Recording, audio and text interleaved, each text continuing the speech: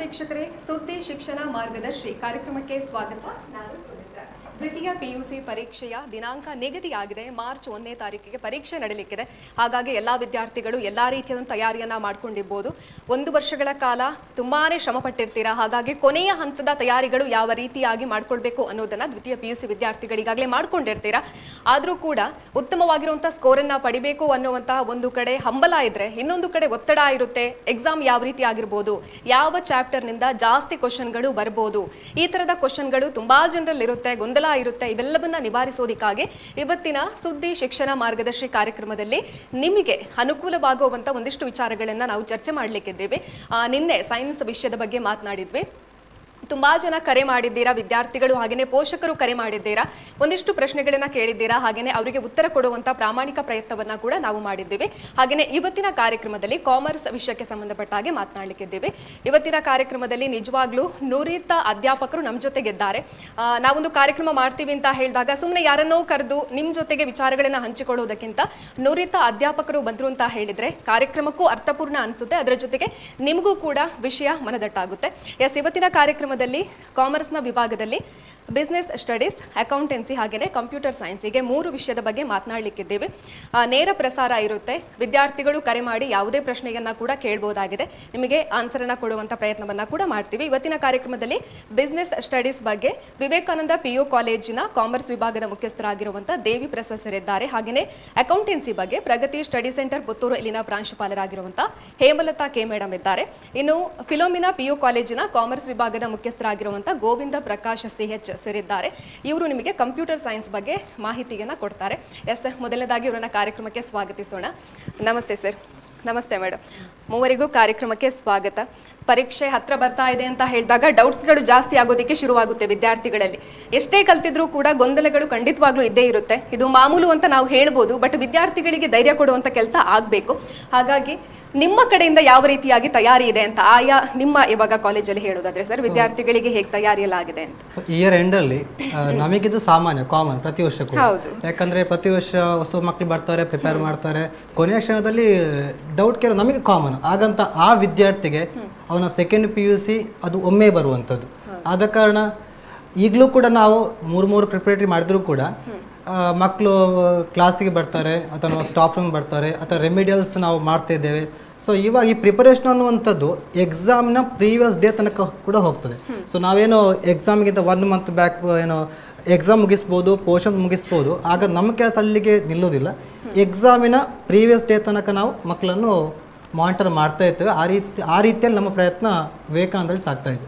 Okay, ಪ್ರಗತಿಯಲ್ಲಿ ಹೇಗಿದೆ madam ಅಂತ, ಮಕ್ಕಳಿಗೆ ಉತ್ಸಾಹ ಹೇಗಿದೆ ಎಕ್ಸಾಮ್ ಬರೆಯುವಂಥದ್ದು? ಹಾಗೆಯೇ ಟೆನ್ಷನ್ ಕೂಡ ಇರ್ಬೋದು. ನೀವು ಯಾವ ರೀತಿಯಾಗಿ ಮಕ್ಕಳನ್ನ ತಯಾರು ಮಾಡಿದ್ದೀರಾ ಅಲ್ಲಿ ಅಂತ? ನಮ್ಮಲ್ಲಿ ನೋಡಿ, ಬಂದ ಮಕ್ಕಳು ಆಲ್ರೆಡಿ ಫೇಲ್ ಆಗಿ ಬಂದ ಮಕ್ಕಳು. ಆದ ಕಾರಣ ಅವರನ್ನು ಈ ಎಕ್ಸಾಮ್ಗೆ ತಯಾರಿಗೊಳಿಸಿದೆ ಅಂದರೆ ತುಂಬ ಕಷ್ಟದ ಕೆಲಸ. ಆದ ಕಾರಣ ನಮ್ಮಲ್ಲಿ 4 ಪ್ರಿಪರೇಟರಿ ಮಾಡ್ತೇವೆ. ಈಗ 4ನೇ ಪ್ರಿಪರೇಟರಿ ಆಗ್ತಾ ಇದೆ. ನಾಳೆಗೆ ಕೊನೆ ಎಕ್ಸಾಮ್ ಮುಗಿತದೆ. ಆ ಕೊನೆಯ ಎಕ್ಸಾಮ್ ಯಾವುದು ಅಂತ ಹೇಳಿದರೆ ಕನ್ನಡ ಎಕ್ಸಾಮ್. ಸೊ ಇಲ್ಲಿ ಕೊನೆಯ ಎಕ್ಸಾಮ್ ಕನ್ನಡ ಬರೆಯೋದು, 2 ಡೇಸ್ ನಂತರ public exam Kannada first exam ಬರೆಯುವಾಗ ಅವರಿಗೆ ಆ ಫಿಯರೇ ಇರುವುದಿಲ್ಲ.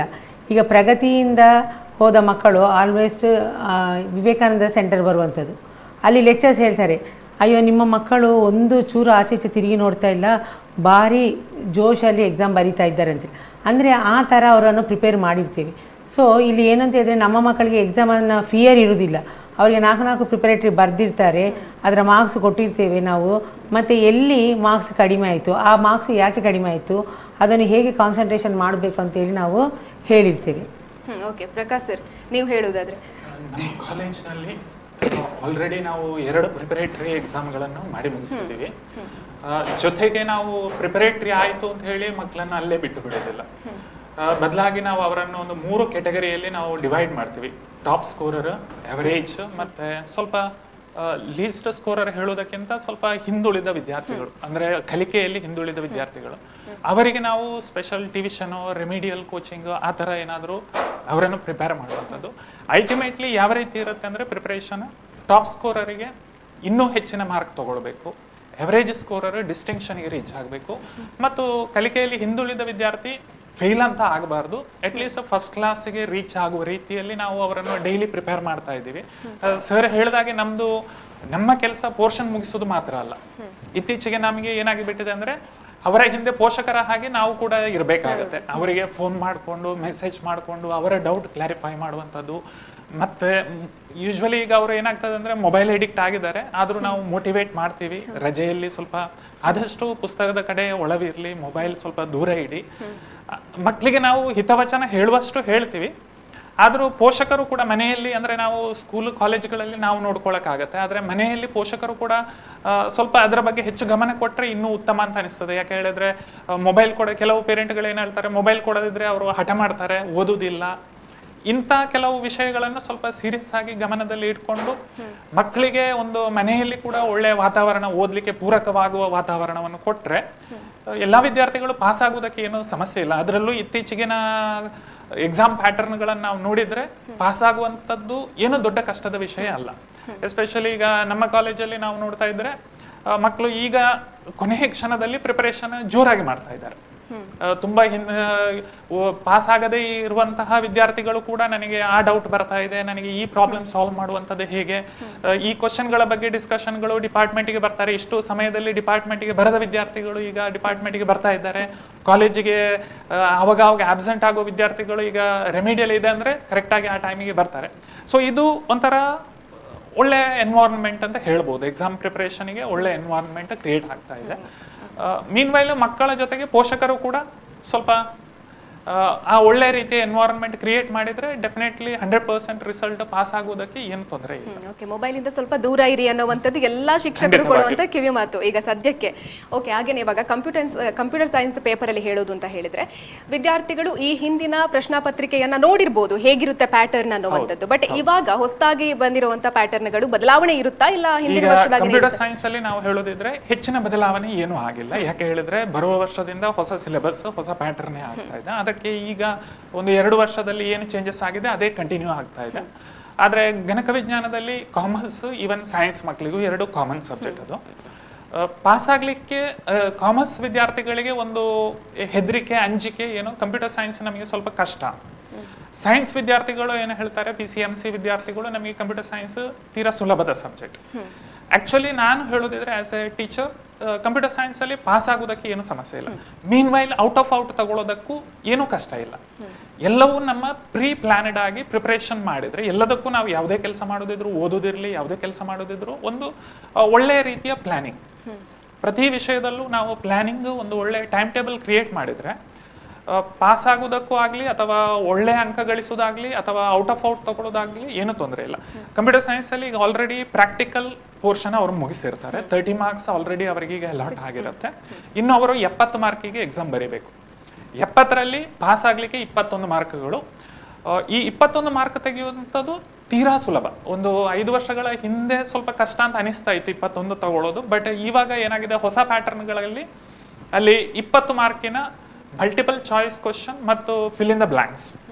ಸೊ ಈ 2ರಲ್ಲಿ 20 ಮಾರ್ಕಲ್ಲಿ ಹೆಚ್ಚಿನ ವಿದ್ಯಾರ್ಥಿಗಳು 15ಕ್ಕಿಂತ ಹೆಚ್ಚು ಅಂಕಗಳನ್ನು ತಗೊಳ್ಳುವಲ್ಲಿ ಸಫಲರಾದ್ರೆ 40 ಸ್ಕೋರ್ ಮಾಡುವಂಥದ್ದು ಏನೋ ದೊಡ್ಡ ವಿಷಯ ಅಲ್ಲ. ಅಲ್ಲಿಗೆ ಬರಲಿಕ್ಕೆ ಒಂದಷ್ಟು ಕೆಲವೊಂದು ಟಿಪ್ಸ್ಗಳಿದೆ, ಅದು ಮುಂದೆ ಹೇಳ್ತೇನೆ ನಾನು. ಕೆಲವೊಂದು ಕಂಪಲ್ಸರಿ ಪ್ಯಾಟರ್ನ್ಗಳು, ಕಂಪಲ್ಸರಿ ಆಗಿ ಬರುವಂತಹ ಚಾಪ್ಟರ್ ವೈಸ್ ಕ್ವಶನ್ಗಳು ಇರುತ್ತೆ.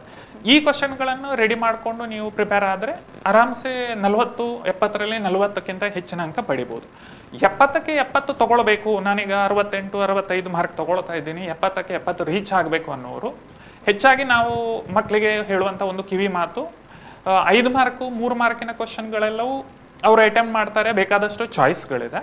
ಆದರೆ ಈ ಮಲ್ಟಿಪಲ್ ಚಾಯ್ಸ್ ಮತ್ತು ಫಿಲ್ ಇನ್ ದ ಬ್ಲಾಂಕ್ಸ್ಗೆ ಅವರು ಹೆಚ್ಚು ಕಾನ್ಸಂಟ್ರೇಷನ್ ಮಾಡಬೇಕು. ಯಾಕೆ ಹೇಳಿದ್ರೆ ಇಂತಹ ವಿದ್ಯಾರ್ಥಿಗಳು ಅಂಕಗಳನ್ನು ಕಳ್ಕೊಳ್ಳುವಂಥದ್ದು 1 ಮಾರ್ಕ್ ಅಥವಾ 2 ಮಾರ್ಕ್ಗಳನ್ನು ಕಳ್ಕೊಳ್ಳುವಂಥದ್ದು ಈ ಮಲ್ಟಿಪಲ್ ಚಾಯ್ಸ್ ಮತ್ತು ಫಿಲ್ ಇನ್ ದ ಬ್ಲಾಂಕ್ಸ್. ಒಂದು ಮಿಸ್ಟೇಕ್ ಮಾಡಿದ್ರು ಅದು ಎಂಟೈರ್ 1 ಮಾರ್ಕ್ಸ್ ಕಟ್ ಆಗುತ್ತೆ. ಸೊ ಅದನ್ನು ಸ್ವಲ್ಪ ಹೆಚ್ಚಿನ ಗಮನ ಕೊಡಬೇಕು. ಆ್ಯಕ್ಚುಲಿ MCQ ಅನ್ನು ಇಂಪ್ಲಿಮೆಂಟ್ ಮಾಡಿರುವ ಉದ್ದೇಶ ಏನಂದರೆ ಪ್ರತಿಯೊಬ್ಬ ವಿದ್ಯಾರ್ಥಿಯು ಟೆಕ್ಸ್ಟ್ ಬುಕ್ಕಿನ ಪ್ರತಿ ಸೆಂಟೆನ್ಸ್ ಅನ್ನು ಓದಿ ಅರ್ಥ ಮಾಡಿಕೊಂಡು ಎಕ್ಸಾಮ್ ಬರೀಬೇಕು ಅನ್ನೋ ಉದ್ದೇಶಕ್ಕೆ. ಆದರೆ ಈಗ ಮಕ್ಕಳಲ್ಲಿ ಏನಾಗಿದೆ ಅಂದರೆ MCQ ಅಂದರೆ ನಮಗೆ ಈಸಿಯಾಗಿ ಪಾಸ್ ಆಗ್ಲಿಕ್ಕೆ ಇರುವಂಥದ್ದು ಅನ್ನೋ ಒಂದು ಮಾತು ನಡೀತಾ ಇದೆ. ಬಟ್ ಅದು ಆಗಬಾರ್ದು. ಪ್ರತಿಯೊಂದು ವಿಷಯಗಳು ನಾವು ಏನು ಮಕ್ಕಳಿಗೆ ಕೊಟ್ಟಿರ್ತೀವಿ ಟೆಕ್ಸ್ಟ್ ಬುಕ್ಕಲ್ಲಿ ಏನಿದೆ, ಪ್ರತಿ ಸೆಂಟೆನ್ಸ್ ಅವರು ಓದಿ ಅದನ್ನು ಅರ್ಥ ಮಾಡಿಕೊಂಡು ಅದನ್ನು ನೆನಪಲ್ಲಿ ಮನನದಲ್ಲಿ ಇಟ್ಕೊಂಡ್ರೆ MCQ ಅನ್ನು ಅಟೆಂಪ್ಟ್ ಮಾಡುವಂಥದ್ದು, ಕ್ರ್ಯಾಕ್ ಮಾಡುವಂಥದ್ದು ತೀರಾ ಈಸಿ, ಏನೂ ಕಷ್ಟ ಇಲ್ಲ. ಹಾಗೆ 5 ಮಾರ್ಕ್ಗಳಲ್ಲಿ 3 ಮಾರ್ಕ್ಗಳಲ್ಲಿ ಕೂಡ ಅಷ್ಟೇ 5 ಮಾರ್ಕ್ಸ್ ಅಲ್ಲಿ ಒಂದು ಕಳೆದ ವರ್ಷದಿಂದ ಲಾಟ್ಸ್ ಅಂತ ಒಂದು ಹೊಸ ಕಾನ್ಸೆಪ್ಟ್ ಇಂಪ್ಲಿಮೆಂಟ್ ಮಾಡಿದ್ದಾರೆ. ಈ ಲಾಟ್ಸ್ ಅಂಡ್ ಹಾಟ್ಸ್ ಅಂತ ನಾವು ಕರಿತೀವಿ. ಈ ಹಾಟ್ಗಳಲ್ಲಿ ಏನಾಗಿದೆ ಅಂದ್ರೆ ಇಂಥದೇ ಚಾಪ್ಟರ್ ಇಂದ ಕ್ವಶನ್ಗಳು ಬರುತ್ತೆ. ಆ ಚಾಪ್ಟರ್ನ ಅವರು ಕರೆಕ್ಟಾಗಿ ಕಾನ್ಸಂಟ್ರೇಟ್ ಇಂಥದೇ ಚಾಪ್ಟರ್ ಹೇಳೋದಕ್ಕಿಂತ ಇಂಥದ್ದೇ ಕ್ವಶನ್ಗಳು ಬರುತ್ತೆ ಅಂತ ನಾವು ಹೇಳ್ಬೋದು. ಆ ಕ್ವಶನ್ಗಳನ್ನು ಅವರು ಪ್ರಿಪೇರ್ ಆದ್ರೆ ಅಲ್ಲಿ 10 ಮಾರ್ಕಿಗೆ ಆರಾಮದಲ್ಲಿ ಅವರು ಸ್ಕೋರ್ ಮಾಡ್ಲಿಕ್ಕಾಗತ್ತೆ. ಸೊ ಪಾಸ್ ಆಗುವಂಥದ್ದು ದೊಡ್ಡ ವಿಷಯವೇ ಅಲ್ಲ ಇಲ್ಲಿ. ಅದಕ್ಕೆ ನಾನು ಹೇಳಿರುವಂಥದ್ದು ಪ್ರತಿಯೊಂದಕ್ಕೂ ನಾವು ಪ್ಲಾನಿಂಗ್ ಮಾಡ್ಕೊಂಡು ಹೋದ್ರೆ ಮಾರ್ಕ್ಗಳನ್ನು ಒಟ್ಟು ಸೇರಿಸ್ತಾ ಹೋಗ್ಬೋದು. ಓಕೆ, ಇವಾಗ ದೇವ್ ಪ್ರಸಾದ್ ನಿಮ್ಮಲ್ಲಿ ಕೇಳೋದು ಅಂತ ಹೇಳಿದ್ರೆ ಬಿಸ್ನೆಸ್ ಸ್ಟಡೀಸ್ ಅಲ್ಲಿ ಪ್ರಶ್ನೆ ಪತ್ರಿಕೆಯಲ್ಲಿ ಯಾವುದಾದ್ರೂ ಬದಲಾವಣೆಗಳಾಗಿದೆಯಾ ಹೇಗೆ? ಪ್ರಶ್ನೆ ಪತ್ರಿಕೆ ಬದಲಾದದ್ದು, ಈ ವರ್ಷದಲ್ಲಿ ಯಾವುದೇ ಬದಲಾವಣೆ ಇಲ್ಲ. ಬಿಸ್ನೆಸ್ ಸ್ಟಡೀಸ್ಗೆ ಕಾಮರ್ಸ್ ಮಕ್ಕಳಿಗೆ ಒಂದು ಟಫ್ ಅನಿಸುವಂಥದ್ದು ಬಿಸ್ನೆಸ್ ಸ್ಟಡೀಸ್. ಯಾಕಂದರೆ ಇಲ್ಲಿ ಯಾವುದೇ ತುಂಬ ಡಯಾಗ್ರಾಮ್ಸ್ ಅಂತ ಇಲ್ಲ, ತುಂಬ ಚಾರ್ಟ್ಸ್ ಅಂತ ಯಾವುದು ಕೂಡ ಇಲ್ಲ, ಅಥವಾ ಯಾವುದೊಂದು ಪ್ರಾಬ್ಲಮ್ ಸಾಲ್ವ್ ಮಾಡಲಿಕ್ಕಿಲ್ಲ. ಪ್ಯೂರ್ಲಿ ಅವರ ಥಿಯರಿ ಬರಿಬೇಕು ಅವರು. ಸೊ ಇಲ್ಲಿ ಮಕ್ಕಳ ತುಂಬ ಕ್ವಾಲಿಟಿ ಚೆಕ್ ಆಗ್ತದೆ. ಫಾರ್ ಎಕ್ಸಾಂಪಲ್, ಆ ವಿದ್ಯಾರ್ಥಿಗೆ ಸ್ವಲ್ಪ ಇಂಗ್ಲೀಷ್ ಗ್ರಾಮರ್ ಗೊತ್ತಿರಬೇಕು, ಆನಂತರ ಅವನ ರೈಟಿಂಗ್ ಎಬಿಲಿಟಿ ಇರಬೇಕು, ಸೆಂಟೆನ್ಸ್ ಫ್ರೇಮ್ ಮಾಡ್ಲಿಕ್ಕೆ ಗೊತ್ತಿರಬೇಕು, ರಿಟೆನ್ಷನ್ ಪವರ್ ಇರಬೇಕು ಆ ಹುಡುಗನಿಗೆ. ಅದು ಮಾತ್ರ ಅಲ್ಲ, ಈಗಿನ ಮ್ಯಾನೇಜ್ಮೆಂಟ್ ಕಾನ್ಸೆಪ್ಟ್ ಹೇಗುಂಟಂದರೆ ಆ ವಿದ್ಯಾರ್ಥಿಗೆ ಆ ಒಂದು ಕಾನ್ಸೆಪ್ಟ್ ಅರ್ಥ ಆಗಬೇಕಂದ್ರೆ ಅವನಿಗೆ ಒಂದು ಹ್ಯೂಮನ್ ಬಿಹೇವಿಯರ್ ಅರ್ಥ ಆಗಿರಬೇಕು, ಒಂದು ಕಂಪನಿಯ ಸ್ಟ್ರಕ್ಚರ್ ಅರ್ಥ ಆಗಿರಬೇಕು. ಸೊ ಇದೆಲ್ಲವೂ ಕೂಡ ಅರ್ಥ ಆದರೆ ಮಾತ್ರ ಆ ವಿದ್ಯಾರ್ಥಿಗೆ ನಮ್ಮ ಮ್ಯಾನೇಜ್ಮೆಂಟ್ ಕಾನ್ಸೆಪ್ಟ್ ಅರ್ಥ ಆಗ್ಬೋದು. ಸೊ ಆದ ಕಾರಣ ತುಂಬ ಮಕ್ಕಳಿಗೆ ಈ PUCಯಲ್ಲಿ ನಾವು ಫಸ್ಟ್ PUC ಜಾಯ್ನ್ ಆದಾಗ ಅವರಿಗೆ ಬಿಸ್ನೆಸ್ ಸ್ಟಡೀಸಲ್ಲಿ ಲೀಸ್ಟ್ ಮಾರ್ಕ್ ಇರ್ತದೆ. ಸೆಕೆಂಡ್ PUC ಅದೇ ಕಂಟಿನ್ಯೂ ಆಗ್ತದೆ. ಯಾಕಂದರೆ ವಿಷಯಷ್ಟೇ ಥಿಯರಿ ಸಬ್ಜೆಕ್ಟ್ ಮಕ್ಕಳಿಗೆ ಈ ಪ್ರಾಕ್ಟಿಕಲ್ಸ್ ಅಥವಾ ಅಕೌಂಟೆನ್ಸ್ ಲೆಕ್ಕ ಮಾಡಲು ತುಂಬ ಖುಷಿ ಪಡ್ತಾರೆ. ಅದೇ ಥಿಯರಿ ಬರೆಯೋದು ಸ್ವಲ್ಪ ಅವ್ರ ಮಕ್ಕಳೇನೋ ಸ್ವಲ್ಪ ಕಷ್ಟ ಆದರೆ ಯಾಕೆ ಅರ್ಥ ಆಗ್ತಿಲ್ಲ ಅಂದರೆ ರೀಸನ್ ಇದೆ, ಮಕ್ಕಳಿಗೆ ತುಂಬ ಕ್ವಾಲಿಟಿ ಬೇಕು ಆ ಒಂದು ಥಿಯರಿ ಬರೀಲಿಕ್ಕೋಸ್ಕರ. ಆದರೆ ಬಿಸ್ನೆಸ್ ಸ್ಟಡೀಸ್ ಕಷ್ಟ ಆಗ್ಬೋದು, ಹಾಗಂತ ಇದು ಕಷ್ಟ ಅಲ್ಲ. ಈಗಿನ ಸಿಸ್ಟಮ್ ಹೇಗುಂಟಂದರೆ ಕಂಪ್ಯೂಟರ್ ಸೈನ್ಸಲ್ಲಿ 30-70 ಇದ್ದಾಗೆ ನಮ್ಮಲ್ಲಿ 80 ಮತ್ತು 20 ಮಾರ್ಕ್ ಇಂಟರ್ನಲ್, ಅದು ಅವರ ಅಸೈನ್ಮೆಂಟ್ ಮತ್ತು 3 ಎಕ್ಸಾಮ್ ಡಿಪೆಂಡ್ ಆಗಿದೆ. ಅವರ ಒಂದು 40 ಮಾರ್ಕ್ ಎಕ್ಸಾಮ್ ಮಾಡ್ತೇವೆ ನಾವು ಫಸ್ಟ್ ಟರ್ಮಲ್ ಅಂತ, ಆನಂತರ ಮಿಡ್ ಟರ್ಮ್ ಎಕ್ಸಾಮ್ 80 ಮಾರ್ಕ್ ಇದು, ಆನಂತರ ಎಗೇನ್ ಸೆಕೆಂಡ್ ಟರ್ಮ್ 40 ಮಾರ್ಕಿದು ಎಕ್ಸಾಮ್ ಕಂಡಕ್ಟ್ ಮಾಡಿದೆ. ಆ 3 ಎಕ್ಸಾಮ್ನ ಬೇಸಲ್ಲಿ ಮಕ್ಕಳಿಗೆ 10 ಮಾರ್ಕ್ ಅಲಾಟ್ಮೆಂಟ್ ಮಾಡ್ತೇವೆ ನಾವು. ಉಳಿದ 10 ಮಾರ್ಕ್ ಅಸೈನ್ಮೆಂಟಲ್ಲಿ ಕೂಡ ಅಸೈನ್ಮೆಂಟ್ ಸಬ್ಮಿಷನ್ ಮಾಡಿದ್ದಕ್ಕೆ ಅವರಿಗೆ 5 ಮಾರ್ಕ್ ಇದ್ರೆ, ಪ್ರೆಸೆಂಟೇಷನ್ಗೆ 3 ಮಾರ್ಕ್ ಇದೆ, ವೈವ 2 ಮಾರ್ಕ್ ಇದೆ. ಟೋಟಲ್ 20 ಮಾರ್ಕ್ ಅವರಿಗೆ ಅವರ ಇಂಟರ್ನಲ್ ಮಾರ್ಕ್ನ ಕೊಟ್ಟು ಬಿಟ್ಟಿದೆ ಆಲ್ರೆಡಿ. ಇನ್ನು 80 ಮಾರ್ಕ್ ಇರುವಂಥದ್ದು ಎಷ್ಟು ಈಸಿ ಆಗಿದೆ 80 ಮಾರ್ಕಲ್ಲಿ ಮಕ್ಕಳಿಗೆ. ನಿಜವಾಗಿ 11 ಚಾಪ್ಟರ್ಸ್ ಇದೆ ಮಕ್ಕಳಿಗೆ. 11 ಚಾಪ್ಟರ್ಸಲ್ಲಿ ಅವರು 6 ಚಾಪ್ಟರ್ ಸರಿಯಾಗಿ ಓದಿಕೊಂಡ್ರೆ 72 ಮಾರ್ಕ್ ತೆಗಿಬೋದು. ಔಟ್ ಆಫ್ 11 ಚಾಪ್ಟರ್ಸಲ್ಲಿ ಅವರ ಅಟ್ಲೀಸ್ಟ್ 6 ಚಾಪ್ಟರ್ಸ್ ಕಂಪ್ಲೀಟ್ ಓದಿಕೊಂಡ್ರೆ ಔಟ್ ಆಫ್ 80 72 ಮಾರ್ಕ್ಸ್ ತೆಗಿಬೋದು. ಸೊ ಇಂಥ ಒಂದು ಅವಕಾಶ ಇದೆ. ಇವಾಗ ಪಾಸಲ್ಲಿ ಕಷ್ಟ ಇಲ್ಲ. ಹೇಳಾಗಿ ಮೊದಲು ತುಂಬ ಮಕ್ಕಳು ಫೈಲ್ ಆಗ್ತಿದ್ರು. ಇವಾಗ ಈ ಸಿಸ್ಟಮಿಂದ 20 ಮಾರ್ಕ್ ಅವ್ರಿಗೇನೋ fill in the blanks, multiple choice ಅಥವಾ ಮ್ಯಾಚ್ ದ ಫಾಲೋವಿಂಗ್ 1 ವರ್ಡ್ ಇರುವ ಕಾರಣ ಆರಾಮ್ಸೆ ಅವರಿಗೆ ಮಕ್ಕಳು ಪಾಸ್ ಆಗ್ತಾರೆ. ಅದಕ್ಕಿಂತ ಮುಂದಕ್ಕೆ ನಾವು ಡಿಸ್ಕಸ್ ಮಾಡುವ ಕೆಲವು ಚಾಪ್ಟರ್ಸ್. ಇನ್ನು ಮತ್ತೊಂದು ನಾವು ಹೇಳಬೇಕಾದ್ರೆ ಮಕ್ಕಳು ಜಸ್ಟ್ 11ಅಲ್ಲಿ 4 ಚಾಪ್ಟರ್ಸ್ ಓದಲಿ 45 ಮಾರ್ಕ್ಸ್ ತೆಗಿಬೋದು. ಸೊ ಈ ಪ್ರೊವಿಷನ್ಸ್ ಆಲ್ರೆಡಿ ಮಕ್ಕಳಿಗೆ ಕೆಲವು ಮಕ್ಕಳಿಗೆ ಗೊತ್ತಿರ್ಬೋದು. ಸೊ ನಾವು ಬ್ಲೂ ಪ್ರಿಂಟ್ ಸರಿಯಾಗಿ ಅಬ್ಸರ್ವ್ ಮಾಡ್ಲಿಕ್ಕೆ ಹೋದ್ರೆ 3 ಬ್ಲೂ ಪ್ರಿಂಟ್ ಇದೆ, 3 ಕ್ವಶನ್ ಗೌರ್ಮೆಂಟ್ ಕೊಟ್ಟಿದೆ. ಅಬ್ಸರ್ವ್ ಮಾಡ್ಲಿಕ್ಕೆ ಹೋದ್ರೆ ಪಾಸ್ ಆಗ್ಬೋದು. ಇನ್ನೂ ಒಂದು ಮುಂದಕ್ಕೆ ಹೋಗ್ಬೇಕಂದ್ರೆ ಮಕ್ಕಳು 2 ಚಾಪ್ಟರ್ಸ್ ಹೋಗ್ಲಿ 28 ಮಾರ್ಕ್ ತೆಗಿಬೋದು. ಸೊ 28 ಅಂದರೆ ಅಲ್ಲಿ 35% ಆಯಿತು. ನಿಮಗೆ 24 30% ಬರುವಂಥದ್ದು. ಸೊ 28% 35% ಐ ಮೀನ್ 2 ಚಾಪ್ಟರ್ಸಲ್ಲಿ 28 ಮಾರ್ಕ್ಸ್ ತೆಗಿಬೋದು ಮಕ್ಕಳು. ಸೊ ಇಷ್ಟು ಈಸಿ ಆಗಿದೆ. ಆದ ಕಾರಣ ತುಂಬ ಕಷ್ಟ ಅಂತ ಮೊದಲು ಅನಿಸಿದ್ರು ಕೂಡ ಈಗಿನ ಸಿಸ್ಟಮಲ್ಲಿ ಗೌರ್ಮೆಂಟ್ ಸಿಸ್ಟಮ್ ಚೇಂಜ್ ಮಾಡಿದ್ರಿಂದ ಮಕ್ಕಳು ಖಂಡಿತವಾಗಿ ಕೂಡ ಪಾಸ್ ಆಗ್ತಾರೆ. ಸೊ ಮುಂದಕ್ಕೆ ಯಾವ ಚಾಪ್ಟರ್ಸ್ ಅಂತ ಮುಂದಕ್ಕೆ ಡಿಸ್ಕಸ್ ಮಾಡೋಣ. ಓಕೆ, ಇವಾಗ ನೀವು ಬ್ಲೂ ಪ್ರಿಂಟ್ ಬಗ್ಗೆ ಮಾತನಾಡಿದ್ರಿ, ಇಲಾಖೆ ಬಿಟ್ಟಿರುವಂಥದ್ದು. ಇದನ್ನೇ ಓದಿದ್ರೆ ಸಾಕಾ ಅನ್ನುವಂಥ ಪ್ರಶ್ನೆನೂ ಇರುತ್ತೆ. ಇದೇ ಬರುತ್ತಾ, ಇದನ್ನೇ ಓದಿದ್ರೆ ಸಾಕಾ ಅನ್ನುವಂಥದ್ದು ಇರುತ್ತೆ. ಇದಕ್ಕೆ ಏನು ಹೇಳ್ತೀರಾ? ಇಲ್ಲ, ಒಬ್ಬ ಹುಡುಗ 80ಕ್ಕೆ 80 ತೆಗಿಬೇಕಂದ್ರೆ NCERT ಟೆಕ್ಸ್ಟ್ ಬುಕ್ಕಿನ ವರ್ಡ್ ಬೈ ವರ್ಡ್ ಓದ್ಬೇಕು.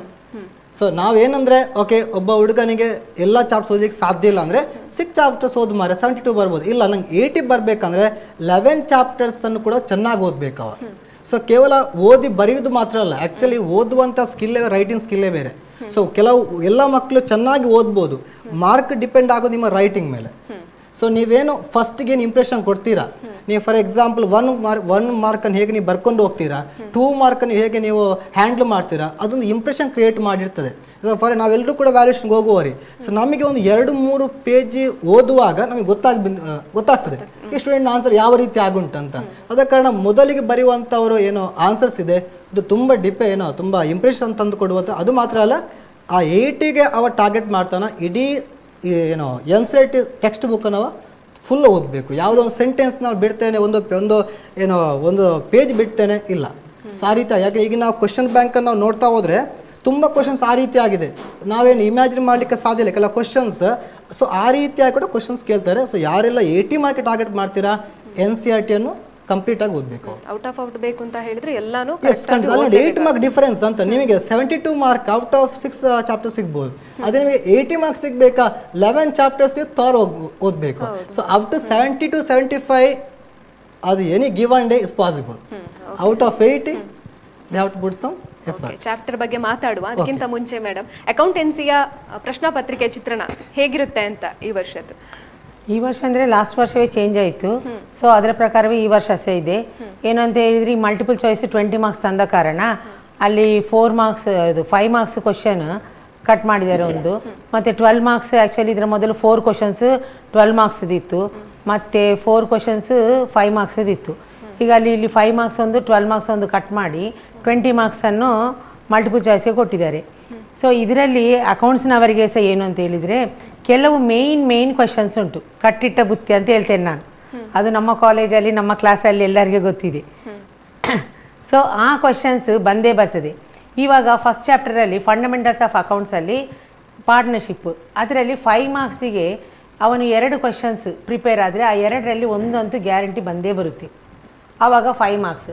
ನೆಕ್ಸ್ಟ್ ಅದರಲ್ಲಿ 2 ಮಾರ್ಕ್ಸಿಗೆ ಒಂದು ಕ್ವಶನ್ ಇದೆ, ಪಾರ್ಟ್ನರ್ಶಿಪ್ ಡಿಡ್ ಕಂಟೆಂಟ್ಸ್ ಅಂತೇಳಿ. ಸೊ ಅದೊಂದು ಕ್ವಶನ್ ಕಂಪಲ್ಸರಿ. ಸೊ ಆ ಫಸ್ಟ್ ಚಾಪ್ಟರಲ್ಲಿ ಅವನಿಗೆ ಆಲ್ಮೋಸ್ಟ್ ಒಂದು 8 ಮಾರ್ಕ್ಸ್ ಕವರ್ ಮಾಡ್ಬೋದು. ನೆಕ್ಸ್ಟ್ ಸೆಕೆಂಡ್ ಚಾಪ್ಟರ್ ಬರುವಾಗ ಅಲ್ಲಿ ಅಡ್ಮಿಷನ್ ಆಫ್ ದ ಪಾರ್ಟ್ನರ್ ನಿಜವಾಗಿ ಸುಲಭ, ಅಲ್ಲಿ ಕಷ್ಟ ಇಲ್ಲ. ಸ್ಯಾಕ್ರಿಫೈಸ್ ರೇಷಿಯೋ ಕಂಡುಹಿಡಿಬೋದು, ಅದರಿಂದ 5 ಮಾರ್ಕ್ಸ್ಗೆ ಒಂದು ಕ್ವಶನ್ ಕೊಡ್ತಾರೆ, ಅದರಿಂದವೇ ಮತ್ತೆ 12 ಮಾರ್ಕ್ಸಿಗೆ ಒಂದು ಕ್ವಶನ್ ಕಂಪಲ್ಸರಿ ಬರುತ್ತೆ. ಸೊ ಇದು ಮತ್ತೆ ಲಾಸ್ಟಿಗೆ ನೋಡಿ, ಡೆತ್ ಆಫ್ ದ ಪಾರ್ಟ್ನರ್ ಅಂತ ಚಾಪ್ಟರ್ ಇದೆ. ಈ ಡೆತ್ ಆಫ್ ದ ಪಾರ್ಟ್ನರಲ್ಲಿ 5 ಮಾರ್ಕ್ಸ್ ಒಂದು ಕಂಪಲ್ಸರಿ ಕ್ವಶನ್. ಇವಾಗ ರೇಷೋಸಲ್ಲಿ ಒಮ್ಮೊಮ್ಮೆ ಗೇನ್ ರೇಷೋ ಕೊಡ್ಬೋದು, ಒಮ್ಮೊಮ್ಮೆ ಸ್ಯಾಕ್ರಿಫೈಸ್ ಕೊಡ್ಬೋದು, ಬಟ್ ಇಲ್ಲಿ ಡೆತ್ ಆಫ್ ದ ಪಾರ್ಟ್ನರ್ ಅನ್ನೋದು ಆ ಕ್ವಶನ್ ಎಟ್ ಎನಿ ಕಾಸ್ಟು ಕೊಡ್ತಾರೆ. ಸೊ ಅದನ್ನು ಕಲಿಯೋದು ಸುಲಭ, ಕಲಿತ್ರೆ ಅದನ್ನು ಈಸಿಯಾಗಿ ಅವ್ರಿಗೆ ಸಾಲ್ವ್ ಮಾಡ್ಬೋದು. ಮತ್ತು ನೋಡಿ 12 ಮಾರ್ಕ್ಸಲ್ಲಿ ಜನರಲ್ ಎಂಟ್ರೀಸ್ ಅಂತಿದೆ. ಆ ಜನರಲ್ ಎಂಟ್ರೀಸ್ಗೆ 12 ಮಾರ್ಕ್ಸ್ ಇದೆ. ಈಗ ಬೇರೆ ಸಮ್ಮ ಪ್ರಾಬ್ಲಮ್ ಮಾಡುವಾಗ ನಿಮಗೆ ಓವರಾಲ್ ಆನ್ಸರನ್ನು ನೋಡ್ತಾರೆ, ಬಟ್ ಇಲ್ಲಿ ಜನರಲ್ ಎಂಟ್ರೀಸಲ್ಲಿ ಏನಂದರೆ, ನೀವು ಎಷ್ಟು ಎಂಟ್ರೀಸ್ ಕರೆಕ್ಟ್ ಬರೆದ್ರಿ ಅಷ್ಟು ಮಾರ್ಕ್ಸ್ ಸಿಗ್ತದೆ. 1 ಎಂಟ್ರಿ ಕರೆಕ್ಟಾ 1 ಮಾರ್ಕು, 2 ಎಂಟ್ರಿ, ಅದರಲ್ಲಿ ಅಪ್ ಟು 7 ಎಂಟ್ರೀಸ್ವರೆಗೆ ಧಾರಾಳವಾಗಿ ಬರಿಬೋದು. 7 ಮಾರ್ಕ್ ಅಂತೂ ಖಂಡಿತ ಸಿಗ್ತದೆ. ಲಾಸ್ಟಿಗೆ 5 ಮಾರ್ಕ್ಸಿಗೆ 3 ಎಂಟ್ರಿ ಉಂಟು, ಅದು ಹೆಚ್ಚಿನ ಮಕ್ಕಳಿಗೆ ಕಷ್ಟ ಆಗುವಂಥದ್ದು. ಅದಕ್ಕೆ ಕೆಲವು ಟೆಕ್ನಿಕ್ಸ್ ಒಂದು ಪ್ರಿಪೇರ್ ಆಗುವಾಗ ನಾನು ಕೆಲವಲ್ಲಿ ಹೇಳ್ತೇನೆ, ಅದನ್ನು ಫಾಲೋ ಮಾಡಿದ್ರೆ ತುಂಬ ಸುಲಭವಾಗಿ 5 ಮಾರ್ಕ್ ಸಹ ಸ್ಕೋರ್ ಮಾಡ್ಬೋದು ಅವರಿಗೆ. ಅದು ಇದು ಡಿಸಲ್ಯೂಷನ್ ಆಫ್ ದ ಪಾರ್ಟ್ನರ್ಶಿಪ್ ಅಂತೇಳಿ, ಮತ್ತು ಇನ್ನೊಂದು ಡಿಸಲ್ಯೂಷನ್ ಆಫ್ ದ ಪಾರ್ಟ್ನರ್ಶಿಪ್, ಅದರಲ್ಲಿ ಸಹ 12 ಮಾರ್ಕ್ಸ್ ಕಂಪಲ್ಸರಿ ಕ್ವಶನ್. ಅದರಲ್ಲಿ ಏನೂ ಇಲ್ಲ, ಫಸ್ಟ್ ಟಾಪಿಕ್ ಕರೆಕ್ಟ್ ಮಾಡಿದಾರ, ಫುಲ್ ಸಮ್ಮು ಬಂದಾಗಿದೆ. ಅದು ರಿಯಲೈಸೇಷನ್ ಅಂತೇಳಿ ಒಂದು ಇದಿದೆ, ಅದಕ್ಕೆ 7 ಮಾರ್ಕ್ಸ್. ಅದನ್ನು ಮಾಡಿಬಿಟ್ರೆ ಮತ್ತೆ ಬಾಕಿದು ಸಮ್ಮು ಮಾಡಿದಾಗಿವೆ, ಅದನ್ನು ನೋಡಿಕೊಂಡೆ ಉಳಿದದ್ದು ಮಾಡೋದು. ಸೊ ಅಲ್ಲಿ 12 ಮಾರ್ಕ್ಸ್ ಅವರಿಗೆ ಸಿಗ್ತದೆ. ಸೊ ಆರಾಮದಲ್ಲಿ ಇಲ್ಲಿ ಏನು ಅಂತ ಹೇಳಿದರೆ, ಬರೀ 35 ಪಾಸ್ ಮಾರ್ಕ್ ತೆಗೆಯೋದಲ್ಲ, ಜಾಸ್ತಿಯೇ ಸ್ಕೋರ್ ಮಾಡ್ಬೋದು ಅವರಿಗೆ. ಮತ್ತು ಇವಾಗ ಔಟ್ ಆಫ್ ಔಟ್ ತೆಗಿಲಿಕ್ಕೆ ಕಷ್ಟ ಆಗ್ತದೆ ಕೆಲವರಿಗೆ. ಯಾಕೆ ಅಂತ ಹೇಳಿದರೆ, ಸರ್ ಹೇಳಿದಾಗೆ full book pin to pin, line to line ಓದಿದ್ದೀರಿ ಮಾತ್ರ ಅವರಿಗೆ ಮಲ್ಟಿಪಲ್ ಚಾಯ್ಸನ್ನು ಆನ್ಸರ್ ಮಾಡಲಿಕ್ಕೆ ಆಗುವಂಥದ್ದು.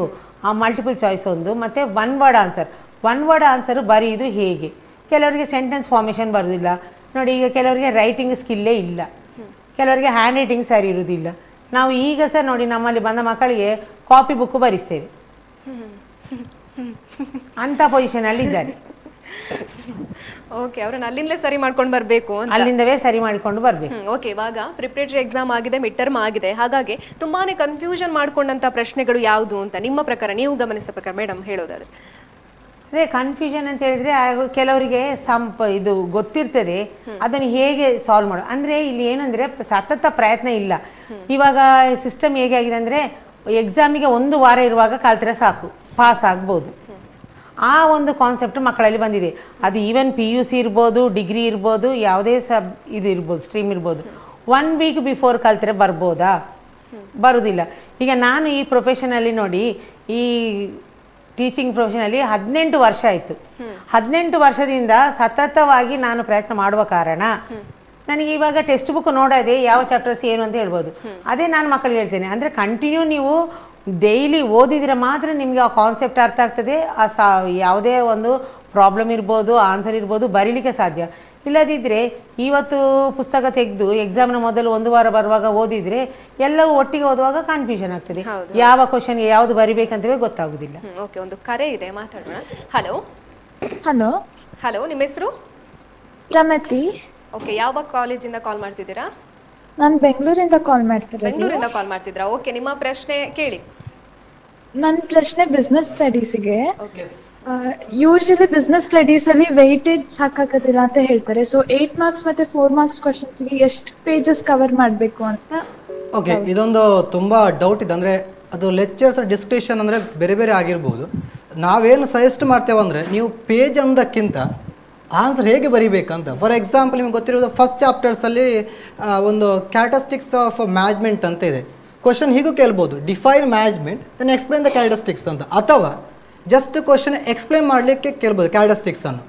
ಆವಾಗ ನಾವು ಆನ್ಸರ್ ಹೇಗೆ ಬರೀಬೇಕು. For example, define management then explain characteristics ಅಂತ ಕೇಳಿದಾಗ ಫಸ್ಟಿಗೆ ನಾವು ಮಾಡಬೇಕಾದದ್ದು ಆ ಏನು ಡೆಫಿನೇಷನ್ ಬರಿಬೇಕು. ನಾವು ಡೆಫಿನೇಷನ್ ಬರೆಯುವಾಗ ಆಥರ್ ನೇಮ್ ಕಂಪಲ್ಸರಿ, ಯಾವುದೇ ಸೆಂಟೆನ್ಸ್ ಅಥವಾ ವರ್ಡ್ ಚೇಂಜ್ ಮಾಡುವಾಗಿಲ್ಲ. ಒಂದು ಮೀನಿಂಗ್ ಬರೆಯುವಾಗ ಸ್ಟೂಡೆಂಟ್ ಅವನ ವರ್ಡ್ ಅನ್ನು ತಂದು ಹಾಕ್ಬೋದು. ಆಗ ಡೆಫಿನೇಷನ್ ಬರೆಯುವಾಗ ಆ ಆಥರ್ ಯಾವ ವರ್ಡ್ ಕೊಟ್ಟನ ಅದನ್ನೇ ಸರಿ ಬರಿಬೇಕಾಗ್ತದೆ. ಆ ನಂತರ ಡೆಫಿನೇಷನ್ ಬರೆದ ನಂತರ ಆ ವಿದ್ಯಾರ್ಥಿ ನೆಕ್ಸ್ಟ್ ಬರೆಯುವಂಥ ಕ್ಯಾರೆಕ್ಟರಿಸ್ಟಿಕ್ಸ್. ಯಾಕಂದರೆ ಕ್ವಶನ್ ಹೇಳಿದೆ, ಕ್ವಶನ್ ಹೀಗೆ ಬರ್ಬೋದು, define management and explain the characteristics ಅಂದಾಗ ಮೊದಲು ಡಿಫೈನ್ ಮಾಡಿ ಅಂದರೆ ಡೆಫಿನೇಷನ್ ಬರೀರಿ.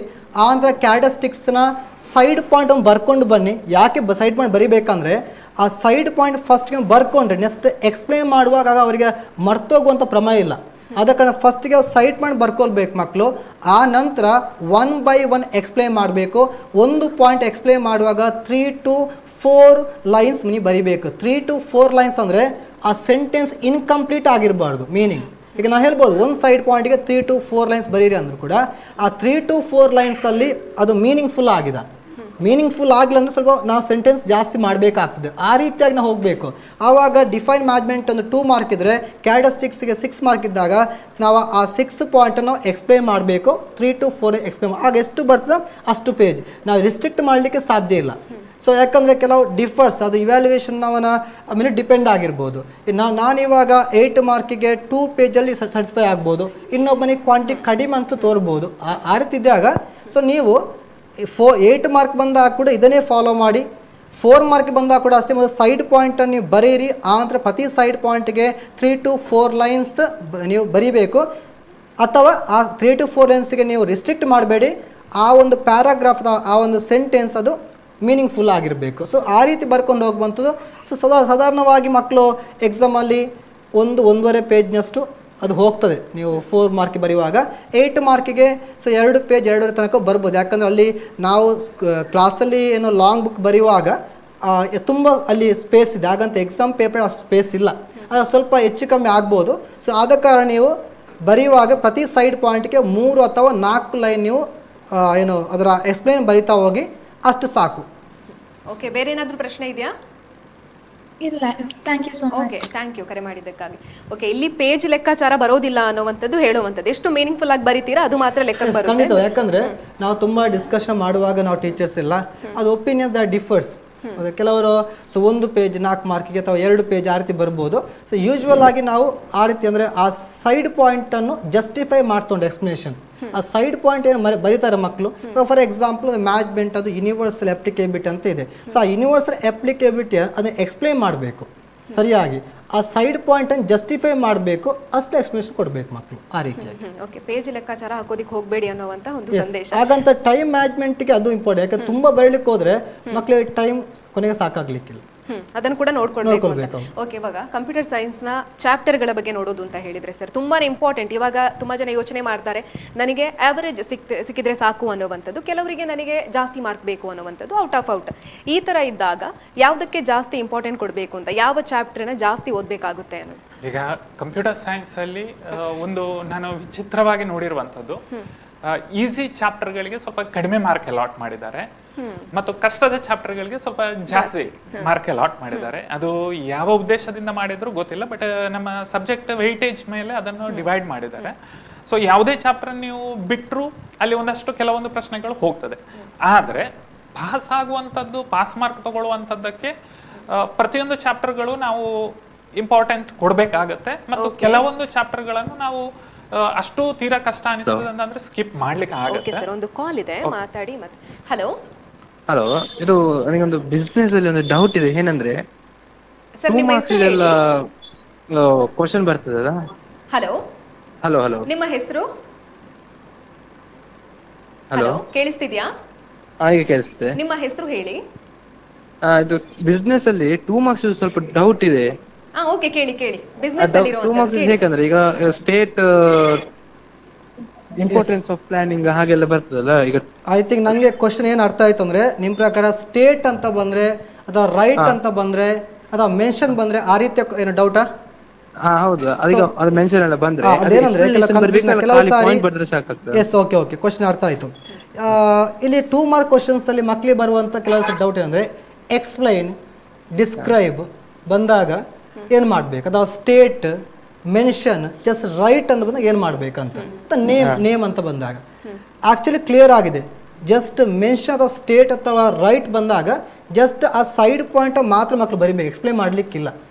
ಯಾಕಂದ್ರೆ ಈಗ ವಾಟ್ ಈಸ್ ಅಂತ WH ಕ್ವಶನ್ಸ್ ಬಂದಾಗ ಅವ್ರು ಎಕ್ಸ್ಪ್ಲೈನ್ ಮಾಡಬೇಕು, ಅಥವಾ ಎಕ್ಸ್ಪ್ಲೈನ್ ಮಾಡ್ಲಿಕ್ಕೆಲ್ಲ ಎಕ್ಸ್ಪ್ಲೈನ್ ಮಾಡ್ಬೇಕು. ಬಿಟ್ರೆ 2 ಮಾರ್ಕ್ಸ್ ಕ್ವಶನ್ಸ್ ಡೈರೆಕ್ಟ್ ಆಗಿದ್ರೆ, ಫಾರ್ ಎಕ್ಸಾಂಪಲ್ ಒಂದು ಕ್ವಶನ್ಸ್ ಇದೆ, ಇಸ್ 2 ಇಂಪಾರ್ಟೆನ್ಸ್ ಆಫ್ ಪ್ಲಾನಿಂಗ್ ಅಂತ ಇದೆ. ಸೊ 2 ಇಂಪಾರ್ಟೆನ್ಸ್ ಅದು ಕೂಡ ಸ್ಟೇಟ್ ಅಂತ ಕೇಳುವಂಥದ್ದು. ಆ ಟೈಮಲ್ಲಿ ನಾವು ಸೈಡ್ ಪಾಯಿಂಟ್ ಮಾತ್ರ ಬರಬೇಕು ಹೊರತಾಗಿ ಎಕ್ಸ್ಪ್ಲೇನ್ ಮಾಡಲಿಕ್ಕಿಲ್ಲ. ಸೊ ಆ ರೀತಿ ಮಾಡಿದಾಗ ಏನಾಗ್ತದೆ, ಇಲ್ಲಿ ನಾವು ಅನಗತ್ಯವಾಗಿ ಟೈಮನ್ನು ವೇಸ್ಟ್ ಮಾಡ್ತಾ ಹೋದ್ರೆ, ಸೊ ನೀವು 4 ಮತ್ತು 8 ಮತ್ತೆ ಕೊನೆಗೆ ಮಕ್ಕಳು ಕೂಗ್ತಾರೆ ನಂಗೆ ಬರಲಿಕ್ಕೆ ಆಗಿಲ್ಲ ಅಂತ. ಹೌದು, ಇದು ತುಂಬ ಆಗುವಂಥದ್ದು. ಸೊ ನಾವು ಯಾವಾಗ ನಾವು 2 ಮಾರ್ಕ್ ತುಂಬ ಟೈಮ್ ಸ್ಪೆಂಡ್ ಮಾಡ್ತೇವಾ, ಅಷ್ಟೊತ್ತಿಗೆ 4 ಮಾರ್ಕ್ ಟೈಮು ಮತ್ತೆ ಹೋಯ್ತು, 8 ಮಾರ್ಕಲ್ಲಿ ಮತ್ತೆ ಕೊನೆಗೆ ಬರಲಿಕ್ಕೆ ಆಗಲ್ಲ ಮಕ್ಕಳಿಗೆ. ಸೊ ಆ ರೀತಿ ಇದ್ದಾಗ ಸ್ಟೇಟ್, ಮೆನ್ಷನ್, ನೇಮ್ ಅಂತ ಕೊಟ್ಟಾಗ ಜಸ್ಟ್ ಸೈಡ್ ಪಾಯಿಂಟ್ ಬರೀರಿ, ಎಕ್ಸ್ಪ್ಲನೇಷನ್ ಮಾಡೋದು ಅವಶ್ಯಕತೆ ಇಲ್ಲ. ಓಕೆ, ಬೇರೆ ಏನಾದರೂ ಪ್ರಶ್ನೆ ಇದೆಯಾ? ಹಲೋ, ಬೇರೆ ಇದು ಅಕೌಂಟ್ಸ್ ಅಲ್ಲಿ ಡಿಬೆಂಚರ್ಸ್ ಎಲ್ಲ ತುಂಬಾ ಕನ್ಫ್ಯೂಸ್ ಆಗ್ತಾ, ಜರ್ನಲ್ ಎಂಟ್ರಿ ಅಲ್ಲಿ ಡಿಬೆಂಚರ್ಸ್ ಅದೇ ಅದು ಕನ್ಫ್ಯೂಸ್ ಆಗದ ಹೇಗೆ ಅದು ಸ್ವಲ್ಪ ಡಿಬೆಂಚರ್ಸಾ? ಸಾರಿ, ಇದು ಡಿಬೆಂಚರ್ಸ್ ಕನ್ಫ್ಯೂಸ್ ಆಗಲಿಕ್ಕಿಲ್ಲ. ಅದೇ ಹೆಚ್ಚಿನ ಮಕ್ಕಳಿಗೆ ಏನು ಅಂತ ಹೇಳಿದರೆ, ನೀವು ಇದು ಬೈ ಹಾರ್ಟ್ ಹೊಡೆಯೋ ಕಾರಣ ನಿಮಗೆ ಆ ಕನ್ಫ್ಯೂಷನ್ಸ್ ಬರೋದು. ಡಿಬೆಂಚರ್ಸಲ್ಲಿ ಆ ಎಂಟ್ರೀಸ್ ಏನು 6 ಮಾರ್ಕ್ಗೆ ಬಂದಾಗ ಬರಿತೀರೋ ಅದೇ ಎಂಟ್ರೀಸ್ ಶೇರ್, ಈಕ್ವಿಟಿ ಶೇರ್ಸಲ್ಲಿ ಬರ್ತದೆ. ಇಲ್ಲಿ ಏನಂದರೆ ಇವರು ಬೈ ಹಾರ್ಟ್ ಹೊಡಿತಾರೆ, ಬೈ ಹಾರ್ಟ್ ಹೊಡೆದು ಎಕ್ಸಾಮಲ್ಲಿ ಇದನ್ನು ನೋಡಿ ಬರುವಾಗ, ಇಲ್ಲಿ ಈಕ್ವಿಟಿ ಶೇರ್ ಬರುವಾಗ ಆ ಈಕ್ವಿಟಿ ಶೇರ್ ಬದಲು ಡಿಬೆಂಚರ್ಸ್ ಅಂತಲೇ ಬರೀತೀರಿ. ಬಟ್ ಡಿಬೆಂಚರ್ಸ್ ಅಂದರೆ ಸಪರೇಟೇ 12% ಡಿಬೆಂಚರ್ಸ್ ಅಥವಾ 10% ಡಿಬೆಂಚರ್ಸ್ ಅಂತ ಹೇಳಿ ಕೊಟ್ಟಿರ್ತಾರೆ. So debentures 10% debentures application account debtor to debentures account, ಅಲ್ಲಿ ಕ್ಯಾಪಿಟಲ್ ಅನ್ನೋ ಬರೋದಿಲ್ಲ. ಯಾಕಂದರೆ ಶೇರ್ ಕ್ಯಾಪಿಟಲ್ ಆದರೆ ಮಾತ್ರ ನಿಮಗೆ ಶೇರ್ ಕ್ಯಾಪಿಟಲ್ ಬರ್ತದೆ, ಡಿಬೆಂಚರ್ಸಲ್ಲಿ ಕ್ಯಾಪಿಟಲ್ ಅನ್ನೋ ಪದ ಇಲ್ಲ. ಸೊ 10% ಅಪ್ಲಿಕೇಶನ್ ಅಮೌಂಟ್ ಆದರೆ ಅಪ್ಲಿಕೇಶನ್ ಅಂತ ಆ್ಯಡ್ ಮಾಡಿ ಟು ಡಿಬೆಂಚರ್ಸ್ ಅಕೌಂಟ್ ಅಂತೇಳಿ ಬರಿಬೇಕು. ಅಲ್ಲಿ ಡಿಬೆಂಚರ್ಸ್ಗೆ ಏನು ಮಾಡಬೇಕು, ಅಲ್ಲಿ ಏನು ಕೊಟ್ಟಿದ್ದಾರೆ ಕ್ವಶನಲ್ಲಿ 10% ಕೊಟ್ಟಿದ್ದಾರೆ, 12% ಕೊಟ್ಟಿದ್ದಾರೆ, ಅದನ್ನು ಮೆನ್ಷನ್ ಮಾಡಬೇಕು. ಈಗ ಸಪೋಸು 12% ಡಿಬೆಂಚರ್ಸ್ ಅಂತ ಕೊಟ್ಟಿದ್ರೆ 12% debentures application account data to 10% debentures account, ಅಲ್ಲಿ ಕ್ಯಾಪಿಟಲ್ ಅನ್ನೋ ಪದ ಉಪಯೋಗಿಸ್ಲಿಕ್ಕಿಲ್ಲ. ಅದೇ ನೀವು 12 ಮಾರ್ಕ್ಸಿಗೆ ಜನರಲ್ ಎಂಟ್ರೀಸ್ ಬರೆಯುವಾಗ ಶೇರ್ ಕ್ಯಾಪಿಟಲ್, ಆವಾಗ ಏನು ಮಾಡಿದ್ದೀರಿ, equity share capital account data to equity share application account ಹಾಗೆ ಬರೀತೀರಿ. ಕ್ಲಿಯರಾ? ಸರಿ. ಓಕೆ, ಬೇರೆ ಏನಾದರೂ ಪ್ರಶ್ನೆ ಇದೆಯಾ? ಇಲ್ಲ. ಇಲ್ಲ. Okay, thank you. ಓಕೆ, ನಾವು ಪ್ರಕಾಶ್ ಸರ್ ನಾವು ಮಾತಾಡ್ತಾ ಇದ್ವಿ ಚಾಪ್ಟರ್ ವೈಸ್ ಬಗ್ಗೆ, ಅದನ್ನೇ ಕಂಟಿನ್ಯೂ ಮಾಡೋದಾದ್ರೆ. ಚಾಪ್ಟರ್ ವೈಸ್ ಅಲ್ಲಿ ಈಗ ಹೆಚ್ಚಿನ ಮಾರ್ಕ್ ನಮ್ಮಲ್ಲಿ ಟೋಟಲ್ 16 ಚಾಪ್ಟರ್ಸ್ ಇದೆ ಕಂಪ್ಯೂಟರ್ ಸೈನ್ಸ್ ಅಲ್ಲಿ. ಈ 16 ಚಾಪ್ಟರ್ಗಳಲ್ಲಿ ಹೆಚ್ಚಿನ ಮಾರ್ಕ್ಗಳು ಹೋಗಿರುವಂಥದ್ದು ಡೇಟಾ ಸ್ಟ್ರಕ್ಚರ್ ಅಂತ ಒಂದು ಚಾಪ್ಟರ್ ಇದೆ. ಆ ಚಾಪ್ಟರ್ಗೆ 14 ಮಾರ್ಕ್ ಅಲಾಟ್ ಆಗಿದೆ. ಸೊ ಈ ಡೇಟಾ ಸ್ಟ್ರಕ್ಚರ್ ಚಾಪ್ಟರಲ್ಲಿ ನಿಮಗೆ 5 ಮಾರ್ಕಿನ ಕ್ವಶನ್ಗಳು ಬರುತ್ತೆ, ಮತ್ತೆ 1 ಮಾರ್ಕ್ 2 ಮಾರ್ಕ್ಸ್ ಕ್ವಶನ್ಸ್ಗಳು ಇದೆ. ಸೊ ಇದರಲ್ಲಿ ಮೇಯ್ನ್ ಆಗಿ ನಾವು ನೋಡಬೇಕಾಗಿರುವಂಥದ್ದು ಆಲ್ಗಾರಿಥಮ್ಸ್. ಡೇಟಾ ಸ್ಟ್ರಕ್ಚರ್ ಚಾಪ್ಟರ್ ಇಂದ ಬರುವಂಥದ್ದು ಆಲ್ಗಾರಿಥಮ್ಗಳಾಗಿ ಹೆಚ್ಚಾಗಿ ಕ್ವಶನ್ಸ್ ಕೇಳ್ತಾರೆ. ಆದರೆ ಪ್ರೋಗ್ರಾಮಿಂಗ್ ಕ್ವಶನ್ ಡೈರೆಕ್ಟ್ ಕೇಳಲ್ಲ, ಬಟ್ ಅದರ ಬದಲು ಎಕ್ಸಾಂಪಲ್ ಆಗಿ ನಾವು ಪ್ರೋಗ್ರಾಮ್ಗಳು ಬೇಕಾಗಿರುತ್ತೆ. ಸೊ ಪ್ರೋಗ್ರಾಮ್ಗಳು ಈಗ ಆಲ್ರೆಡಿ ಪ್ರಾಕ್ಟಿಕಲ್ ಎಕ್ಸಾಮ್ ಹೆಚ್ಚಿನ ಎಲ್ಲ ವಿದ್ಯಾರ್ಥಿಗಳಿಗೆ ಮುಗಿಸಿರ್ತೀರಿ. ಸೊ ಪ್ರಾಕ್ಟಿಕಲ್ ಎಕ್ಸಾಮ್ ಅಲ್ಲಿ ನೀವು ಏನು ಪ್ರೋಗ್ರಾಮ್ ಬರೆದಿದ್ದೀರಿ ಅದನ್ನೆಲ್ಲವನ್ನು ನೆನ್ಪಿಟ್ಕೊಳ್ಳಿ. ಓಕೆ ಸರ್, ಇನ್ನೊಂದು ಕರೆ ಇದೆ ಸರ್, ಮಾತಾಡಿ. ಹಲೋ ಹಲೋ ಹಲೋ ಹಲೋ, ಕೇಳಿಸ್ತಿದ್ಯಾ? ಹಲೋ ಹಲೋ ಹಲೋ, ವಾಯ್ಸ್ ಕೇಳಿಸ್ತಿದ್ಯಾ? ಹಲೋ ಹಲೋ, ಕೇಳಿಸ್ತಿದ್ಯಾ? ನಿಮ್ಮ ಹೆಸರು? ನನ್ನ ಹೆಸರು ಚರಿಷ್ಮಾ ಅಂತ. ಚರಿಷ್ಮಾ ಅವರು ಯಾವ ಕಾಲೇಜಲ್ಲಿ ಓದ್ತಾ ಇದ್ದೀರಾ? ನಾನು ಕಡಬದಿಂದ ಕಾಲ್ ಮಾಡಿದ್ದೀನಿ. ಓಕೆ, ನಿಮ್ಮ ಪ್ರಶ್ನೆ ಕೇಳಿ. ಇದು ನನ್ನ ಪ್ರಶ್ನೆ ಬಿಸ್ನೆಸ್ ಸ್ಟಡೀಸಿಗೆ. ಇದು ಆವ್ರೇಜ್ ಸ್ಟೂಡೆಂಟ್ಸ್ 70 ಅಬೌವ್ ತೆಗಿಬೇಕು ಅಂತ ಹೇಳಿದ್ರೆ 6 ಚಾಪ್ಟರ್ಸ್ ಓದ್ಬೇಕಲ್ಲ, ಅದು ಯಾವುದು ಪ್ರಿಫರ್ ಮಾಡ್ಬೋದು, ಯಾವುದು ಈಸಿಯರ್? ಎಸ್, ಒಂದು ಎವರೇಜ್ ಸ್ಟೂಡೆಂಟ್ ಔಟ್ ಆಫ್ 11 ಅಲ್ಲಿ 6 ಚಾಪ್ಟರ್ಸ್ ಬೇಕಂತ ಆಗಲೇ ಹೇಳಿದೆ ನಾನು. ಚಾಪ್ಟರ್ ನಂಬರ್ 1 ಇಂದ ಅಲ್ಲಿ 12 ಮಾರ್ಕ್ಸ್ ನಿಮಗೆ ಅಲಾಟ್ ಆಗಿದೆ, 12 ಮಾರ್ಕ್. ಸೊ ಚಾಪ್ಟರ್ ನಂಬರ್ 1 ನೀವು ಮೆನ್ಷನ್ ಮಾಡ್ಬೋದು, ಬರ್ಕೊಳ್ಬೋದು. ಚಾಪ್ಟರ್ ನಂಬರ್ 1, ಚಾಪ್ಟರ್ ನಂಬರ್ 3ಯಲ್ಲಿ ಏನಂದರೆ ಅಲ್ಲಿ 4 ಮಾರ್ಕ್ನ 2 ಕ್ವಶನ್ಸ್ ಕೇಳ್ತಾರೆ ನಿಮಗೆ. ಚಾಪ್ಟರ್ ನಂಬರ್ 6ಅಲ್ಲಿ ಅಲ್ಲಿ 8 ಮಾರ್ಕ್ ಇದೆ, ಅಗೇನ್ ಪ್ಲಸ್ ಅಲ್ಲಿ 4 ಮಾರ್ಕ್ ಕ್ವಶನ್ಸ್ ಕೂಡ ಇದೆ. Chapter number 8 controlling easiest chapter, ಅಲ್ಲಿ 7 ಮಾರ್ಕ್ ಅಲಾಟ್ ಆಗಿದೆ. Chapter number 10 marketing chapter 21 mark allot ಆಗಿದೆ. ಚಾಪ್ಟರ್ ನಂಬರ್ 11 ಅಲ್ಲಿ 7 ಮಾರ್ಕ್ ಅಲಾಟ್ ಆಗಿದೆ, ಟೋಟಲ್ 72. ಸೊ ನಾನು ರಿಪೀಟ್ ಮಾಡಬೇಕಂದ್ರೆ chapter number 1, chapter number 3, chapter number 6, 8, 10, 11 ಇದನ್ನು ನೀವು ತಾರವಾಗಿ ಓದ್ಲಿಕ್ಕೆ ಹೋದರೆ ಖಂಡಿತವಾಗಿ ಕೂಡ 72 ಮಾರ್ಕ್ಸ್ ಓದ್ಬೋದು. ಎವರೇಜ್ ಸ್ಟೂಡೆಂಟ್ ಆದರೂ ಕೂಡ ಈಗ 11 ಚಾಪ್ಟರ್ಸಲ್ಲಿ 6 ಓದ್ಬೋದು. ಸೊ ಅಷ್ಟೇನು ಎವರೇಜ್ ಅಂದಾಗ ಅಷ್ಟು ಖಂಡಿತವಾಗಿ ಓದ್ಬೋದು. ಅದಕ್ಕೆ ಅದನ್ನು ಫುಲ್ಲಾಗಿ ಓದಲಿ 72 ಮಾರ್ಕ್ಸ್ ಖಂಡಿತ ತೆಗಿಬೋದು. ಆದರೆ ಒಂದಿಲ್ಲಿ ಈ ರೀತಿ ನಾವು ಓದ್ಲಿಕ್ಕೆ ಹೋದಾಗ ಆಪ್ಷನ್ಸ್ ನಮಗೆ ಸಿಗೋದಿಲ್ಲ ಎಕ್ಸಾಮಲ್ಲಿ. ಈಗ ಫಾರ್ ಎಕ್ಸಾಮ್ 8 ಮಾರ್ಕಲ್ಲಿ 3 ಕ್ವಶನ್ಸಲ್ಲಿ ಓದಲಿಕ್ಕೆ ಏನು ಬರೆಯುವಂಥದ್ದು, 8 ಮಾರ್ಕ್ 3 ಕ್ವಶನ್ಸ್ ಬರೀಬೇಕು, 5 ಕೊಡ್ತಾರೆ. ಸೊ ಅವಾಗ ನೀವು ಈ ರೀತಿ ಚಾಪ್ಟರ್ಸ್ ನೀವು ಸೆಲೆಕ್ಟ್ ಮಾಡಿದ ನಂತರ ನಿಮಗೆ ಅಲ್ಲಿ 3 ಕ್ವಶನ್ಸ್ ಸಿಗುವಂಥದ್ದು, ನಿಮಗೇನು ಅಲ್ಲಿ 5 ಕ್ವಶನ್ಸ್ ಸಿಗೋದಿಲ್ಲ. ಅದಕ್ಕೆ ಅಲ್ಲಿ ರಿಸ್ಕ್ ಕೂಡ ಇದೆ, ಹಾಗಂದ್ರೆ ರಿಟರ್ನ್ಸ್ ಕೂಡ ಇದೆ. ಚೆನ್ನಾಗಿ 6 ಚಾಪ್ಟರ್ಸ್ ನೀವು ಓದಿ ಕಂಪ್ಲೀಟ್ ಓದಿದಾಗ ಒಬ್ಬ ಎವರೇಜ್ ಸ್ಟೂಡೆಂಟ್ ಕೂಡ 72 ಮಾರ್ಕ್ಸನ್ನು ನೀವು ತೆಗಿಬೋದು ಖಂಡಿತವಾಗಿ. ಓಕೆ ಚರಿಷ್ಮಾ, ಬೇರೆ ಏನಾದರೂ ಪ್ರಶ್ನೆ ಇದೆಯಾ? ಇಲ್ಲ ma'am, thank you. Okay, thank you. Okay Prakash sir, ನಾವು ಮಾತಾಡ್ತಾ ಇದ್ವಿ, 2 ಕರೆ ಬಂತು. ಓಕೆ, ಕಂಟಿನ್ಯೂ ಮಾಡಿ ಸರ್. ಈಗ ನಾನು ಫಸ್ಟ್ಗೆ ಚಾಪ್ಟರ್ ವೈಸ್ ಹೋಗೋ ಬದಲು ಎವರೇಜ್ ಸ್ಟೂಡೆಂಟ್ ಅಥವಾ ಜಸ್ಟ್ ಪಾಸ್ ಆಗಲಿಕ್ಕೆ ಟ್ರೈ ಮಾಡೋ ವಿದ್ಯಾರ್ಥಿಗಳಿಗೆ ಒಂದು ಕಿವಿ ಮಾತು. ನಮ್ಮಲ್ಲಿ ಒಂದು 3 ಚಾಪ್ಟರ್ಗಳು, ಎಸ್ಪೆಷಲಿ ಹಾಟ್ಸ್ ಅಂತ ಪಾರ್ಟ್ 5 ಅಲ್ಲಿ ಬರುತ್ತೆ. ಆ ಹಾಟ್ಸ್ ಅಲ್ಲಿ 3 ಕ್ವಶನ್ಗಳು 3 ಚಾಪ್ಟರ್ ಇಂದ, ಅದು ಆಲ್ಮೋಸ್ಟ್ ಅವಾಗ ಮೇಡಮ್ ಹೇಳಿದಾಗೆ ಕಟ್ಟಿಟ್ಟ ಬುತ್ತಿ. ಈ 3 ಕ್ವಶನ್ ಅಲ್ಲಿ 2 ಕ್ವಶನ್ ನಾವು ಆನ್ಸರ್ ಮಾಡಬೇಕು, ಒಂದು ಎಕ್ಸ್ಟ್ರಾ ಚಾಯ್ಸ್ ಕೊಡ್ತಾರೆ. ಆ 3 ಚಾಪ್ಟರ್ಗಳಂದ್ರೆ ಒಂದು ಬುಲಿಯನ್ ಆಲ್ಜಿಬ್ರಾ ಅಂತ ಒಂದು ಚಾಪ್ಟರ್ ಇದೆ, ಅದರಿಂದ ಕೆ ಮ್ಯಾಪ್ ಅದು ಕಂಪಲ್ಸರಿ ಆಗಿ. ಆ ಕೆ ಮ್ಯಾಪ್ ಅಲ್ಲಿ ಟೋಟಲ್ 5 ಮಾರ್ಕ್ ಇದ್ರು, ಕೆ ಮ್ಯಾಪ್ ಡ್ರಾ ಮಾಡಿದ್ದಕ್ಕೆ ಒಂದಿಷ್ಟು ಮಾರ್ಕ್, ಅದರಲ್ಲಿ ನಾವು ನಂಬರ್ ಅಸೈನ್ ಮಾಡಿದ್ದಕ್ಕೆ ಇಷ್ಟು ಮಾರ್ಕ್, ಅದನ್ನು ಗ್ರೂಪ್ ಮಾಡಿದ್ದಕ್ಕೆ ಅಷ್ಟು ಮಾರ್ಕ್, ಮತ್ತು ಇಕ್ವೇಶನ್ ಜನರೇಟ್ ಮಾಡಿದ್ದಕ್ಕೆ ಇಷ್ಟು ಮಾರ್ಕ್ ಅಂತ ಇದೆ. ಸಪೋಸ್ ಕೆಲವು ವಿದ್ಯಾರ್ಥಿಗಳು ಏನು ಸ್ಟ್ರಗಲ್ ಮಾಡ್ತಾರೆ ಅಂದ್ರೆ ಗ್ರೂಪ್ ಮಾಡಿ ಇಕ್ವೇಶನ್ ಬರೆಯುವಾಗ ಮಿಸ್ಟೇಕ್ ಆಗುತ್ತೆ, ಅದರಲ್ಲಿ ವರಿ ಮಾಡ್ಲಿಕ್ಕಿಲ್ಲ. ಸಪೋಸ್ ಟೇಬಲ್ ಕರೆಕ್ಟ್ ಇದೆ, ನಂಬರಿಂಗ್ ಮಾಡಿರುವಂಥದ್ದು ಕರೆಕ್ಟ್ ಇದ್ರೆ ಅಟ್ಲೀಸ್ಟ್ 2 to 3 ಮಾರ್ಕ್ಸ್ ಅವರಿಗೆ ಅಲಾಟ್ ಆಗುತ್ತೆ. ಸೆಕೆಂಡ್ ಕ್ವಶನ್ ಬರುವಂಥದ್ದು ಹಾಟ್ಸ್ ಅಲ್ಲಿ ಬರುವಂಥದ್ದು ಕ್ಲಾಸ್ ಅಂಡ್ ಆಬ್ಜೆಕ್ಟ್ ಇಂದ. ಸೊ ಕ್ಲಾಸ್ ಅಂಡ್ ಆಬ್ಜೆಕ್ಟ್ ಇಂದ ಬರುವಂಥದ್ದು either inside the class definition or outside the class definition ಅಂತ 2 ಪಾರ್ಟ್ ಇರುತ್ತೆ. ಈ 2 ಪಾರ್ಟ್ಗಳಿಂದ ಒಂದು ಕ್ವಶನ್ ಬರುತ್ತೆ.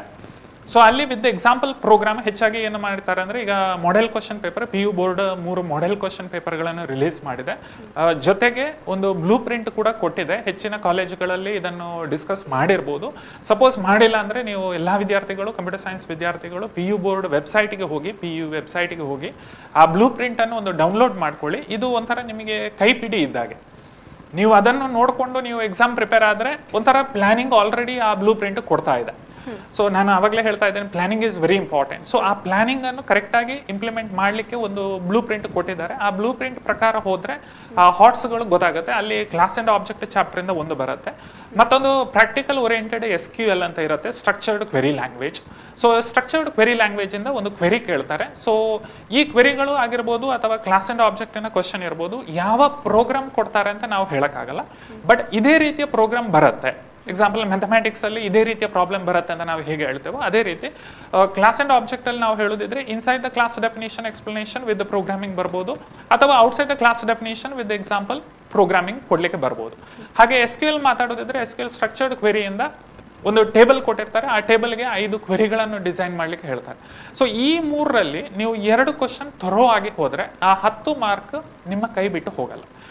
ಮತ್ತೆ ಯಾವುದೇ ಚಾಪ್ಟರ್ ಪ್ರಿಪೇರ್ ಆಗಲಿ, ಈಗ ಬ್ಲೂ ಪ್ರಿಂಟ್ ನೋಡ್ಕೊಂಡು ಪ್ರಿಪೇರ್ ಆಗೋದಿದ್ರು ನಾನು ಎಲ್ಲಾ ವಿದ್ಯಾರ್ಥಿಗಳಿಗೂ ಹೇಳುವಂಥದ್ದು, ಯಾವ ಚಾಪ್ಟರ್ ಓದ್ತೀರಿ ಅದು ಪರ್ಫೆಕ್ಟ್ ಆಗಿ ಓದಿ. ಸುಮ್ಮನೆ ನನಗೆ ಈ ಚಾಪ್ಟರ್ ಗೊತ್ತಿದೆ, ನನಗೆ ಇಷ್ಟು ಗೊತ್ತುಂಟು, ನಾನು ಪುಸ್ತಕ ಮೇಲಿನ ಮೇಲೆ ನೋಡ್ತೀನಿ, ಸೊ ಈ ತರದ ಓವರ್ ಕಾನ್ಫಿಡೆಂಟ್ ಯಾವತ್ತೂ ಡೇಂಜರಸ್.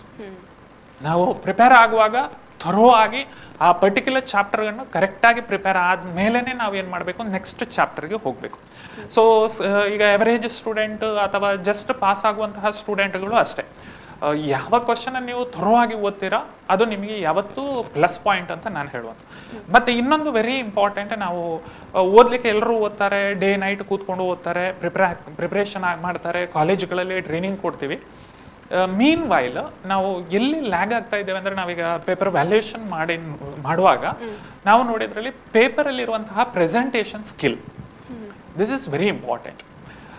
ಪೇಪರ್ ಪ್ರೆಸೆಂಟೇಷನ್ ಸ್ಕಿಲ್ ಇಲ್ಲ ಅಂತಂದ್ರೆ ಒಂದು 10% ಮಾರ್ಕ್ ರೆಡ್ಯೂಸ್ ಆಗುತ್ತೆ. ಎಷ್ಟೇ ಅವರು ಓದಿರ್ಲಿ ಅಥವಾ ಬರೆದಿರ್ಲಿ, ಆ ಸ್ಕಿಲ್ ಚೆನ್ನಾಗಿದ್ರೆ, ನಾವು ಈಗ ಕಂಪ್ಯೂಟರ್ ಸೈನ್ಸ್ ಅಲ್ಲಿ ಪರ್ಟಿಕ್ಯುಲರ್ ಆಗಿ ನಮ್ಮ ಸಬ್ಜೆಕ್ಟ್ ಅಲ್ಲಿ ಹೇಳೋದಿದ್ರೆ ನಮಗೆ ಪುಟ ಭರ್ತಿ ಬೇಡ, ಪುಟಗಳ ಅವಶ್ಯಕತೆಯೇ ಇಲ್ಲ. ಯಾವುದೇ ಒಂದು SMR ಕ್ವಶನ್ಗಳು ನಾವು ಇಷ್ಟು ಎಕ್ಸ್ಪ್ಲೈನ್ ಮಾಡಿ 1.5 ಪೇಜ್ಗೆ 1 ಪೇಜ್ಗೆ ಯಾವುದೇ ಕ್ವಶನ್ ಕೇಳಲ್ಲ. ನಾವು ನೋಡುವಂಥದ್ದು ಹೆಚ್ಚಾಗಿ ನಮಗೆ ಏನು ಅಪ್ ಟು ದ ಪಾಯಿಂಟ್, ಆ ಟಾಪಿಕ್ಗೆ ಏನು ರಿಲೇಟೆಡ್ ಆಗಿದೆ ಅದು ಎಷ್ಟು ನೀಟಾಗಿ ಎಕ್ಸ್ಪ್ಲೈನ್ ಮಾಡಿದ್ದಾರೆ, that is very important. Even ನಾವು ಸೈಡ್ ಪಾಯಿಂಟ್ಗಳ ಬಗ್ಗೆ ಕೂಡ ಜಾಸ್ತಿ ವರಿ ಮಾಡಲ್ಲ, ಆ ಪರ್ಟಿಕ್ಯುಲರ್ ಟಾಪಿಕ್ ಬಗ್ಗೆ ಏನು ಇನ್ಫಾರ್ಮೇಶನ್ ಕೊಟ್ಟಿದ್ದಾರೆ ಅದು ತುಂಬಾ ಇಂಪಾರ್ಟೆಂಟ್. ಮತ್ತೆ ಒಂದು 2 ಕ್ವಶನ್ಗಳು ಅವರ ನಾಲೆಜ್ ಬೇಸಿಸ್ ಅಲ್ಲಿ, ಇಡೀ ವರ್ಷದಲ್ಲಿ ಏನು ಓದಿದ್ದಾರೆ ಅದರ ನಾಲೆಜ್ ಬೇಸಿಸ್ ಅಲ್ಲಿ ಎಕ್ಸ್ಪ್ಲೈನ್ ಮಾಡ್ಲಿಕ್ಕೆ ಬರ್ಬೋದು. For example explain the causes of virus, ಅಥವಾ ವೈರಸ್ನ ಇಫೆಕ್ಟ್ ಏನಾಗುತ್ತೆ ಸಿಸ್ಟಮ್ ಮೇಲೆ. ಸೊ ಈ ತರದ ಕೆಲವೊಂದು ಜನರಲ್ ಆಗಿ ಅವರು ಆನ್ಸರ್ ಬರೆಯುವಂಥದ್ದು. ಇಲ್ಲಿ ನಾವು ಪುಸ್ತಕದಲ್ಲಿ ಏನಿದೆ ಅಥವಾ ನಾವು ಏನು ನೋಟ್ಸ್ ಕೊಟ್ಟಿದ್ದೀವಿ ಅದನ್ನು ನಾವು ಡಿಪೆಂಡ್ ಆಗಲ್ಲ, ಬಟ್ ಆ ವೈರಸ್ನ ಬಗ್ಗೆ ಆ ಹುಡುಗಿಗೆ ವಿದ್ಯಾರ್ಥಿಗೆ ಅದರ ಬಗ್ಗೆ ನಾಲೆಜ್ ಇರಬೇಕು. ಆ ಪರ್ಟಿಕ್ಯುಲರ್ ನಾಲೆಜ್ ಅನ್ನು ಅವರು ಚೆನ್ನಾಗಿ ಪ್ರೆಸೆಂಟ್ ಮಾಡಿದ್ರೆ ಆಲ್ಮೋಸ್ಟ್ ನಾವು ಹೇಳುವಂಥದ್ದು ಒಳ್ಳೆ ಸ್ಕೋರ್ ಬರ್ತದೆ. ಪ್ರೆಸೆಂಟೇಷನ್ ಮಾಡುವಾಗಲೂ ಅಷ್ಟೇ, ಈಗ ಮಲ್ಟಿಪಲ್ ಚಾಯ್ಸ್ ಮತ್ತು ಫಿಲ್ ಇನ್ ದ ಬ್ಲ್ಯಾಂಕ್ಸ್ ಅಂತ ಇದೆ, ವಿದ್ಯಾರ್ಥಿಗಳು ಹೆಚ್ಚಾಗಿ ಗಮನ ಕೊಡಿ. ಕಂಪ್ಯೂಟರ್ ಸೈನ್ಸ್ ಅಲ್ಲಿ ನೀವು ಫಿಲ್ ಇನ್ ದ ಬ್ಲ್ಯಾಂಕ್ಸ್ ಮತ್ತು ಮಲ್ಟಿಪಲ್ ಚಾಯ್ಸ್ ಬರುವಾಗ ಫಸ್ಟ್ 4 ಪೇಜ್ನ ಒಳಗಡೆ ಅದನ್ನು ಬರೀರಿ. ಆನ್ಸರ್ ಸ್ಕ್ರಿಪ್ಟಿನ ಆನ್ಸರ್ ಬುಕ್ಲೆಟ್ ಅಲ್ಲಿ 4 ಪೇಜಲ್ಲೇ ಅದನ್ನು ಫಿಲ್ಅಪ್ ಮಾಡಿ, ಅದನ್ನು ಯಾವತ್ತೂ ಲಾಸ್ಟ್ಗೆ ಎಂಡಿಗೆ ಅಂತ ಬ್ಲ್ಯಾಂಕ್ ಬಿಡಬೇಡಿ. ಸೊ ಅದು ವ್ಯಾಲ್ಯುವೇಟರ್ಗೂ ಈಸಿ ಆಗುತ್ತೆ, ಮತ್ತು ನೋಡಿದಾಗ ನಮಗೆ ಆ ಒಂದು ಪ್ರೆಸೆಂಟೇಷನ್ ಸ್ಕಿಲ್ ಕೂಡ ಅಲ್ಲಿ ನಮಗೆ ಕಾಣ್ತದೆ. ಅದರ ಮೇಲೆ ನಾವು ವ್ಯಾಲ್ಯೂಯೇಷನ್ ಮಾಡುವಾಗ ಒಂದು ಇಂಪ್ರೆಷನ್ ಕ್ರಿಯೇಟ್ ಆಗುತ್ತೆ. ಸೊ ಅದಕ್ಕೆ ಅದು ನಾನು ಎಲ್ರಿಗೂ ಹೇಳುವಂಥದ್ದು. ಮತ್ತೆ ಆದಷ್ಟು ಈಗ ಟೈಮ್ ಈ ವರ್ಷದಿಂದ ಅದು ವಿದ್ಯಾರ್ಥಿಗಳಿಗೆ ಗೊತ್ತಿದೆ, ಈ ವರ್ಷದಿಂದ ಟೈಮ್ ಕೂಡ ರಿಡ್ಯೂಸ್ ಮಾಡಿದ್ದಾರೆ. 2 hours 45 minutes ನಮಗೆ ಬರೀಲಿಕ್ಕೆ ಸಿಗುತ್ತೆ, 15 minutes ಕ್ವಶನ್ ಪೇಪರ್ ಓದಲಿಕ್ಕೆ ಸಿಗುತ್ತೆ.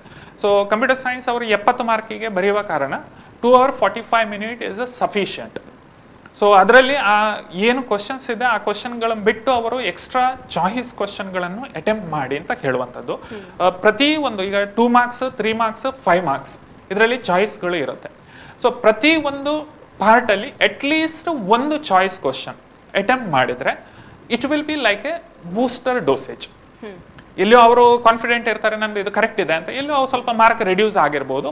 ಸೊ ಆ ಮಾರ್ಕ್ ರೆಡ್ಯೂಸ್ ಆದರೆ ನಾವು ಚಾಯ್ಸ್ ಅಲ್ಲಿ ಏನು ಬೆಸ್ಟ್ ಇದೆ, ನಾವು ಯಾವತ್ತೂ ವ್ಯಾಲ್ಯೂಯೇಷನ್ ಮಾಡುವಾಗ ಬೆಸ್ಟ್ ಮಾರ್ಕ್ಗಳನ್ನು ಮಾತ್ರ ತಗೊಳ್ತೀವಿ. ಅದು ಚಾಯ್ಸ್ ಇರಲಿ ಎಕ್ಸ್ಟ್ರಾ ಇರಲಿ ಯಾವುದೇ ಇರಲಿ, ನಾವು ಬೆಸ್ಟ್ 4 ಬೇಕು ಅಂತಂದ್ರೆ ಈಗ ಬೆಸ್ಟ್ 4 ತಗೊಳ್ತೀವಿ. ಆ ರೀತಿ ಬರ್ತಾರೆ. ಈ ಒಂದು ಇನ್ಫಾರ್ಮೇಶನ್ ಮಕ್ಕಳು ಕರೆಕ್ಟ್ ಆಗಿ ತಗೊಂಡ್ರೆ, ಪ್ರೆಸೆಂಟೇಷನ್ ಸ್ಕಿಲ್ ಕರೆಕ್ಟ್ ಮಾಡಿದ್ರೆ ಡೆಫಿನೆಟ್ಲಿ ಅವರಿಗೆ ಒಳ್ಳೆ ಸ್ಕೋರ್ ಬಂದೇ ಬರುತ್ತೆ. ಓಕೆ, ಒಂದು ಕರೆ ಇದೆ ಸರ್, ಮಾತಾಡುವ. ಹಲೋ ಹಲೋ ಹಲೋ, ನಮಸ್ತೆ, ನಿಮ್ಮ ಹೆಸರು? Good evening. ನನ್ನ ಹೆಸರು ಪ್ರಗತಿ ಅಂತ. ಪ್ರಗತಿ ಅವರು ಯಾವ ಕಾಲೇಜಲ್ಲಿ ಕಲಿತಾ ಇದ್ದೀರಿ? ನಾನು ಪ್ರಜ್ಞಾ PU ಕಾಲೇಜ್ ಸಕಲೇಶ್ಪುರ್. ಓಕೆ, ನಿಮ್ಮ ಪ್ರಶ್ನೆ ಕೇಳಿ. ನನ್ನ ಪ್ರಶ್ನೆ ಬಂದ್ಬಿಟ್ಟು ಅಕೌಂಟೆನ್ಸಿ ಬಗ್ಗೆ ಡೌಟ್ ಇದೆ ಒಂದು. ಓಕೆ. MCQ ಮತ್ತೆ 12 ಮಾರ್ಕ್ಸ್ ಗೆ ಬರೋ ಕ್ವಶನ್ಸ್ ಬೇರೆ ಸಬ್ಜೆಕ್ಟ್ ತರ ಇಂಡೈರೆಕ್ಟ್ ಆಗಿ ಕ್ವಶನ್ಸ್ ಬಂದಿರುತ್ತಾ ಅಥವಾ ನಾರ್ಮಲ್ ಆಗಿ ಇರ್ತದಾ ಅಂತ? ನೋಡಿ, ಇದು ಪ್ರಾಕ್ಟಿಕಲ್ ಕ್ವಶನ್ಸ್ ಆದ ಕಾರಣ ಇಂಡೈರೆಕ್ಟ್ ಆಗಿ ಬರುವುದಿಲ್ಲ, ಡೈರೆಕ್ಟ್ ಕ್ವಶನ್ನೇ ಬರ್ತದೆ. ಬಟ್ ಇಲ್ಲಿ ಅಕೌಂಟ್ಸಲ್ಲಿ ಏನಂದರೆ 1 ಜಾಸ್ತಿ 1 ಕಡಿಮೆ ಆಗ್ಬೋದು ಅಷ್ಟೇ. ಟೆಕ್ಸ್ಟ್ ಬುಕ್ಕಲ್ಲಿದ್ದ ಕ್ವಶನ್ಸ್ ಅಲ್ಲಿ ಇವಾಗ ಅಕೌಂಟ್ಸಿಗೆ 0 ಈಗ 10,000 ಇದ್ದದ್ದು 1 ಲಕ್ಷ ಮಾಡ್ಬೋದು, 1 ಲಕ್ಷ ಇದ್ದದ್ದು 10,000 ಆಗ್ಬೋದು ಅಷ್ಟೇ. ಆದರೆ ಪ್ರಾಬ್ಲಮ್ಮು ಸೇಮು, ಮೆಥಡ್ ಸೇಮು, ಎಲ್ಲವೂ ಸೇಮೇ ಇರ್ತದೆ. ಇನ್ನೊಂದು ಏನಂದರೆ, ಹೆಚ್ಚಿನ ಮಕ್ಕಳು ಇವಾಗ ಎಕ್ಸಾಮ್ ಬರೆದು ಬರ್ತಾರೆ, ನಾನು ಎಲ್ಲ ಬರ್ದೇನೆ, ನನಗೆ ಔಟ್ ಆಫ್ ಔಟ್. ಇಲ್ಲಿ ಎಕ್ಸಾಮ್ ಮಾರ್ಕ್ ಬರುವಾಗ 60 ಆಯಿತು. ಅದು ಯಾಕೆ 60 ಆದದ್ದು ಅಂತ ಹೇಳಿದರೆ, ಕೆಲವರು ಕ್ವಶನ್ ನಂಬರ್ ಸರಿಯಾಗಿ ಬರೆದಿರುವುದಿಲ್ಲ. ಮತ್ತು ಕೆಲವರಿಗೆ ನಾನು ಕ್ಲಾಸಲ್ಲಿ ಸಹ ನೋಡ್ತಾ ಇರ್ತೇನೆ, ಇದು ಹೆಡ್ಡಿಂಗ್ ಬರೀಲಿಕ್ಕೆ ಉಂಟು. ಒಂದು ಪ್ರಾಬ್ಲಮ್ ಮಾಡುವಾಗ ಅದು ಯಾವ ಪ್ರಾಬ್ಲಮ್ ಮಾಡ್ತಾಯಿದ್ರಿ ನೀವು, ಅಡ್ಮಿಷನಲ್ಲಿ ಆದರೆ ನೋಡಿ ರಿವ್ಯಾಲ್ಯೂಷನ್ ಅಂತ ಬರಿತೇವೆ, ಇನ್ನೊಂದಾದರೆ ರಿಯಲೈಸೇಷನ್ ಅಂತ ಹೇಳಿ ಬರಿತೇವೆ. ನಾನು ಇಲ್ಲಿ ಬರೀದಿಲ್ಲ, ನಾನು ಎಕ್ಸಾಮಲ್ಲಿ ಬರಿತೇನೆ. ನಾನು ಈಗ ಬೇಗ ಫಾಸ್ಟ್ ಬರೆಯೋದು, ಎಕ್ಸಾಮಲ್ಲಿ ಫುಲ್ಲು ಬರಿತೇನೆ ಅಂತ ಹೇಳಿದರೆ, ಇಲ್ಲಿ ಆದ ಅಭ್ಯಾಸವೇ ಅಲ್ಲಿ ಆಗೋದು. ಅಲ್ಲಿ ಸಹ ಫಾಸ್ಟ್ ಬರೆಯುವಾಗ ಏನಾಗ್ತದೆ ಅಂತ ಹೇಳಿದರೆ, ನೀವು ಕೆಲವು ಸರಿ ಹೆಡ್ಡಿಂಗ್ ಬರೆಯೋದಿಲ್ಲ, ಡೆಬಿಟ್ ಕ್ರೆಡಿಟ್ ಹೆಡ್ಡಿಂಗ್ ಅಂತ ಕೊಡೋದು, ಅದನ್ನು ಬರೆಯೋದಿಲ್ಲ. ಸೊ ಇದಕ್ಕೆಲ್ಲ ಮಾರ್ಕ್ಸ್ ಕಟ್ ಆಗ್ತದೆ. ಇಲ್ಲದಿದ್ದರೆ ಆ್ಯಕ್ಚುಲಿ ಇದು ಪ್ರಾಕ್ಟಿಕಲ್ ಸಬ್ಜೆಕ್ಟ್ ಆದ ಕಾರಣ ಫುಲ್ ಮಾರ್ಕ್ ಸ್ಕೋರ್ ಮಾಡ್ಬೋದು.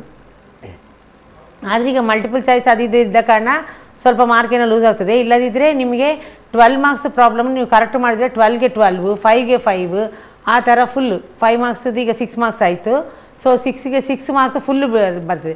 ಇವಾಗ ನಾನು ಹೇಳಿದಾಗೆ 6 ಮಾರ್ಕ್ಸಲ್ಲಿ ಪ್ರಾಡಕ್ಟ್ ಮೆಥಡ್ ಅಂತ ಇದೆ, ಅದರಲ್ಲಿ ಟೇಬಲ್ ಕರೆಕ್ಟ್ ಹಾಕಿದ್ದಕ್ಕೆ 4 ಮಾರ್ಕು, ಮತ್ತು ಫಾರ್ಮುಲಾ ಬರೆದದಕ್ಕೆ 1 ಮಾರ್ಕು, ಆ ಫಾರ್ಮುಲಾದಲ್ಲಿ ನಿಮ್ಮ ವ್ಯಾಲ್ಯೂ ಸಬ್ಸ್ಟಿಟ್ಯೂಟ್ ಮಾಡಿ ಆನ್ಸರ್ಗೆ 1 ಮಾರ್ಕು. ಸೊ ಆ ಟೇಬಲ್ ಕರೆಕ್ಟ್ ಬರೆದು ಇಲ್ಲಿ ಫಾರ್ಮುಲಾ ಮತ್ತು ಆನ್ಸರ್ ತಪ್ಪಾದರೂ ಅಲ್ಲಿ 4 ಮಾರ್ಕ್ ಅಂತ ಸಿಗ್ತದೆ.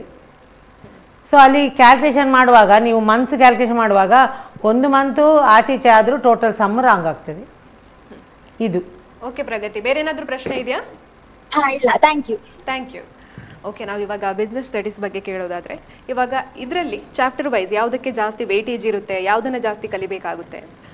ಈಗ ಹಾಗೆ ಹೇಳಿದಾಗೆ, ನಾನು ಒಬ್ಬ ವಿದ್ಯಾರ್ಥಿ ಔಟ್ ಆಫ್ 80ಗೆ ಟಾರ್ಗೆಟ್ ಮಾಡ್ತಾನ, ಯಾವುದೇ ಎಕ್ಸ್ಕ್ಯೂಸ್ ಇಲ್ಲ ಅವನಿಗೆ. ಆದರೆ ಅಲ್ಲಿ ಕೂಡ ಚಾಪ್ಟರ್ ನಂಬರ್ 10 ಮಾರ್ಕೆಟಿಂಗ್ 21 ಮಾರ್ಕ್ ಇದೆ.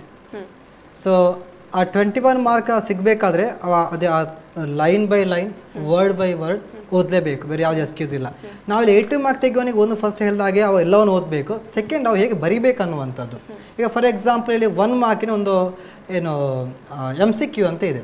ಮಕ್ಳು ಏನು ಮಾಡ್ತಾರೆ ಅಂದರೆ, ಎಕ್ಸಾಮ್ ಬರೆಯುವಾಗ ಆನ್ಸರಲ್ಲಿ first 1, next line second, third, ಅಲ್ಲಿ ಇವ್ಯಾಲ್ಯೂಯೇಷನ್ ಮಾಡುವವನಿಗೆ ಮಾರ್ಕ್ ಹಾಕ್ಲಿಕ್ಕೆ ಅಲ್ಲಿ ಸ್ಪೇಸ್ ಇಲ್ಲ. ಸೊ ಈ ರೀತಿಯಾಗಿ ಇಂಪ್ರೆಷನ್ ಕ್ರಿಯೇಟ್ ಮಾಡಬಾರ್ದು. ಸೊ ಮಕ್ಳು ಏನು ಮಾಡಬೇಕಂದ್ರೆ, ಫಸ್ಟ್ ಕ್ವಶನ್ ಒಂದು ಆನ್ಸರ್ ಬರೀತಾರೆ, ಸೆಕೆಂಡ್ ಬರೀದಕ್ಕಿಂತ ಮುಂಚೆ 1 ಲೈನ್ ಬಿಟ್ಟು ನೆಕ್ಸ್ಟ್ ಬರಿಬೇಕವ. ಸೊ ಅದಕ್ಕಿಂತ ಮೊದಲು ಅವರ ಆ ಲೈನ್ ಯಾವತ್ತೂ ಕೂಡ ಮಾರ್ಜಿನ್ನ ಹೊರಗಡೆಗೆ ಕ್ವಶನ್ ನಂಬರ್. ನಾವು 100,000 ಟೈಮ್ಸ್ ಏನೋ ಮಕ್ಕಳಿಗೆ ಹೇಳಿದ್ರು ಕೂಡ ತಪ್ಪು ಮಾಡೇ ಮಾಡ್ತಾರೆ. ಮಾರ್ಜಿನ್ನ ಹೊರಗಡೆಗೆ ಬರೀಬೇಕು ಕ್ವಶನ್ ನಂಬರ್. ಆ ಆನ್ಸರ್ನ ಪಾಯಿಂಟ್ ಮಾರ್ಜಿನ್ ಒಳಗಡೆ ಬರ್ಬೋದು. ಅದು ಬಿಟ್ಟು ಎರಡು ಕೂಡ ಏನೋ ಕ್ವಶನ್ ನಂಬರ್ ಪ್ಲಸ್ ನಿಮ್ಮ ಪಾಯಿಂಟ್ ನಂಬರ್ ಎರಡು ಕೂಡ ಮಾರ್ಜಿನ್ ಒಳಗಡೆ ತಂದು ಹಾಕ್ಲಿಕ್ಕಿಲ್ಲ. ಇದು ಒಂದು, ಈ ಟಾಪರ್ಸ್ ಇದನ್ನು ತುಂಬ ಕನ್ಸಿಡರ್ ಮಾಡಬೇಕು. ಒಂದು, ಕ್ವಶನ್ ನಂಬರ್ ಎಲ್ಲಿ ಬರಿಬೇಕು ಅನ್ನುವಂಥದ್ದು, ಮತ್ತು ಆನ್ಸರ್ಸ್ನ ಪಾಯಿಂಟ್ ನಂಬರ್ಸ್ ಎಲ್ಲಿ ಬರಿಬೇಕು ಅನ್ನೋದು ಒಂದು ಗೊತ್ತಿರಬೇಕು. ಸೆಕೆಂಡ್, ಆ 1 ಅದೇ ಸ್ಟಾರ್ಟ್ ಮಾಡಿದಾಗ ಮಲ್ಟಿಪಲ್ ಚಾಯ್ಸಲ್ಲಿ ಫಸ್ಟ್ ಕ್ವಶನ್ ಬರ್ದ, ಅದಕ್ಕೆ ಆನ್ಸರ್ ಬರ್ದಾಯಿತು, ಸೆಕೆಂಡ್ ಬರೆಯುವಾಗ 1 ಲೈನ್ ಬಿಟ್ಟು ಬರಿಬೇಕವ. ಸೊ ಆ ರೀತಿಯಾಗಿ ಎಲ್ಲವನ್ನು ಕೂಡ ಒಮ್ಮೆ 5 ಲೈನ್ಸಲ್ಲಿ 5 ಆನ್ಸರ್ ತಂದು ಹಾಕ್ಲಿಕ್ಕಿಲ್ಲ. ಸೊ ಬರಿಬೋದು ಕರೆಕ್ಟೇ, ಹಾಗಂತ ಅದು ಅವನ ಏನು ಆ ಪೇಪರ್ನ ಇಂಪ್ರೆಷನ್ ಹೊರಟೋಗ್ತದೆ, ಸರಿಯಾಗಿಲ್ಲ ಅನ್ನುವಂಥದ್ದು. ಸೊ ಆ ರೀತಿ ಮಾಡುವಾಗಿಲ್ಲ. ಮತ್ತು ಈ ಪಾರ್ಟ್ ಎ ಏನು 20 ಕ್ವಶನ್ಸ್ ಇದೆ, ಈ MCQ, fill in the blanks, match the following, ಅದನ್ನು ನಾವು ಫಸ್ಟಿಗೆ ಒಮ್ಮೆಲೆ ಬರಿಬೇಕವ. ಈಗ ಫಾರ್ ಎಕ್ಸಾಂಪಲ್ ಫಸ್ಟ್ 1 ಗೊತ್ತಿದೆ ಅವನಿಗೆ ಕ್ವಶನ್, ಸೆಕೆಂಡ್ 1 ಗೊತ್ತಿಲ್ಲ, ಥರ್ಡ್ 1 ಗೊತ್ತಿದೆ, ಆಗ ಫಸ್ಟ್ 1 ಬರ್ದ, ಥರ್ಡ್ 1 ಬರ್ದ. ಆ ಮಿಸ್ಟೇಕ್ ಮಾಡುವಾಗಿಲ್ಲ. ಆದರೆ 2 ಮಾರ್ಕ್ 4, 8 ಲೆವೆಲ್ ಆ ಕಡೆ ಮಾಡಲಿ, ನೋ ಪ್ರಾಬ್ಲಮ್. ಆದರೆ 1 ಮಾರ್ಕ್ ಬರೆಯುವಾಗ ಎಲ್ಲವೂ ಕೂಡ ಫಸ್ಟಿಗೆ ಬರಿಬೇಕವ. ಅದು ಕೂಡ ಹೇಳಿದ ಹಾಗೆ ಯಾವುದೇ ಮಿಸ್ಟೇಕ್ ಮಾಡಲಿಕ್ಕಿಲ್ಲ. ಯಾವ ರೀತಿಯ ಕ್ವಶನ್ ನಂಬರ್ ಇದೆಯಾ ಅದು 16 ತನಕ್ಕಿದೆ. ಯಾಕಂದರೆ ಅಲ್ಲಿ 1 to 5 MCQ ಇದೆ, fill in the blanks 6 to 10 ಇದೆ. ಅಂತ 11 ಬರುವಂಥದ್ದು ಅದು ಮ್ಯಾಚ್ ದ ಫಾಲೋವಿಂಗ್ ಬರುವಂಥದ್ದು. ಮಾತಾಡೋದು ಕಾಲ್ ಇದೆ. ಹಲೋ ನಮಸ್ತೆ. ಹಲೋ ನಮಸ್ತೆ ಮೇಡಮ್. ನಮಸ್ತೆ, ನಿಮ್ಮ ಹಲೋ ಹೆಸರು? ಹೇಳಿ. ನನ್ನ ಹೆಸರು ಶಂಕರ್ ಅಂತ ಹೇಳಿ. ಓಕೆ, ನಿಮ್ಮ ಪ್ರಶ್ನೆ ಕೇಳಿ. ನನ್ನ ಕ್ವಶನ್ ಬಿಸ್ನೆಸ್ ಸ್ಟಡೀಸ್. ಈ ವರ್ಷ DKPUC ಬೋರ್ಡ್ ಬಿಸ್ನೆಸ್ ಸ್ಟಡೀಸ್ ವಿಷಯದಲ್ಲಿ ಹೆಚ್ಚುವರಿ ಪ್ರಶ್ನೆಗಳನ್ನ ಆಡ್ ಮಾಡಿದೆ ಸರ್. ಈ ಹೊಸ ಪ್ರಶ್ನೆಗಳನ್ನು ಇದು ಸ್ಟಡಿ ಮಾಡುದು ಇಂಪಾರ್ಟೆಂಟ್ ಅಲ್ಲ, ಹಳೆ ಪಠ್ಯಕ್ರಮವನ್ನೇ ಅನುಸರಿಸಬಹುದಾ ಸರ್? ಅದ್ರಲ್ಲಿ ತುಂಬಾ 8 ಮಾರ್ಕ್ಸ್ ಮತ್ತೆ 4 ಮಾರ್ಕ್ಸ್ ಕ್ವಶನ್ಗಳು ಆಡ್ ಆಗಿದೆ. ಮತ್ತೆ ಕೆಲವೊಂದು ಕ್ವಶನ್ಗಳು ಓಲ್ಡ್ ಸಿಲೆಬಸ್ ಮತ್ತೆ ನ್ಯೂ ಸ್ಟಡಿ ಮೆಟೀರಿಯಲ್ ಚೇಂಜ್ ಕೂಡ ಆಗಿದೆ ಸ್ವಲ್ಪ ಅದರ ಉತ್ತರಗಳಲ್ಲಿ. ಸೊ ನಾವು ಇಷ್ಟು ವರ್ಷ ನಾವು ಪ್ರಾಕ್ಟೀಸ್ ಮಾಡಿಕೊಂಡು, ಇಷ್ಟು ಸಮಯ ನಾವು ಪ್ರಾಕ್ಟೀಸ್ ಮಾಡಿಕೊಂಡು ಬಂದಿದ್ದಂತೂ ಹಳೆ ಸ್ಟಡಿ ಮೆಟೀರಿಯಲ್ ಸರ್. ನಾವು ಅದನ್ನೇ ಫಾಲೋ ಮಾಡ್ಬೋದಾ ಅಲ್ಲ ಹೊಸತಕ್ಕೆ ನಾವು ಅಡಾಪ್ಟ್ ಆಗಬೇಕು? ಈ ಸಾರಿ ಈ ಕ್ವಶನ್ ಬ್ಯಾಂಕ್ ಹೊಸದು ಬಂದ ಕಾರಣ ನಾವು ಹೊಸ ಕ್ವಶನ್ ಬ್ಯಾಂಕಲ್ಲಿ ಯಾವ ಕ್ವಶನ್ಸ್ ಇದೆಯಾ ಅದನ್ನು ನಾವು ಓದಲೇಬೇಕಾಗ್ತದೆ. ಸೊ ಇವಾಗ ಕೆಲವು ಕನ್ಫ್ಯೂಷನ್ಸ್ ಇನ್ನೂ ಕೂಡ ಇದೆ. ಚಾಪ್ಟರ್ಸ್ ಡಿಲೀಟ್ ಆಗಿದೆ, ಆದರೆ ಕ್ವಶನ್ಸ್ ಇದೆ. ಸೊ ಎಲ್ಲಿ ಕೂಡ ಅಲ್ಲಿ ಅಲ್ಲ ಮೇಡಮ್, ಆ ರೀತಿಯಾಗಿ ಇದೆ ಕ್ವಶನ್ಸ್ ಕೆಲವು ಕಂಟೆಂಟ್ ಡಿಲೀಟ್ ಆಗಿರ್ಬೋದು, ಹಾಗಂತ ಕ್ವಶನ್ಸ್ ಇದೆ. ಸೊ ಆದರೆ ನಾವು ಸೇಫರ್ ಸೈಡ್ಗೆ ಏನು ಮಾಡ್ಬೋದು ಅಂದರೆ ನಾವು ಈ ರಿವೈಸ್ಡ್ ಕ್ವಶನ್ ಬ್ಯಾಂಕಿನ ಕ್ವಶನ್ಸೇ ನಾವು ಓದಬೇಕು. ನಾವು ಕ್ವಶನ್ ಜಾಸ್ತಿ ಇದೆ, ಆದರೆ ಕೆಲವು ಅದೇ ಅಲ್ಲಿ ಕನ್ಫ್ಯೂಷನ್ಸ್ ಇದ್ದೇ ಇದೆ. ಯಾಕಂದರೆ ಚಾಪ್ಟರ್ಸ್ ಕಂಟೆಂಟ್ ಇಲ್ಲ, ಕ್ವಶನ್ಸ್ ಇದೆ. ಸೊ ಆವಾಗ ಏನು ಮಾಡ್ಬೋದು ನಾವು ಸೇಫ್ ಸೈಡ್ ನೋಡುವಾಗ ಕ್ವಶನ್ ಬ್ಯಾಂಕನ್ನು ನಾವು ಡಿಪೆಂಡ್ ಆಗ್ಬೋದು. ಯಾಕಂದರೆ ಕ್ವಶನ್ ಬ್ಯಾಂಕಲ್ಲಿ ಓಲ್ಡ್ ಕ್ವಶನ್ಸ್ ಕೂಡ ಇದೆ, ಪ್ಲಸ್ ಹೊಸತು ಕೂಡ ಇರುವ ಕಾರಣ ಅದನ್ನು ನಾವು ಡಿಪೆಂಡ್ ಆಗ್ಬೋದು ಮೇಡಮ್, ಡಿಪೆಂಡ್ ಆಗಬೇಕು ನಾವು. ಓಕೆ ಸರ್, ಓಕೆ ಓಕೆ ಬೇರೆ ಅಂತ ಹೇಳಿದ್ರಿ. Hello okay, hello hello ma'am. ಬೇರೆ ಪ್ರಶ್ನೆ ಇದೆಯಾ?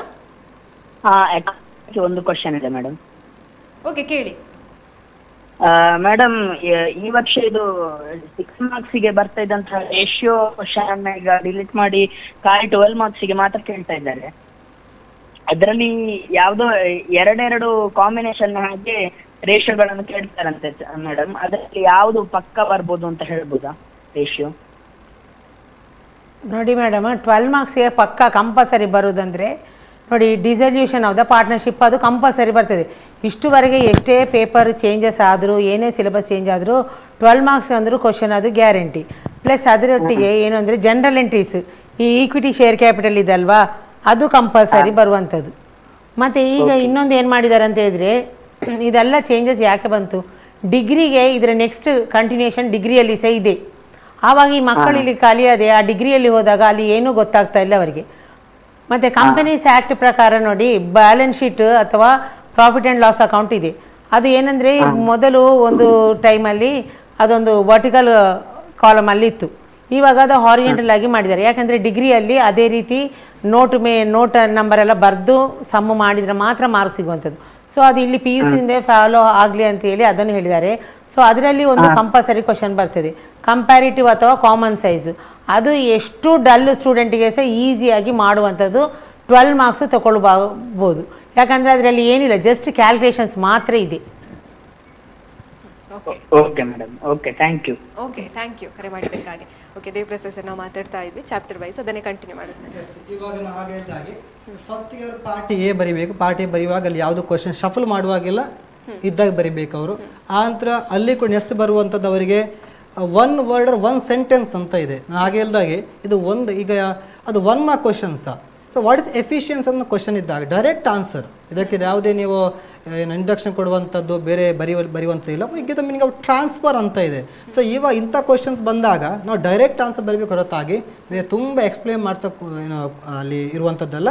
ಅದು ಸ್ಪೆಸಿಫಿಕ್ ಆಗಿದೆ 1 ವರ್ಡ್ 1 ಸೆಂಟೆನ್ಸ್ ಅಂತ. ಸೊ ಇದು ನಮ್ಮ ಪಾರ್ಟ್ ಎ ಬಗ್ಗೆ. ಆದರೆ ಪಾರ್ಟ್ ಬಿಗೆ ಬರುವಾಗ ಅಲ್ಲಿ ಕೂಡ ಹಾಗೆ, ಅಲ್ಲಿ ಅವರಿಗೆ 10 ಕ್ವಶನ್ಸ್ ಕೊಡುವಂಥದ್ದು. 10 ಕ್ವಶನ್ಸ್ ಹೇಗೆ, ಅಲ್ಲಿ ಒಂದು ಇಂಟ್ರೆಸ್ಟಿಂಗ್ ಫ್ಯಾಕ್ಟ್ ಇದೆ. ಏನಂದರೆ ಔಟ್ ಆಫ್ 11 ಚಾಪ್ಟರ್ಸಿಂದ 8 ಚಾಪ್ಟರ್ಸ್ ಮೇಲೆ 10 ಕ್ವಶನ್ಸ್ ಬರುವಂಥದ್ದು. ಇದು ಮಕ್ಕಳಿಗೆ ಗೊತ್ತಿರಬೇಕಾದ ವಿಷಯ. ಸೊ ಬಿಸ್ನೆಸ್ಸಲ್ಲಿ ಚಾಪ್ಟರ್ಸ್ 11 ಇರ್ಬೋದು, ಹಾಗಂತ 8 ಚಾಪ್ಟರ್ಸಲ್ಲಿ ಅವರಿಗೆ 10 ಕ್ವಶನ್ಸ್. ಅಂದರೆ 2 ಚಾಪ್ಟರ್ಸಲ್ಲಿ 4 ಮಾರ್ಕಿನ ಅಲ್ಲೇನು ಕ್ವಶನ್ಸ್ 2 ಕೇಳ್ತಾರೆ 4 ಮಾರ್ಕ್ ನೋಡುವಾಗ. ಚಾಪ್ಟರ್ ನಂಬರ್ 3 ಮತ್ತು 10ನಲ್ಲಿ 2 ಕ್ವಶನ್ಸ್ ಕೇಳ್ತಾರೆ.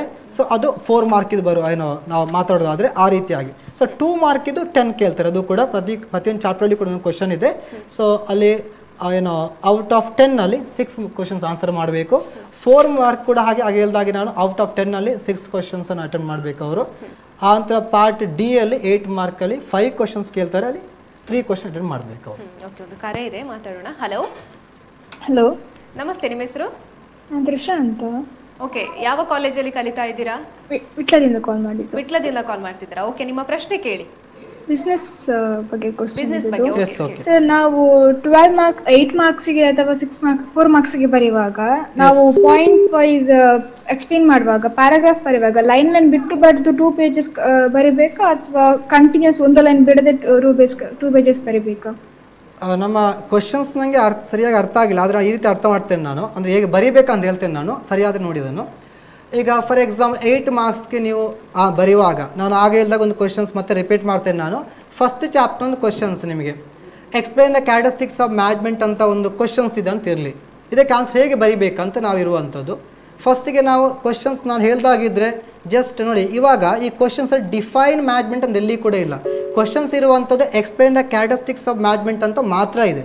ಇವಾಗ ಏನು ಮಾಡಬೇಕಂದ್ರೆ ನಾವು ಫಸ್ಟಿಗೆ ಆ ಮ್ಯಾನೇಜ್ಮೆಂಟ್ನ ಮೀನಿಂಗ್ ಬರಿಬೇಕು ನಾವು. ಸೊ ಮೀನಿಂಗ್ ಬರ್ದಾದ ನಂತರ ಆ ಕ್ಯಾರೆಕ್ಟರಿಸ್ಟಿಕ್ಸ್ನ ಕ್ಯಾರೆಕ್ಟರಿಸ್ಟಿಕ್ಸನ್ನು ನಾವು 1 by 1 ಲೈನ್ ಬಿಡದೆ ನಾವು ಬರ್ಕೊಂಡು ಹೋಗ್ಬೇಕು ಒಮ್ಮೆ. ಆದರೆ ಎಕ್ಸ್ಪ್ಲೈನ್ ಮಾಡುವಾಗ ನೀವು ಒಂದು ಸೈಡ್ ಪಾಯಿಂಟ್ ಬರಿತೀರಾ, ಅದನ್ನು ಎಕ್ಸ್ಪ್ಲೈನ್ ಮಾಡ್ತೀರಾ, ಆನಂತರ ಒಂದು ಲೈನ್ ಬಿಟ್ಟು ಸೆಕೆಂಡ್ ಪಾಯಿಂಟ್ನ ಎಕ್ಸ್ಪ್ಲೈನ್ ಮಾಡ್ಲಿಕ್ಕೆ ಹೋಗ್ಬೇಕು. ನೀವು ಫಸ್ಟಿಗೆ ಎಲ್ಲ ಸೈಡ್ ಪಾಯಿಂಟ್ ಬರ್ಕೊಂಡು ಹೋಗುವಾಗ ನೀವು ಲೈನ್ ಬಿಡೋಂಥ ಅವಶ್ಯಕತೆ ಇಲ್ಲ. ಆದರೆ ಎಕ್ಸ್ಪ್ಲೈನ್ ಮಾಡ್ಲಿಕ್ಕೆ ಹೋಗುವಾಗ ಆಗ ಫಸ್ಟ್ ಪಾಯಿಂಟನ್ನು ಬರೆದು ಅದನ್ನು ಎಕ್ಸ್ಪ್ಲೈನ್ ಮಾಡಿದ ನಂತರ ಒಂದು ಲೈನ್ ಬಿಡಿ, ಆಮೇಲೆ ಸೆಕೆಂಡ್ ಪಾಯಿಂಟನ್ನು ಬರೀರಿ, ಅದನ್ನು ಎಕ್ಸ್ಪ್ಲೈನ್ ಮಾಡಿ ಎಗೇನ್ ಲೈನ್ ಬಿಡಿ. ಆ ರೀತಿಯಾಗಿ ನಾವು ಬರ್ಕೊಂಡು ಹೋಗಬೇಕು. ಸೊ ಈ ರೀತಿ ಮಾಡಿದಾಗ ಇದೊಂದು ಇದರ ಒಂದು ಪರ್ಫೆಕ್ಟ್ ಆನ್ಸರ್ ಅಂತ ಅನಿಸುವಂಥದ್ದು. ಡೌಟ್ಸ್ ಏನಾದ್ರು ಇದೆಯಾ? ಇಲ್ಲ sir, thank you. Yes, okay okay okay ಇದಕ್ಕೇನೆ ಕಂಟಿನ್ಯೂಗೆ ನಾನೊಂದು ಕೇಳ್ತೇನೆ, ಮತ್ತೆ ಅದನ್ನು ಕಂಟಿನ್ಯೂ ಮಾಡಿ ಸರ್. ಇವಾಗ 6 ಪ್ರಶ್ನೆಯನ್ನ ಕೊಟ್ಟು 4 ಪ್ರಶ್ನೆಯನ್ನ ಮಾತ್ರ ಆನ್ಸರ್ ಮಾಡಿ ಅನ್ನುವಂಥದ್ದು ಇರುತ್ತೆ. ಇವಾಗ ಕೆಲವು ಸ್ಟೂಡೆಂಟ್ಗಳು ಏನು ಮಾಡ್ತಾರೆ ಅಂತ ಹೇಳಿದ್ರೆ, ಟೈಮ್ ಇದೆ ಅಂತ ಅಂದ್ಕೊಂಡು ಒಂದು ವೇಳೆ ತಪ್ಪಾಗಿದ್ರೆ ಇನ್ನೊಂದನ್ನು ಕ್ಯಾಲ್ಕುಲೇಟ್ ಮಾಡ್ತಾರಲ್ಲ, ಹಾಗಾಗಿ ಅದನ್ನು ಆ್ಯಡ್ ಮಾಡ್ತಾರೆ. ಇವಾಗ 5 ಬರೀತಾರೆ ಅಂತ ಇದ್ರೆ ಅಲ್ಲೇ ಕಂಟಿನ್ಯೂ ಮಾಡಬೇಕಾಗುತ್ತಾ, ಇಲ್ಲ ಲಾಸ್ಟ್ ಪೇಜಲ್ಲಿ ಕೊಂಡೋಗಿ ಹಾಕಬೇಕಾಗುತ್ತಾ, ಹೇಗೆ ಅಂತ? ಸೊ ಐ ಥಿಂಕ್ ಇವಾಗ ನೀವು ಬಿಸ್ನೆಸ್ ಸ್ಟಡೀಸಲ್ಲಿ ಈಗ ಫಾರ್ ಎಕ್ಸಾಂಪಲ್ ನಾನು ತಗೊಳ್ಳೋದಾದ್ರೆ ಇಲ್ಲಿ ಇವಾಗ 8 ಮಾರ್ಕ್ಗೆ 3 ಬರಿಬೇಕು. ಸೊ 3 ಬರೀತಾರೆ, ಏನೊಂದು ರಾಂಗ್ ಆಯಿತು. ಸೊ ಆ ರೀತಿ ಕ್ವಶನ್. ಓಕೆ, ಸೊ ಇವಾಗ ಅಲ್ಲಿ ಏನೋ ರಾಂಗ್ ಆಯಿತು. ಸೊ ರಾಂಗ್ ಆದಾಗ ಏನು ಮಾಡ್ಬೋದು ಅಂದರೆ, ಸೊ ಅವ ಮತ್ತೊಂದು ಬರೀತಾನೆ, ಏನು ಕ್ಲಾಟ್ ಮಾಡಲ್ಲ, ಅದನ್ನು ಕಟ್ ಮಾಡಲಿಲ್ಲ. ಆವಾಗ ಬೆಸ್ಟ್ ಒಂದು ಪಿಕ್ ಮಾಡ್ತಾರೆ. ಈಗ ಫಾರ್ ಎಕ್ಸಾಂಪಲ್ ಅವನು 37, 38 ಕ್ವಶನ್ಸ್ಗೆ ಅವನಿಗೆ ಫುಲ್ ಮಾರ್ಕ್ಸ್ ಸಿಕ್ಕಿದೆ. 39th ಕ್ವಶನ್ಗೆ ಅವನಿಗೆ ಏನೋ ಬರ್ಕೊಂಡು ಹೋದ, ಅಲ್ಲಿ ಮಿಸ್ಟೇಕ್ ಆಯಿತು, ಅಲ್ಲಿ ಬಿಡ್ತಾನೆ. 40th ಕ್ವಶನ್ ಅಟೆಂಪ್ಟ್ ಮಾಡ್ತಾನೆ. 40 ಕ್ವಶನ್ಸಲ್ಲಿ ಅವನಿಗೆ 8 ಮಾರ್ಕ್ ಬಂತು. ಆವಾಗ 39th ಕ್ವಶನ್ಸನ್ನಲ್ಲಿ ಇಗ್ನೋರ್ ಮಾಡ್ತಾರೆ. ಸೊ ಅಲ್ಟಿಮೇಟ್ ಆಗಿ ಏನಾದರೂ ಕೂಡ ಫೇವರ್ ಆಗಿರುವಂಥದ್ದು ಮಕ್ಕಳಿಗೆ. ಆನಂತರ ಕೆಲವು ಸರಿ ಏನಾಗುವಂಥದ್ದು ಅಂದರೆ, ಈ ಒಂದು 4 ಮಾರ್ಕಲ್ಲಿ ಅವನೇನು ಮಾಡ್ತಾನೆ ಅಂದರೆ ಸ್ವಲ್ಪ ಎಕ್ಸ್ಪ್ಲೇನ್ ಮಾಡ್ತಾನೆ, ಮತ್ತೆ ಒಂದು ಕ್ವಶನ್ ಬರೆದು ನೆಕ್ಸ್ಟ್ ಎಕ್ಸ್ಪ್ಲೇನ್ ಮಾಡ್ತಾನೆ. ಈಗ ಫಾರ್ ಎಕ್ಸಾಂಪಲ್ ಅವ 27th ಕ್ವಶನ್ಗೆ ಆನ್ಸರ್ ಬರಿತಾ ಇದ್ದ, ಅದು ಅರ್ಧಕ್ಕೆ ಸ್ಟಾಪ್ ಆಯಿತು. 28th ಕ್ವಶನ್ಸ್ಗೆ ಆನ್ಸರ್ ಬರೀತಾನೆ. ಎಗೇನ್ 27ಗೆ ಬರ್ಬೋದು, ಕಂಟಿನ್ಯೂ ಮಾಡ್ಬೋದು. ಅಲ್ಟಿಮೇಟ್ ಆಗಿ ಸ್ಟೂಡೆಂಟಿಗೆ ಫೇವರ್ ಆಗಿರೋ ಕಾರಣ, ಅವರ ಏನು ಪರವಾಗಿರುವ ಕಾರಣ ಅದನ್ನು ಕನ್ಸಿಡರ್ ಮಾಡ್ತಾರೆ. ಟೈಮ್ ನೋಡ್ಕೊಳ್ಬೇಕು. ಆದರೆ ಒಂದು ಮಕ್ಕಳಿಗೆ ನಾವು ಕಿವಿ ಮಾತು ಇರುವಂಥದ್ದು, ಎಕ್ಸ್ಟ್ರಾ ಸ್ನೇಹಿತರು ಕೂಡ ಕೊನೆಗೆ ಬರೆಯುವಂಥದ್ದು ಬೆಟರ್. ಆವಾಗ ಟೈಮ್ ಮ್ಯಾನೇಜ್ಮೆಂಟ್ ಆಗ್ಬೋದು. ಓಕೆ, ಒಂದು ಕಾಲ್ ಇದೆ, ಮಾತಾಡೋಣ. ಹಲೋ ಹಲೋ, ನಮಸ್ತೆ, ನಿಮ್ಮ ಹೆಸರು? ನನ್ನ ಹೆಸರು ರಿತಿಕಾ, ವಿವೇಕಾನಂದ PU ಕಾಲೇಜಿಂದ. ಓಕೆ, ಪ್ರಶ್ನೆ ಕೇಳಿ. ಬಿಸ್ನೆಸ್ ಅಲ್ಲಿ ಇದು 1 ಮಾರ್ಕ್ ಮತ್ತೆ 2 ಮಾರ್ಕ್ ಕ್ವೆಶನ್ಸ್, ಅದು ಯಾವ್ದು ನಾವು ಪ್ರಿಫರ್ ಮಾಡಬೇಕು? ಲೈಕ್ ಯಾವ ಚಾಪ್ಟರ್ಸ್ ಇಂದೆಲ್ಲ ವೆಯ್ಟೇಜ್ ಇರುವ ಚಾಪ್ಟರ್ಸ್ ಇಂದ ಬರುದಾ ಆರ್ ಹೇಗೆ? ಓಕೆ, ನೋಡಿ 1 ಮಾರ್ಕ್ ಇದ್ದು ಅಲ್ಲಿ ಪ್ರತಿಯೊಂದು ಚಾಪ್ಟರ್ ಕೂಡ ಇದೆ. ಸೊ 11 ಚಾಪ್ಟರ್ಸ್ ಇಂದ ಕೂಡ ಅಲ್ಲಿದೆ. ಅದರಲ್ಲಿ ಕೂಡ ಮಾರ್ಕೆಟಿಂಗಲ್ಲಿ 1 ಮಾರ್ಕಲ್ಲಿ 3 ಕ್ವಶನ್ಸ್ ಕೇಳ್ತಾರೆ ನಿಮಗೆ ಮಾರ್ಕೆಟಿಂಗ್ ಚಾಪ್ಟರಲ್ಲಿ. ಅಂದರೆ ಬಿಸ್ನೆಸ್ ಎನ್ವಿರಾನ್ಮೆಂಟಲ್ಲಿ 1 ಮಾರ್ಕಿಗೆ ಒಂದೇ ಬರುವಂಥದ್ದು. ಕಂಟ್ರೋಲಿಂಗ್ ಚಾಪ್ಟರ್ಸ್ ಕೂಡ 1 ಮಾರ್ಕ್ಗೆ ಒಂದೇ ಬರುವಂಥದ್ದು. ಸೊ ಟೋಟಲ್ ಆಗಿ ನಾವು 11 ಚಾಪ್ಟರ್ಸ್ ಇಂದ ಕೂಡ ಕೇಳ್ತಾರೆ ಕ್ವಶನ್ಸ್. ಸೊ ನೀವು 1 ಮಾರ್ಕಿಗೋಸ್ಕರ ಯಾವ ಚಾಪ್ಟರ್ ಅನ್ಕೋ ಸ್ಕಿಪ್ ಮಾಡುವಾಗಿಲ್ಲ. ಎಲ್ಲ ಏನು ನಾನು 5 ಚಾಪ್ಟರ್ಸ್ ಓದ್ತೇನೆ ಎಲ್ಲ ಆನ್ಸರ್ ಮಾಡ್ಬೋದು, ಖಂಡಿತ ಸಾಧ್ಯ ಇಲ್ಲ. ನಿಮಗೆ 1 ಮಾರ್ಕ್ ಎಲ್ಲ 20 ಕ್ವಶನ್ಗೆ ಆನ್ಸರ್ ಮಾಡಬೇಕಾ, 11 ಚಾಪ್ಟರ್ಸ್ ಅನ್ನು ಕೂಡ ನೀವು ಥಾರಾಗಿ ಓದಬೇಕಾಗ್ತದೆ. ಅಲ್ಲಿ ಯಾವುದು ಕೂಡ ಏನು ನಿಮಗೆ ಕನ್ಸೆಷನ್ ಮಾಡ್ಲಿಕ್ಕೆ ಆಗೋದಿಲ್ಲ. 2 ಮಾರ್ಕ್ಸ್ ಕೂಡ ಅದೇ ಪ್ರಿಫರ್ ಆಗ್ತದೆ. 2 ಮಾರ್ಕ್ ಕೂಡ ಹಾಗೆ 2 ಮಾರ್ಕ್ ಔಟ್ ಆಫ್ 10 ಇದರಲ್ಲಿ ನೀವು ಆಲ್ಮೋಸ್ಟ್ 1 ಚಾಪ್ಟರ್ಸ್ ಬಿಟ್ಟು ಮತ್ತೆಲ್ಲವೂ ಕೂಡ ನಿಮಗೆ ಅಲ್ಲಿ ಏನೋ ಕ್ವಶನ್ಸ್ ಇದೆ ನಿಮಗೆ.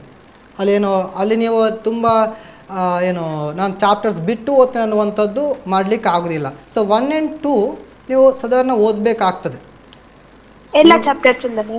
ಎಸ್ ಹೌದು. ಆದರೆ 4 ಮತ್ತು 8 ಅಲ್ಲಿ ನೀವು ಸ್ವಲ್ಪ ನೋಡ್ಕೊಳ್ಬೋದು. 4 ಮತ್ತು 8 ಈಗ chapter number 1, chapter number 6, chapter number 10 ತಗೊಂಡ್ರೆ ಅಲ್ಲಿ 8 ಮಾರ್ಕಿಗೆ ಆಯ್ತು ನಿಮಗೆ. ಯಾಕೆ ಚಾಪ್ಟರ್ 1 ಏನು ಫಸ್ಟ್ ಚಾಪ್ಟರ್ ಇದೆ, 6 ಅಲ್ಲಿ ಸ್ಟಾಫಿಂಗ್ ಇದೆ, 10 ಅಲ್ಲಿ ಮಾರ್ಕೆಟಿಂಗ್ ಇದೆ. ಪ್ರತಿಯೊಂದು ಚಾಪ್ಟರ್ಲಿ ಕೂಡ 8 ಮಾರ್ಕ್ ಕ್ವಶನ್ ಬರುವಂಥದ್ದು ಕಂಪಲ್ಸರಿ ಬಂದೇ ಬರ್ತದೆ. ಆದ ಕಾರಣ ಬೇರೆ ಚಾಪ್ಟರ್ಸ್ ಇಗ್ನೋರ್ ಮಾಡ್ಬೋದು. ಈಗ ಸರ್ 8 ಮಾರ್ಕ್ಸ್ ಅದರಲ್ಲಿ ಒಂದೇ ಲೆಸನಿಂದ 2 ಕ್ವೆಶ್ಚನ್ಸ್ ಹಾಗೆ ಬರ್ತದಾ ಎಲ್ಲ ಕ್ವೆಶ್ಚನ್ ಇಲ್ಲ ನಿಮಗೆ ಏನು ಬರುವಂಥದ್ದು 8 ಮಾರ್ಕ್ ಬರುವಂಥದ್ದು chapter number 1, 5, 6, 7, 10. Okay. Chapter number 1 ಇಂದ 5 ಇಂದ 6 ಇಂದ 7, 10 ಆ ರೀತಿ ಬರುವಂಥದ್ದು. Okay sir. ರಿತಿಕಾ ಬೇರೆ ಪ್ರಶ್ನೆ ಇದೆಯಾ? ಇಲ್ಲ ma'am, thank you. Okay, thank you sir. ನಾವು ಚಾಪ್ಟರ್ ವೈಸ್ ಮಾಡ್ತಿದ್ದೀವಿ, ಅದನ್ನೇ ಕಂಟಿನ್ಯೂ ಮಾಡಿ ಸರ್. ಸೊ ಆ ರೀತಿಯಾಗಿ 2 ಮಾರ್ಕ್ ಅಂದರೆ 4 ಮಾರ್ಕಲ್ಲಿ ಕೂಡ ಹಾಗೆ ಅವರಿಗೆ ಔಟ್ ಆಫ್ 10 ಅಲ್ಲಿ ಏನು ಮಕ್ಕಳು 6 ಬರಿಬೇಕು. ಇಲ್ಲಿ ಕೂಡ ಹಾಗೆ ಮಕ್ಕಳು ಬರೆಯುವಂಥದ್ದು ಹಾಗೆ ಎಲ್ಲಾಗೆ ತುಂಬ ಪೇಜ್ಗಟ್ಟಲೆ ಆ ರೀತಿ ಲೆಕ್ಕ ಹಾಕೋದು ಬೇಡ. ಪ್ರತಿ ಸೈಡ್ ಪಾಯಿಂಟ್ ಬರೆದು ಸೈಡ್ ಪಾಯಿಂಟ್ಗೆ 3 ಅಥವಾ 4 ಲೈನ್ ಅವರು ಬರೆದ್ರೆ ಸಾಕಾಗ್ತದೆ. ಕನ್ಕ್ಲೂಷನ್ಸ್ ಆಗಿದ್ರೆ ಕೊಡ್ಬೋದು. ಕನ್ಕ್ಲೂಷನ್ಸ್ ಕೆಲವು ಸಾರಿ ಏನಂದರೆ ಆರ್ಗ್ಯುಮೆಂಟ್ ಇದ್ದಾಗ ಕೊಡ್ಬೋದು, ನಾವು ಪ್ರತಿಯೊಂದು ಕೊಡಲಿಕ್ಕೆ ಸಾಧ್ಯ ಇಲ್ಲ. ಅದಕ್ಕೆ they try to write the conclusion. So 8 mark ಕೂಡ ಹಾಗೆ ತುಂಬ ಮಕ್ಕಳಿಗೆ 4 ಮಾರ್ಕಲ್ಲಿ ಕೆಲವು ಸಾರಿ ಆರ್ಟ್ಸ್ ಅಂತ ಇಲ್ಲಿ ಕ್ವಶನ್ಸ್ ಇದೆ ಆಲ್ರೆಡಿ, ಏನು ಹೈಯರ್ ಆರ್ಡರ್ ಥಿಂಕಿಂಗ್ ಸ್ಕಿಲ್ ಅಂತಿದೆ. ಅಲ್ಲಿ ಆ್ಯಕ್ಚುಲಿ ಕ್ವಶನ್ಸ್ ಟಫ್ ಇರುವಂಥ ಆನ್ಸರ್ ಈಸಿ ಇದೆ. ಮೊದಲು ಹೇಗಿತ್ತು ಅಂದರೆ ಕ್ವಶನ್ಸ್ ಈಸಿ ಇತ್ತು, right any for consumer rights, right any for responsibility of consumer ಅಂತ. ಸೊ ಕ್ವಶನ್ ಈಸಿ, ಆನ್ಸರ್ ಕಷ್ಟ. ಇವಾಗ ಉಲ್ಟಾ, ಕ್ವಶನ್ಸ್ ಆ್ಯಕ್ಚುಲಿ ಕಷ್ಟ ಇದೆ, ಆನ್ಸರ್ ಸರಿಯಾಗಿ ಅರ್ಥ ಮಾಡಿಕೊಂಡ್ರೆ ಈಸಿ ಇದೆ. ಮಕ್ಕಳಿಗೆ ಆ ಕ್ವಶನ್ ಬ್ಯಾಂಕಲ್ಲಿ ಇದೆ ಯಾವ ಕ್ವಶನ್ಸ್ ಹಾರ್ಡ್ ಕ್ವಶನ್ಸ್ ಅಂತ ಇದೆ. 60-40 ಇದೆ ಮೇಡಮ್, ಅಂದರೆ 60 ಲಾಟ್ಸ್ ಅಂತ lower order, 40 higher order. So ಅವರ ಕ್ವಶನ್ ಬ್ಯಾಂಕ್ ಸರಿ ನೋಡ್ಲಿಕ್ಕೆ ಹೋದ್ರೆ ಅಲ್ಲಿ ಇದೆ. ಆ ಕ್ವಶನ್ ಓದಿದ್ರೆ ತುಂಬ ಏನು ಬಹಿಯಾಟ ಮಾಡಿ ಕಷ್ಟಪಟ್ಟು ಓದೋ ಅವಶ್ಯಕತೆ ಇಲ್ಲ. ಹಾರ್ಟ್ ಕ್ವಶನ್ ಹಾರ್ಟ್ ಆಗಿದೆ, ಆನ್ಸರ್ ತುಂಬ ಸಾಫ್ಟ್ ಆಗಿದೆ, ತುಂಬ ಈಸಿ ಆಗಿದೆ. ಸೊ ಆ ರೀತಿಯಾಗಿ ಮಕ್ಕಳು ಬರೀಬೇಕು. ಓಕೆ, ಇನ್ನೊಂದು ಕರೆ ಇದೆ, ಮಾತಾಡೋಣ. ಹಲೋ ಹಲೋ ಹಲೋ ಹಲೋ, ನಮಸ್ತೆ. ನಿಮ್ಮ ಹೆಸರು? ಹಲೋ, ನಿಮ್ಮ ಹೆಸರು ಹೇಳಿ. ಧನುಷ್ ಅಂತ ಹೇಳಿ. ನನ್ನ ಪ್ರಶ್ನೆ ಬಿಸ್ನೆಸ್ಗೆ. ಓಕೆ, ಪ್ರಶ್ನೆ ಕೇಳಿ. ಹಲೋ, ನಿಮ್ಮ ಪ್ರಶ್ನೆ ಕೇಳಿ. ಹಲೋ. ಓಕೆ, ಅದು ಡಿಸ್ಕನೆಕ್ಟ್ ಆಯಿತು ಅಂದ್ಕೊಳ್ತೀನಿ. ಓಕೆ, ನಾನಿವಾಗ ಕಂಪ್ಯೂಟರ್ ಸೈನ್ಸ್ ಬಗ್ಗೆ ಮಾತಾಡಬೇಕು ಸರ್. ಇದರಲ್ಲಿ ತುಂಬ ಜನರಿಗೆ ಇರುವಂಥದ್ದಂದರೆ ಪಕ್ಕಾ ಬರುವಂಥ ಪ್ರಶ್ನೆಗಳು ಯಾವುದು ಅಂತ ಹೇಳ್ತಾರೆ. ಇವಾಗ ಔಟ್ ಆಫ್ ಔಟ್ ತೆಗಿಯೋರು ಎಲ್ಲನೂ ಓದಬೇಕಾಗುತ್ತೆ, ಬಟ್ ಆ್ಯಾವರೇಜ್ ತೆಗೆಯುವವರಿಗೆ ಪಕ್ಕಾ ಬರುತ್ತೆ ಅನ್ನೋವಂತಹ ಪ್ರಶ್ನೆ ಇದ್ದರೆ ಯಾವುದು ಅಂತ? ಈ ಕಂಪ್ಯೂಟರ್ ಸೈನ್ಸಲ್ಲಿ ಒಂದು 50% 5 ಮಾರ್ಕ್ಗಳಲ್ಲಿ ಅಥವಾ 2 ಮಾರ್ಕ್ಗಳಲ್ಲಿ 3 ಮಾರ್ಕ್ಗಳಲ್ಲಿ ಒಂದು 50% ಕ್ವಶನ್ ಪಕ್ಕಾ ಬರುತ್ತೆ. ಆ ಪಕ್ಕಾ ಬರುವಂತಹ ಕ್ವಶನ್ಗಳು ನಾನು ಆವಾಗಲೇ ಒಂದು 3 ಕ್ವಶನ್ ಹೇಳಿದೆ, ಅದು ಕಟ್ಟಿಟ್ಟ ಬುತ್ತಿ. ಹಾಗೆ 5 ಮಾರ್ಕಿಗೆ ಅಲ್ಲಿ OOP ಕಾನ್ಸೆಪ್ಟ್ ಅಂದರೆ ಆಬ್ಜೆಕ್ಟ್ ಓರಿಯೆಂಟೆಡ್ ಪ್ರೋಗ್ರಾಮಿಂಗ್ ಕಾನ್ಸೆಪ್ಟ್ ಅಂತ ಒಂದು ಚಾಪ್ಟರ್ ಇದೆ. ಸೊ ಆ ಚಾಪ್ಟರ್ಗೆ 5 ಮಾರ್ಕ್ ಅಲಾಟ್ ಆಗಿದೆ. ಅದರಿಂದ ಒಂದು ಕ್ವಶನ್ ಶೂರ್ ಇದೆ. ಅಲ್ಲಿ ಇರುವಂಥದ್ದು ಮ್ಯಾಕ್ಸಿಮಮ್ 3 ಕ್ವಶನ್ ಪಾಸಿಬಿಲಿಟಿ. ಆ ಇಡೀ ಚಾಪ್ಟರ್ಲಿ 3 ಕ್ವಶನ್ ಪಾಸಿಬಿಲಿಟಿ ಇರುವಂಥದ್ದು. ಆ 3ರಲ್ಲಿ ಒಂದು ಕ್ವಶನ್ ಶೂರ್ ಆಗಿ ಬಂದೇ ಬರುತ್ತೆ. ಹಾಗೆ ಇನ್ನು ಮುಂದೆ ಚಾಪ್ಟರ್ಗಳಲ್ಲಿ ನೋಡೋದಿದ್ರೆ inline function, friend function overloading, inheritance, especially inheritance ಅಲ್ಲಿ ನಾವು ಟೈಪ್ಸ್ ಆಫ್ ಇನ್ಹೆರಿಟೆನ್ಸ್ ಅಂತ ಹೇಳ್ತೀವಿ. ಸೊ ಇದೆಲ್ಲವೂ ಶೂರ್ ಆಗಿ ಬರುವಂಥದ್ದು. ಅದು 3 ಮಾರ್ಕ್ಸ್ ಇರ್ಬೋದು, 5 ಮಾರ್ಕ್ಸ್ ಇರ್ಬೋದು. ಮಕ್ಕಳು ಇಂಥ ಕ್ವಶನ್ಗಳನ್ನು ಯಾವುದೇ ಕಾರಣಕ್ಕೂ ಸ್ಕಿಪ್ ಮಾಡಬಾರ್ದು. ಸೊ ಇದೆಲ್ಲವೂ ಐಡಿಯಾ ಸಿಗಬೇಕು ಅಂತಂದ್ರೆ ನಾನು ಆವಾಗಲೇ ಹೇಳಿದಾಗೆ ಮಾಡೆಲ್ ಕ್ವಶನ್ ಪೇಪರ್ಗಳನ್ನು ಒಂದು ರೌಂಡ್ ನೋಡಬೇಕು. ಎಕ್ಸಾಮ್ ಪ್ರಿಪರೇಷನ್ ನಾವು ಎಷ್ಟೇ ಓದಲಿ, ಎಷ್ಟೇ ಪ್ರಿಪೇರ್ ಆದರೂ ಆ ಮಾಡೆಲ್ ಕ್ವಶನ್ ಪೇಪರ್ಗಳನ್ನು ನೋಡೋದು ನಮಗೆ ಒಂಥರ ಪ್ಲಸ್ ಪಾಯಿಂಟ್. ಸೊ ಈ ಮಾಡೆಲ್ ಕ್ವಶನ್ ಪೇಪರ್ ನಾವು ಓದಿ ಆದ್ಮೇಲೆ ನೋಡಿದ್ರು ಸಾಕು, ನಮಗೆ ಒಂದು ಕ್ಲಿಯರ್ ಪಿಕ್ಚರ್ ಸಿಗುತ್ತೆ ಕ್ವಶನ್ ಪೇಪರ್ ಯಾವ ರೀತಿ ಬರುತ್ತೆ. ಸೊ ನೀವು ಮಾಡೆಲ್ ಕ್ವಶನ್ ಪೇಪರ್ ಇರ್ಬೋದು ಅಥವಾ ಓಲ್ಡ್ ಕ್ವಶನ್ ಪೇಪರ್ಗಳನ್ನು ತೆಗೆದು ನೋಡಿ, ನಾನು ಹೇಳಿರುವಂತಹ ಕೆಲವೊಂದು ಕ್ವಶನ್ಗಳು ಅದು ಶುವರ್ ಆಗಿ ಬಂದೇ ಬರುತ್ತೆ. ಈಗ ಎಕ್ಸಾಂಪಲ್ ಆಬ್ಜೆಕ್ಟ್ ಓರಿಯೆಂಟೆಡ್ ಕಾನ್ಸೆಪ್ಟ್ಗಳಲ್ಲಿ ಅಪ್ಲಿಕೇಶನ್ ಆಫ್ OOP ಅಥವಾ characteristics of OOP or advantages or disadvantage of OOP, ಈ 3 ಕ್ವಶನ್ಗಳಲ್ಲಿ ಒಂದು ಕ್ವಶನ್ ರಿಪೀಟೆಡ್ ಆಗಿ ಬಂದೇ ಬರುತ್ತೆ. ಅದರಲ್ಲೂ ಹೆಚ್ಚಾಗಿ ಅಪ್ಲಿಕೇಶನ್ಸ್ ಆಫ್ OOP 100% ನಾವು ಹೇಳ್ಬೋದು, ಆಲ್ಮೋಸ್ಟ್ ಎಲ್ಲ ಕ್ವಶನ್ ಪೇಪರ್ಗಳಲ್ಲೂ ಅದು ರಿಪೀಟ್ ಆಗಿದೆ. ಹಾಗೆ ಇನ್ನೊಂದು ನೋಡೋದಿದ್ರೆ ನಾವು inline function and friend function. So inline function friend function 2 ಟಾಪಿಕಲ್ಲಿ ಒಂದು ಕ್ವಶನ್ ರಿಪೀಟೆಡ್ ಆಗಿ ಬಂದೇ ಬರುತ್ತೆ. ಅದರಲ್ಲಿ ಡೌಟೇ ಬೇಡ ಮಕ್ಕಳಿಗೆ, ಯಾವುದನ್ನು ಬೇಡಬೇಕು. ಈ ಥರ ಇರುವಾಗ ನಾವೇನು ಹೇಳುವಂಥದ್ದು, ಪರ್ಫೆಕ್ಟ್ ಆಗಿ ಬರುತ್ತೆ ಅಂತ ನಾವು ಹೇಳುವಂಥ ಕ್ವಶನ್ಗಳನ್ನು ಓದುವಾಗಲೂ ನಾವು ಪರ್ಫೆಕ್ಟ್ ಆಗಿ ಇರಬೇಕು. ಅರ್ಧಕ್ಕೆ ಬಿಟ್ಟರೆ ನಾವು ಯಾವತ್ತು ಅದನ್ನು ಫುಲ್ ಮಾರ್ಕ್ ಎಕ್ಸ್ಪೆಕ್ಟ್ ಮಾಡೋಕ್ಕಾಗಲ್ಲ. ಆ್ಯನ್ಯುವಲ್ ಎಕ್ಸಾಮ್, ಎಸ್ಪೆಷಲಿ ಆ್ಯನ್ಯುವಲ್ ಎಕ್ಸಾಮಲ್ಲಿ ನಾವು ಏನು ಆನ್ಸರ್ ಮಾಡ್ತೀವಿ ಅದು ಪರ್ಫೆಕ್ಟ್ ಇರಬೇಕು. ನಮಗೆ ಕಂಟೆಂಟ್ ಇಂಪಾರ್ಟೆಂಟ್ ಅಲ್ಲ. ಈಗ ಎಕ್ಸಾಂಪಲ್ ಇನ್ಲೈನ್ ಫಂಕ್ಷನ್ ಎಕ್ಸ್ಪ್ಲೇನ್ ಮಾಡ್ತೀವಿ ಅಂತಂದರೆ ಅಲ್ಲಿ ಒಂದು ಪ್ಯಾರಾಗ್ರಾಫ್ ಎಕ್ಸ್ಪ್ಲೇನ್ ಮಾಡಿ with the example programs. So computer ಸೈನ್ಸಲ್ಲಿ ನಮಗೆ ಥಿಯರಿಟಿಕಲ್ ಆಗಿ ಹೆಚ್ಚು ಎಕ್ಸ್ಪ್ಲನೇಷನ್ ಇರುವುದಿಲ್ಲ, ಬದಲಾಗಿ ನಾವು ಎಕ್ಸಾಂಪಲ್ ಪ್ರೋಗ್ರಾಮ್ಸ್ಗಳನ್ನು ಕೊಡಬೇಕಾಗತ್ತೆ. ಸೊ ಈ ಎಕ್ಸಾಂಪಲ್ ಪ್ರೋಗ್ರಾಮ್ ಮಕ್ಕಳಿಗೆ ಒಂದು ಕಷ್ಟ ಆಗ್ತದೆ, ನಾವು ವಾಪಸ್ ಓದಬೇಕು. ಸೊ ಅದರ ಅವಶ್ಯಕತೆ ಇಲ್ಲ. ಆಲ್ರೆಡಿ ನಾವು ಏನು ಪ್ರಾಕ್ಟಿಕಲಲ್ಲಿ ನಾವು ಏನು ಎಕ್ಸಾಮ್ ಬರೆದಿದ್ದೀವಿ, ಈಗ ಆ ಎಲ್ಲ ಪ್ರಾಕ್ಟಿಕಲ್ ಕ್ವಶನ್ಗಳು ರಿಲೇಟೆಡ್ ಆಗಿ ಥಿಯರಿ ಕ್ವಶನ್ಗಳು ಬರುತ್ತೆ. ಇನ್ಲೈನ್ ಫಂಕ್ಷನ್ ಬಂತ, ಇನ್ಲೈನ್ನ ಪ್ರಾಕ್ಟಿಕಲ್ ಪ್ರೋಗ್ರಾಮ್ ಇದೆ, ಅದನ್ನೇ ಬರೀರಿ.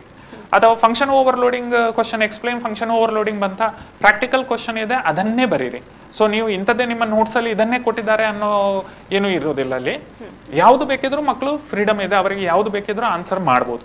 ಬಟ್ ಮ್ಯಾಟರ್ ಏನಂದ್ರೆ ಆ ಕ್ವಶನ್ಗೆ ರಿಲೇಟೆಡ್ ಆದಂತಹ ಪ್ರೋಗ್ರಾಮ್ ಎಕ್ಸಾಂಪಲ್ ಇರಬೇಕು. ಹೆಚ್ಚಾಗಿ ನಾವು ವೆಯ್ಟೇಜ್ ಕೊಡುವಂಥದ್ದು ಪೇಪರ್ ವ್ಯಾಲ್ಯೂಯೇಷನ್ ಮಾಡುವಾಗ ಪ್ರೋಗ್ರಾಮಿಂಗ್ ಎಕ್ಸಾಂಪಲ್ಸ್. ಸೊ ಈ ಎಕ್ಸಾಂಪಲ್ಗಳ ನಾವು ಎಷ್ಟು ಇದೆ ಅಷ್ಟು ಅವರಿಗೆ ಮಾರ್ಕ್ಸಿನ ಬೂಸ್ಟಪ್ ಜಾಸ್ತಿ ಇರುತ್ತೆ. ಓಕೆ, ಒಂದು ಕರೆ ಇದೆ ಸರ್, ಮಾತಾಡೋಣ. ಹಲೋ ಹಲೋ, ನಮಸ್ತೆ, ನಿಮ್ಮ ಹೆಸರು? ಧನುಷ್ ಅವರು. ಓಕೆ, ಈಗ ಕಾಲ್ ಮಾಡಿದ್ರು ಅವರೇ, ಕಾಲ್ ಕಟ್ ಆಯ್ತು ಅಂದ್ಕೊಳ್ತೀನಿ. ಓಕೆ, ಇವಾಗ ಕೇಳಿ ನಿಮ್ಮ ಪ್ರಶ್ನೆ. ನಂದು ಬಿಸ್ನೆಸ್ ಸ್ಟಡೀಸ್ಗೆ. ಬಿಸ್ನೆಸ್ ಸ್ಟಡೀಸ್, ಓಕೆ, ಕೇಳಿ.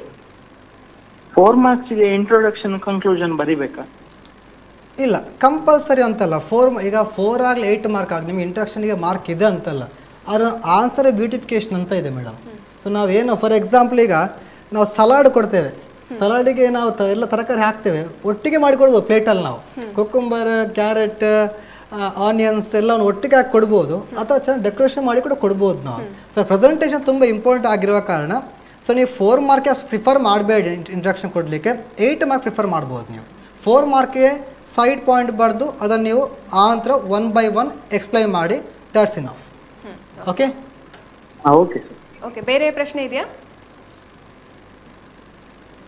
ಓಕೆ, ಅಷ್ಟೇ ಅಂತ ಅಂದ್ಕೊಳ್ತೀವಿ. ಓಕೆ, ಇನ್ನಷ್ಟು ವಿಚಾರಗಳನ್ನ ಮಾತಾಡೋಣ ವೀಕ್ಷಕರೇ. ಇನ್ನಷ್ಟು ವಿಚಾರಗಳನ್ನ ಮಾತಾಡ್ತೀವಿ ಸಣ್ಣ ವಿರಾಮದ ಬಳಿಕ.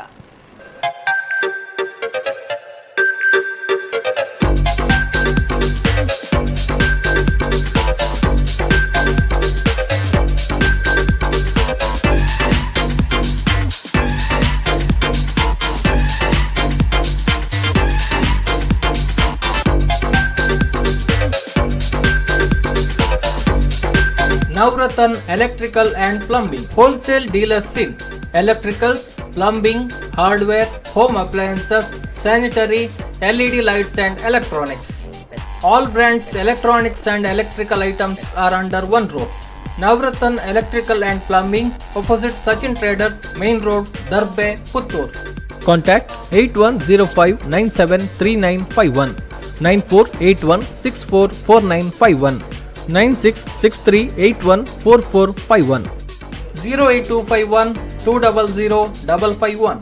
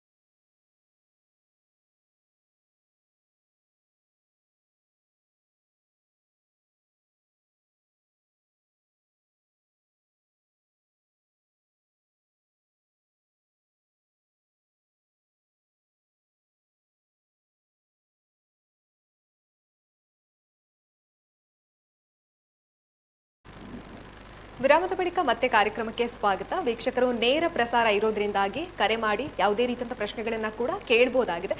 ಎಸ್, ನಾವು ಪ್ರಕಾಶ್ ಸರ್ ನಾವು ಮಾತಾಡ್ತಾ ಇದ್ವಿ. ಹಾಗೇನೆ ಇವಾಗ ಕೀವರ್ಡ್ಸ್ ಇರುತ್ತಲ್ವಾ, ಅದನ್ನ ನೆನಪಿಟ್ಕೊಳ್ಳೋದು ಅಂತ ಹೇಳಿದ್ರೆ ಕಷ್ಟ ಅಂತ ಹೇಳೋರು ತುಂಬಾ ಜನ ಇರ್ತಾರೆ. ಅವ್ರಿಗೆ ಏನಾದ್ರೂ ಟಿಪ್ಸ್ ಕೊಡೋದು ಇದ್ರೆ? ಈಗ ನಾನು ವಿದ್ಯಾರ್ಥಿಗಳಿಗೆ ಇವನ್ ಕ್ಲಾಸ್ ರೂಮ್ ಅಲ್ಲಿ ಹೇಳೋದು ಅಷ್ಟೇ, ನೀವು ಕಷ್ಟಪಟ್ಟು ಓದ್ಬೇಡಿ, ಇಷ್ಟಪಟ್ಟು ಓದಿ.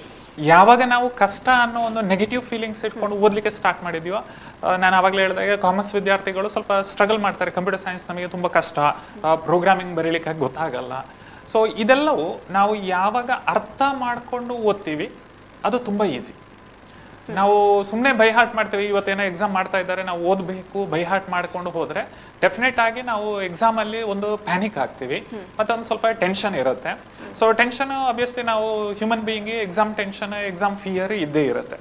ಸೊ ಈ ಎಕ್ಸಾಮ್ ಫಿಯರ್ ಅನ್ನು ನಾವು ಸ್ವಲ್ಪ ಅವಾಯ್ಡ್ ಮಾಡಿಕೊಂಡು ನನಗೆ ಆಗತ್ತೆ, ನಾನು ಸ್ಕೋರ್ ಮಾಡ್ತೀನಿ ಅನ್ನೋ ಒಂದು ಪಾಸಿಟಿವ್ ಫೀಲಿಂಗ್ ಇಟ್ಕೊಂಡು ಎಕ್ಸಾಮಿಗೆ ಹೋದ್ರೆ, ನಾನು ಹೇಳುವಂಥದ್ದು ಕಂಪ್ಯೂಟರ್ ಸೈನ್ಸ್ ಅಲ್ಲಿ ಒಂದಷ್ಟು ಚಾಪ್ಟರ್ಗಳು ಈಸಿ ಇದೆ, ತೀರಾ ಈಸಿ ಇದೆ. ಆ ಚಾಪ್ಟರ್ಗಳನ್ನು ಪರ್ಫೆಕ್ಟ್ ಆಗಿ ನಾವು ಯಾವತ್ತೂ ಆಗಿ ಹೋಗ್ತಾ ಇದ್ದೀವಿ, ನಮಗೆ ಕಾನ್ಫಿಡೆಂಟ್ ಆಟೋಮೆಟಿಕ್ ಆಗಿ ಬರುತ್ತೆ. ನಾನು ಯಾವುದೇ ಕ್ವಶನ್ ಈ ಚಾಪ್ಟರ್ ಇಂದ ಬಂದ್ರೆ ಬರಿತೀನಿ. ಫಾರ್ ಎಕ್ಸಾಂಪಲ್, ಈಗ ಡೇಟಾ ಫೈಲ್ ಹ್ಯಾಂಡ್ಲಿಂಗ್ ಅಂತ ಒಂದು ಚಾಪ್ಟರ್ ಇದೆ. ಸೊ ಡೇಟಾ ಫೈಲ್ ಹ್ಯಾಂಡ್ಲಿಂಗ್ ಚಾಪ್ಟರ್ಗೆ ಟೋಟಲ್ 5 ಮಾರ್ಕ್ಸ್ ಅಲಾಟ್ ಮಾಡಿದ್ದಾರೆ. ಸೊ ಅದರಲ್ಲಿ ಪಕ್ಕ 3 ಮಾರ್ಕಿನ ಒಂದು ಕ್ವಶನ್, 2 ಮಾರ್ಕಿನ ಒಂದು ಕ್ವಶನ್ ಬಂದೇ ಬರುತ್ತೆ. ಸೊ 3 ಮಾರ್ಕಲ್ಲಿ ಯಾವ್ದು ಬರ್ಬೋದು? ಇದುವರೆಗೆ ನೀವು ಓಲ್ಡ್ ಕ್ವಶನ್ ಪೇಪರ್ ಇರ್ಬೋದು, ಕ್ವಶನ್ ಬ್ಯಾಂಕ್ ನೋಡಿದ್ರೆ 80% ಅಲ್ಲಿ ಬಂದಿರುವಂಥದ್ದು ಫೈಲ್ ಓಪನಿಂಗ್ ಮೋಡ್ಸ್. ತುಂಬಾ ಸಿಂಪಲ್, 3 ಲೈನ್ ಆನ್ಸರ್, 3 ಮಾರ್ಕ್ಸ್ ಸಿಗುತ್ತೆ. ಸೊ ಇಂಥದ್ದೆಲ್ಲ ನಾವು ಸ್ಕಿಪ್ ಮಾಡ್ಲಿಕ್ಕೆ ಹೋಗ್ಬಾರ್ದು. ಬಂದ್ರೆ ನಾನು 100% ಅದರಲ್ಲಿ ಆ ಮಾರ್ಕ್ಸ್ ಗಳನ್ನು ತಗೊಳ್ತೀನಿ.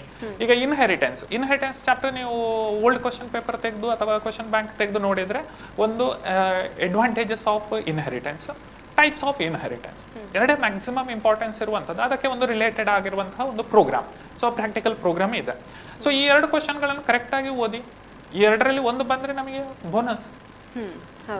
ಅಲ್ಲಿ ಅಡ್ವಾಂಟೇಜ್ 5 ಲೈನ್ 5 ಮಾರ್ಕ್ಸ್. ಸೊ ಈ ತರ ನಾನು ಆವಾಗಲೇ ಹೇಳಿದಾಗೆ ಮಾರ್ಕ್ಗಳನ್ನು ನಾವು ಅಕ್ಯುಮುಲೇಟ್ ಮಾಡ್ತಾ ಹೋಗ್ಬೇಕು, ಕಲ್ಕೊಳ್ತಾ ಹೋಗ್ಬಾರ್ದು.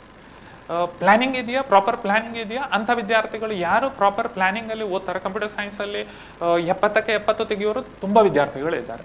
ಹಾಗೆ ಫೇಲ್ ಜಸ್ಟ್ 1-2 ಮಾರ್ಕಿಗೆ ಫೇಲ್ ಆಗುವವರು ತುಂಬಾ ವಿದ್ಯಾರ್ಥಿಗಳು ಇದ್ದಾರೆ. 2 ಡಿಫ್ರೆನ್ಸ್ ಏನಂತ ಹೇಳಿದ್ರೆ, ಯಾರು ಪ್ರಾಪರ್ ಪ್ಲಾನಿಂಗ್ ಅಲ್ಲಿ ಹೋಗ್ತಾರೆ ಅವರು 100% ಸಕ್ಸಸ್ ಆಗ್ತಾರೆ. ನಮ್ಮಲ್ಲಿ ಬೇಕಾಗಿರುವಂಥದ್ದು, ಅದರಲ್ಲೂ ನಮ್ಮ ಸಬ್ಜೆಕ್ಟ್ ಅಲ್ಲಿ, ಒಂದು blueprint and second one planning. So chapter wise ನಾವು ಪ್ರಿಪೇರ್ ಆದ್ರೆ ಸಾಕು. ಬ್ಲೂ ಪ್ರಿಂಟ್ ತೆಗೆದು ನೋಡಿದ ತಕ್ಷಣ ನಮಗೆ ಗೊತ್ತಾಗುತ್ತೆ ಯಾವ ಚಾಪ್ಟರ್ಗೆ ಎಷ್ಟು ಮಾರ್ಕ್ಸ್ ಅಲಾಟ್ ಆಗಿದೆ ಅಂತ. ಟೋಟಲ್ ನಮ್ಮಲ್ಲಿ 16 ಚಾಪ್ಟರ್ಸ್ ಇದೆ. ಪ್ರತಿಯೊಂದು ಚಾಪ್ಟರ್ಗೂ ಒಂದಿಷ್ಟು ಮಾರ್ಕ್ಗಳನ್ನ ಅಲಾಟ್ ಮಾಡಿದ್ದಾರೆ. ಅದನ್ನ ನಾನೀಗ ಹೇಳಿಕ್ಕೆ ಹೋಗುದಿಲ್ಲ, ತುಂಬಾ ಲೆಂತಿ ಇದೆ. ಸೊ ತೀರಾ ಇಂಪಾರ್ಟೆಂಟ್ ಆಗಿ ಡೇಟಾ ಸ್ಟ್ರಕ್ಚರ್ ಚಾಪ್ಟರ್ಗೆ 14 ಮಾರ್ಕ್ಸ್ ಕೊಟ್ಟಿದ್ದಾರೆ. ಹಾಗೆ DBMS ಡೇಟಾಬೇಸ್ ಮ್ಯಾನೇಜ್ಮೆಂಟ್ ಸಿಸ್ಟಮ್ ಅಂತ ಒಂದು ಚಾಪ್ಟರ್ ಇದೆ. ಸೊ ನಮ್ಮ ಕಾಲೇಜಲ್ಲಿ ಕೆಲವು ವಿದ್ಯಾರ್ಥಿಗಳಿಗೆ, ಎಲ್ರಿಗೂ ಅಂತಲ್ಲ, ಕೆಲವು ವಿದ್ಯಾರ್ಥಿಗಳಿಗೆ ಈ ಚಾಪ್ಟರ್ ತುಂಬಾ ಟಫ್. ಅದಕ್ಕೋಸ್ಕರ ಏನ್ ಮಾಡಿದ್ರು, ಈಗ ಹೊಸ ಪ್ಯಾಟರ್ನ್ಗಳಲ್ಲಿ DBMS ಚಾಪ್ಟರ್ನ 5 ಕ್ವಶನ್ಗಳನ್ನು 1 ಮಾರ್ಕ್ 5 ಕ್ವಶನ್ಗಳನ್ನು ಫಿಲ್ ಇನ್ ದ ಬ್ಲಾಂಕ್ಸ್ಗೆ ಕೊಟ್ಟುಬಿಟ್ರು. ವಿದ್ಯಾರ್ಥಿಗಳು ಸ್ಟ್ರಗಲ್ ಮಾಡಬೇಕಾಗಿಲ್ಲ. ಅಲ್ಲಿ ಎಸ್ಸೆ ಕ್ವಶನ್ ಕೇಳಿದ್ರೆ ಲೆಂತಿ ಆನ್ಸರ್ ಹೇಗೆ ಬರೆಯೋದು, ಅದು ಪ್ಯೂರ್ಲಿ ಥಿಯರಿ ಇರುತ್ತೆ. ಲೆಂತಿ ಕ್ವಶನ್ಗಳ ಅಟೆಂಪ್ಟ್ ಮಾಡುವ ಫಿಯರೇ ಇರೋದಿಲ್ಲ. ಸೊ ಈ DBMS ಚಾಪ್ಟರ್ ನೀವು ಓದುವಾಗ ಪ್ರತಿಯೊಂದು ಸೆಂಟೆನ್ಸ್ಗಳು ಅದರಲ್ಲಿ ತೀರಾ ಇಂಪಾರ್ಟೆಂಟ್. ನೀವು ಆವಾಗ ಕೇಳಿದಾಗೆ ಕೀವರ್ಡ್ಗಳು. ಸೊ ಯಾವ ಕೋಡ್ ವರ್ಡ್ ಇಟ್ಕೊಂಡು ಹೋಗ್ಬೋದು, primary key, secondary key, alternative key, file, data, ಇದನ್ನೆಲ್ಲವನ್ನು ಕೀವರ್ಡ್ಗಳನ್ನು ನೆನ್ಪಿಟ್ಕೊಂಡು ಹೋದ್ರೆ ಇದರಿಂದಲೇ ನಿಮಗೆ ಫಿಲ್ ಇನ್ ದ ಬ್ಲಾಂಕ್ಸ್ ಬರುತ್ತೆ. ಸೊ 5 ಮಾರ್ಕ್ ಅಲ್ಲಿ ಫಿಲ್ ಇನ್ ದ ಬ್ಲಾಂಕ್ಸ್ ಅಲ್ಲಿ ನೀವು ಆ ಮಾರ್ಕ್ಸ್ ಆನ್ಸರ್ ಇರುತ್ತೆ, ಅಲ್ಲಿ ಫಿಲ್ ಇನ್ ದ ಬ್ಲಾಂಕ್ಸ್ಗೆ ಆನ್ಸರ್ ಕೊಟ್ಟಿರ್ತಾರೆ, ಮೇಲ್ಗಡೆ ಆನ್ಸರ್ ಇರುತ್ತೆ, ನೀವು ಕರೆಕ್ಟ್ ಪೊಸಿಷನ್ಗೆ ಅದನ್ನು ಫಿಲ್ ಮಾಡಿದ್ರೆ ಆಯ್ತು. ಸೊ ಆ DBMS ಚಾಪ್ಟರ್ ಇಂದ 5 ಕ್ವಶನ್ಗಳು ನಿಮಗೆ ಫಿಲ್ ಇನ್ ದ ಬ್ಲಾಂಕ್ಸ್ಗೆ ಬರುವಂಥದ್ದು only from that chapter, that is a DBMS. So DBMS skip ಮಾಡ್ಲಿಕ್ಕೆ ಹೋಗಬೇಡಿ. ಕೆಲವು ಸ್ಟೂಡೆಂಟ್ಸ್ ಏನ್ ಮಾಡ್ತಾರೆ, ಅದು ತುಂಬಾ ಕಷ್ಟ ಇದೆ, ಆ ಚಾಪ್ಟರ್ ನನಗೆ ಅರ್ಥ ಆಗೋದಿಲ್ಲ. ಸೊ ಎಸ್ಸೆ ಕ್ವಶನ್ಗಳು ಓದದಿದ್ರು ತೊಂದರೆ ಇಲ್ಲ, ಅಲ್ಲಿ ನಾನು ಹೇಳುವಂಥದ್ದು. ಈವನ್ 70 ಔಟ್ ಆಫ್ 70 ತಗೊಳ್ಳೋವರಿಗೂ ಇವಾಗ ಬೇಕಾದಷ್ಟು ಚಾಯ್ಸ್ಗಳಿದೆ. ಈಗ 2 ಮಾರ್ಕಲ್ಲಿ 7 ಕ್ವಶನ್ಸ್ ಕೇಳ್ತಾರೆ, 4 ಆನ್ಸರ್ ಮಾಡ್ಲಿಕ್ಕೆ. 3 ಮಾರ್ಕ್ಸ್ ಅಲ್ಲಿ 7 ಕೇಳ್ತಾರೆ, 4 ಆನ್ಸರ್. 5 ಮಾರ್ಕಲ್ಲಿ ವಾಪಸ್ 7 ಕೇಳ್ತಾರೆ, 4. ಆದ್ರೆ ಹಾಟ್ಸ್ ಅಲ್ಲಿ ಮಾತ್ರ ಹೈಯರ್ ಆರ್ಡರ್ ಥಿಂಕಿಂಗ್, ಆವಾಗಲೇ ಹೇಳಿದಾಗೆ ಹಾಟ್ಸ್ ಅಲ್ಲಿ 3 ಕ್ವಶನ್ ಕೇಳ್ತಾರೆ, 2 ಆನ್ಸರ್ ಮಾಡ್ಲಿಕ್ಕೆ. ಸೊ ಪ್ರತಿ except 1 mark question, multiple choice and fill in the blanks ಬಿಟ್ರೆ ಮತ್ತೆ ಎಲ್ಲಾ ಕಡೆ ಚಾಯ್ಸ್ ಇದೆ. ನಮ್ಮಲ್ಲಿ ಕಂಪ್ಯೂಟರ್ ಸೈನ್ಸ್ ಅಲ್ಲಿ ಟೋಟಲ್ 44 ಕ್ವಶನ್ಸ್ ಬರುತ್ತೆ, 34 ಆನ್ಸರ್ ಮಾಡ್ಲಿಕ್ಕೆ, ಅಂದ್ರೆ 10 ಎಕ್ಸ್ಟ್ರಾ ಕ್ವಶನ್ಗಳು ಇದೆ ಇನ್ನೂ ಸಹ. ಸೊ ಈ ಕ್ವಶನ್ ಅಟೆಂಡ್ ಮಾಡುವಾಗ ಒಂದು ನನ್ನ ಸಜೆಷನ್ ಎಲ್ಲ ಸ್ಟೂಡೆಂಟ್ಸಿಗೂ, ನೀವು 15 ಮಿನಿಟ್ಸ್ ಮೊದಲು ನಿಮಗೆ ಕ್ವಶನ್ ಪೇಪರ್ ಓದ್ಲಿಕ್ಕೆ ಕೊಟ್ಟಾಗ ನಾನು ಯಾವುದರಲ್ಲಿ ಪರ್ಫೆಕ್ಟ್ ಇದ್ದೇನೆ ಅದನ್ನು ಮಾತ್ರ ಆನ್ಸರ್ ಮಾಡಿ. ಗೊತ್ತಿಲ್ಲದ ಕ್ವಶನ್ಗಳನ್ನು ಅಟೆಂಪ್ಟ್ ಮಾಡಿ ಅದನ್ನು ಸ್ಟ್ರೈಕ್ ಔಟ್ ಮಾಡುವಂಥದ್ದು, ಮತ್ತೆ ರಿಪೀಟ್ ಆಗಿ ಇನ್ನೊಂದು ಬರೆಯುವಂಥದ್ದು, ಇದು ಟೈಮ್ ಕನ್ಸ್ಯೂಮಿಂಗ್. ಸೊ ನಾನು ಪರ್ಫೆಕ್ಟಾಗಿ ಆನ್ಸರ್ ಮಾಡಬಲ್ಲೆ ಅಂತಿದ್ರೆ ನೀವು ಅದನ್ನು ಆನ್ಸರ್ ಮಾಡ್ತಾ ಹೋಗಿ. ಸಪೋಸ್ 4 ಬರೆಯುವಲ್ಲಿ 3 ಗೊತ್ತಿದೆ, ಓಕೆ ಆನ್ಸರ್ ಮಾಡಿ, ನೆಕ್ಸ್ಟ್ 5 ಮಾರ್ಕ್ಸ್ ಇದ್ದು ಅಟೆಂಪ್ಟ್ ಮಾಡಿ, ಎಲ್ಲ ಆದಮೇಲೆ ಉಳಿದದ್ದು ವಾಪಸ್ ಬನ್ನಿ. ಎಲ್ಲಿ ಬರೆದ್ರೂ ನಾವು ಮಾರ್ಕ್ ಕೊಡ್ತೀವಿ. ಎಲ್ಲವೂ ನಮ್ಮ ಪೇಪರ್ ವ್ಯಾಲ್ಯೂಯೇಷನ್ ಇರ್ಬೋದು, ಕ್ವಶನ್ ಪೇಪರ್ ಸೆಟ್ಟಿಂಗ್ ಇರ್ಬೋದು, ಎಲ್ಲವೂ ಸ್ಟೂಡೆಂಟ್ ಫ್ರೆಂಡ್ಲಿ, ಸ್ಟೂಡೆಂಟ್ ಫೇವರೇಬಲ್. ಅದರಲ್ಲಿ ವಿದ್ಯಾರ್ಥಿಗಳಿಗೆ ಏನೂ ಡೌಟ್ ಬೇಡ. ಕೆಲವೊಂದು ವಿದ್ಯಾರ್ಥಿಗಳು ತಿಳ್ಕೊಳ್ತಾರೆ ನಮ್ಮನ್ನು ಫೇಲ್ ಮಾಡಲಿಕ್ಕೆ ಕ್ವಶನ್ ಪೇಪರ್ ಸೆಟ್ ಮಾಡ್ತಾರೆ, ನಮಗೆ ತೀರಾ ಟಫ್ ಕೊಡ್ತಾರೆ, ಆ ಥರದ್ದು ಯಾವುದೂ ಇಲ್ಲ. ಕ್ವಶನ್ ಪೇಪರ್ ಸೆಟ್ ಮಾಡುವಾಗಲೂ ನಮಗೆ ಒಂದಷ್ಟು ಮಾನದಂಡಗಳು ಇರುತ್ತೆ, ಒಂದಷ್ಟು ನಾವು ಕೆಲವೊಂದು ರೂಲ್ಗಳನ್ನು ಫಾಲೋ ಮಾಡಬೇಕು. ಇಷ್ಟು % ಅಂಡರ್ಸ್ಟ್ಯಾಂಡಿಂಗ್. ಸೊ ಈ ಅಂಡರ್ಸ್ಟ್ಯಾಂಡಿಂಗ್ ಅಂದರೆ ವಿದ್ಯಾರ್ಥಿಯ ಒಂದು ನಾಲೆಜನ್ನು ಚೆಕ್ ಮಾಡುವಂಥದ್ದು. ಇಷ್ಟು % ರಿಮೆಂಬರ್ ಅಂದರೆ ಅವರು ಈಸಿಯಾಗಿ ನೆನಪಿಟ್ಕೊಳ್ಳುವಂತಹ ಕೆಲವು ಕ್ವಶನ್ಗಳು ನಾವು ಕೇಳ್ತೀವಿ ಅಲ್ಲಿ. ಮತ್ತೆ ಒಂದಷ್ಟು ಕ್ವಶನ್ಗಳು ಹಾಟ್ ಇಂದ ಬರುತ್ತೆ. ಹಾಟ್ ಅಂತ ಹೇಳಿದ್ರೆ ಎಕ್ಸ್ಪೆಕ್ಟೆಡ್, ನಮಗೆ 100% ಅದು ಎಕ್ಸ್ಪೆಕ್ಟ್ ಮಾಡ್ಲಿಕ್ಕೆ ಆಗುತ್ತೆ.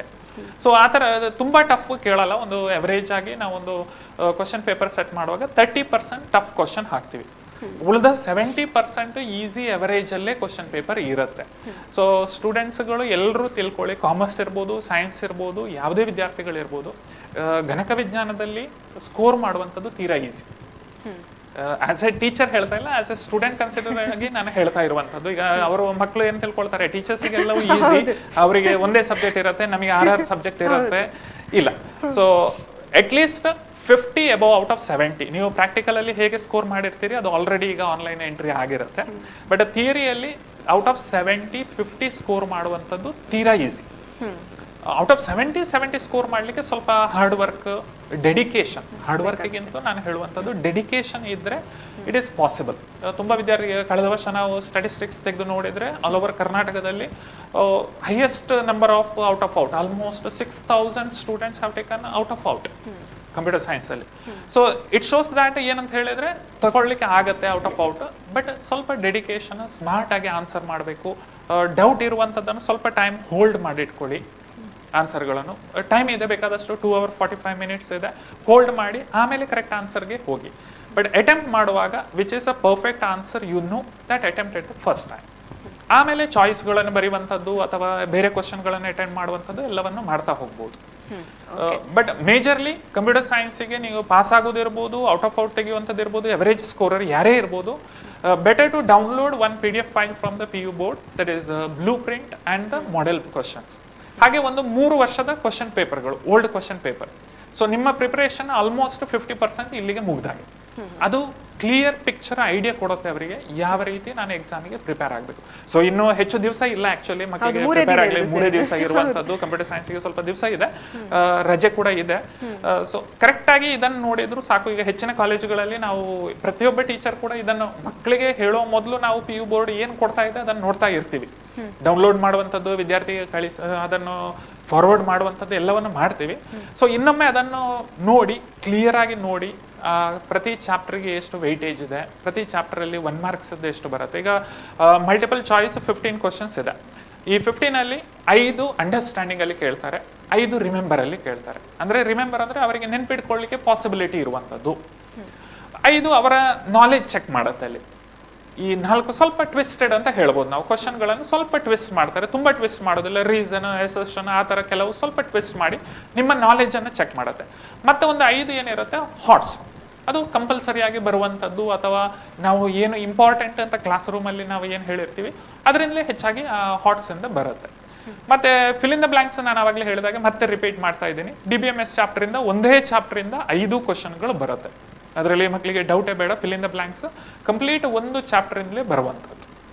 ಓಕೆ, ಹೇಮಲತಾ ಮೇಡಮ್, ನೀವು ಅಕೌಂಟೆನ್ಸಿ ಜೊತೆಗೆ ಸ್ಟ್ಯಾಟ್ ಬಗ್ಗೆ ಕೂಡ ಡೀಟೇಲ್ಸ್ ಕೊಡಬೇಕು. ಹಾಗಾಗಿ ಪೇಪರ್ ಯಾವ ರೀತಿ ಆಗಿರ್ಬೋದು, ಹಾಗೆಯೇ ವೇಟೇಜ್ ಇರುವಂಥ ಚಾಪ್ಟರ್ಸ್ ಯಾವುದು ಅಂತ ಡೀಟೇಲ್ ಕೊಡೋದಾದ್ರೆ.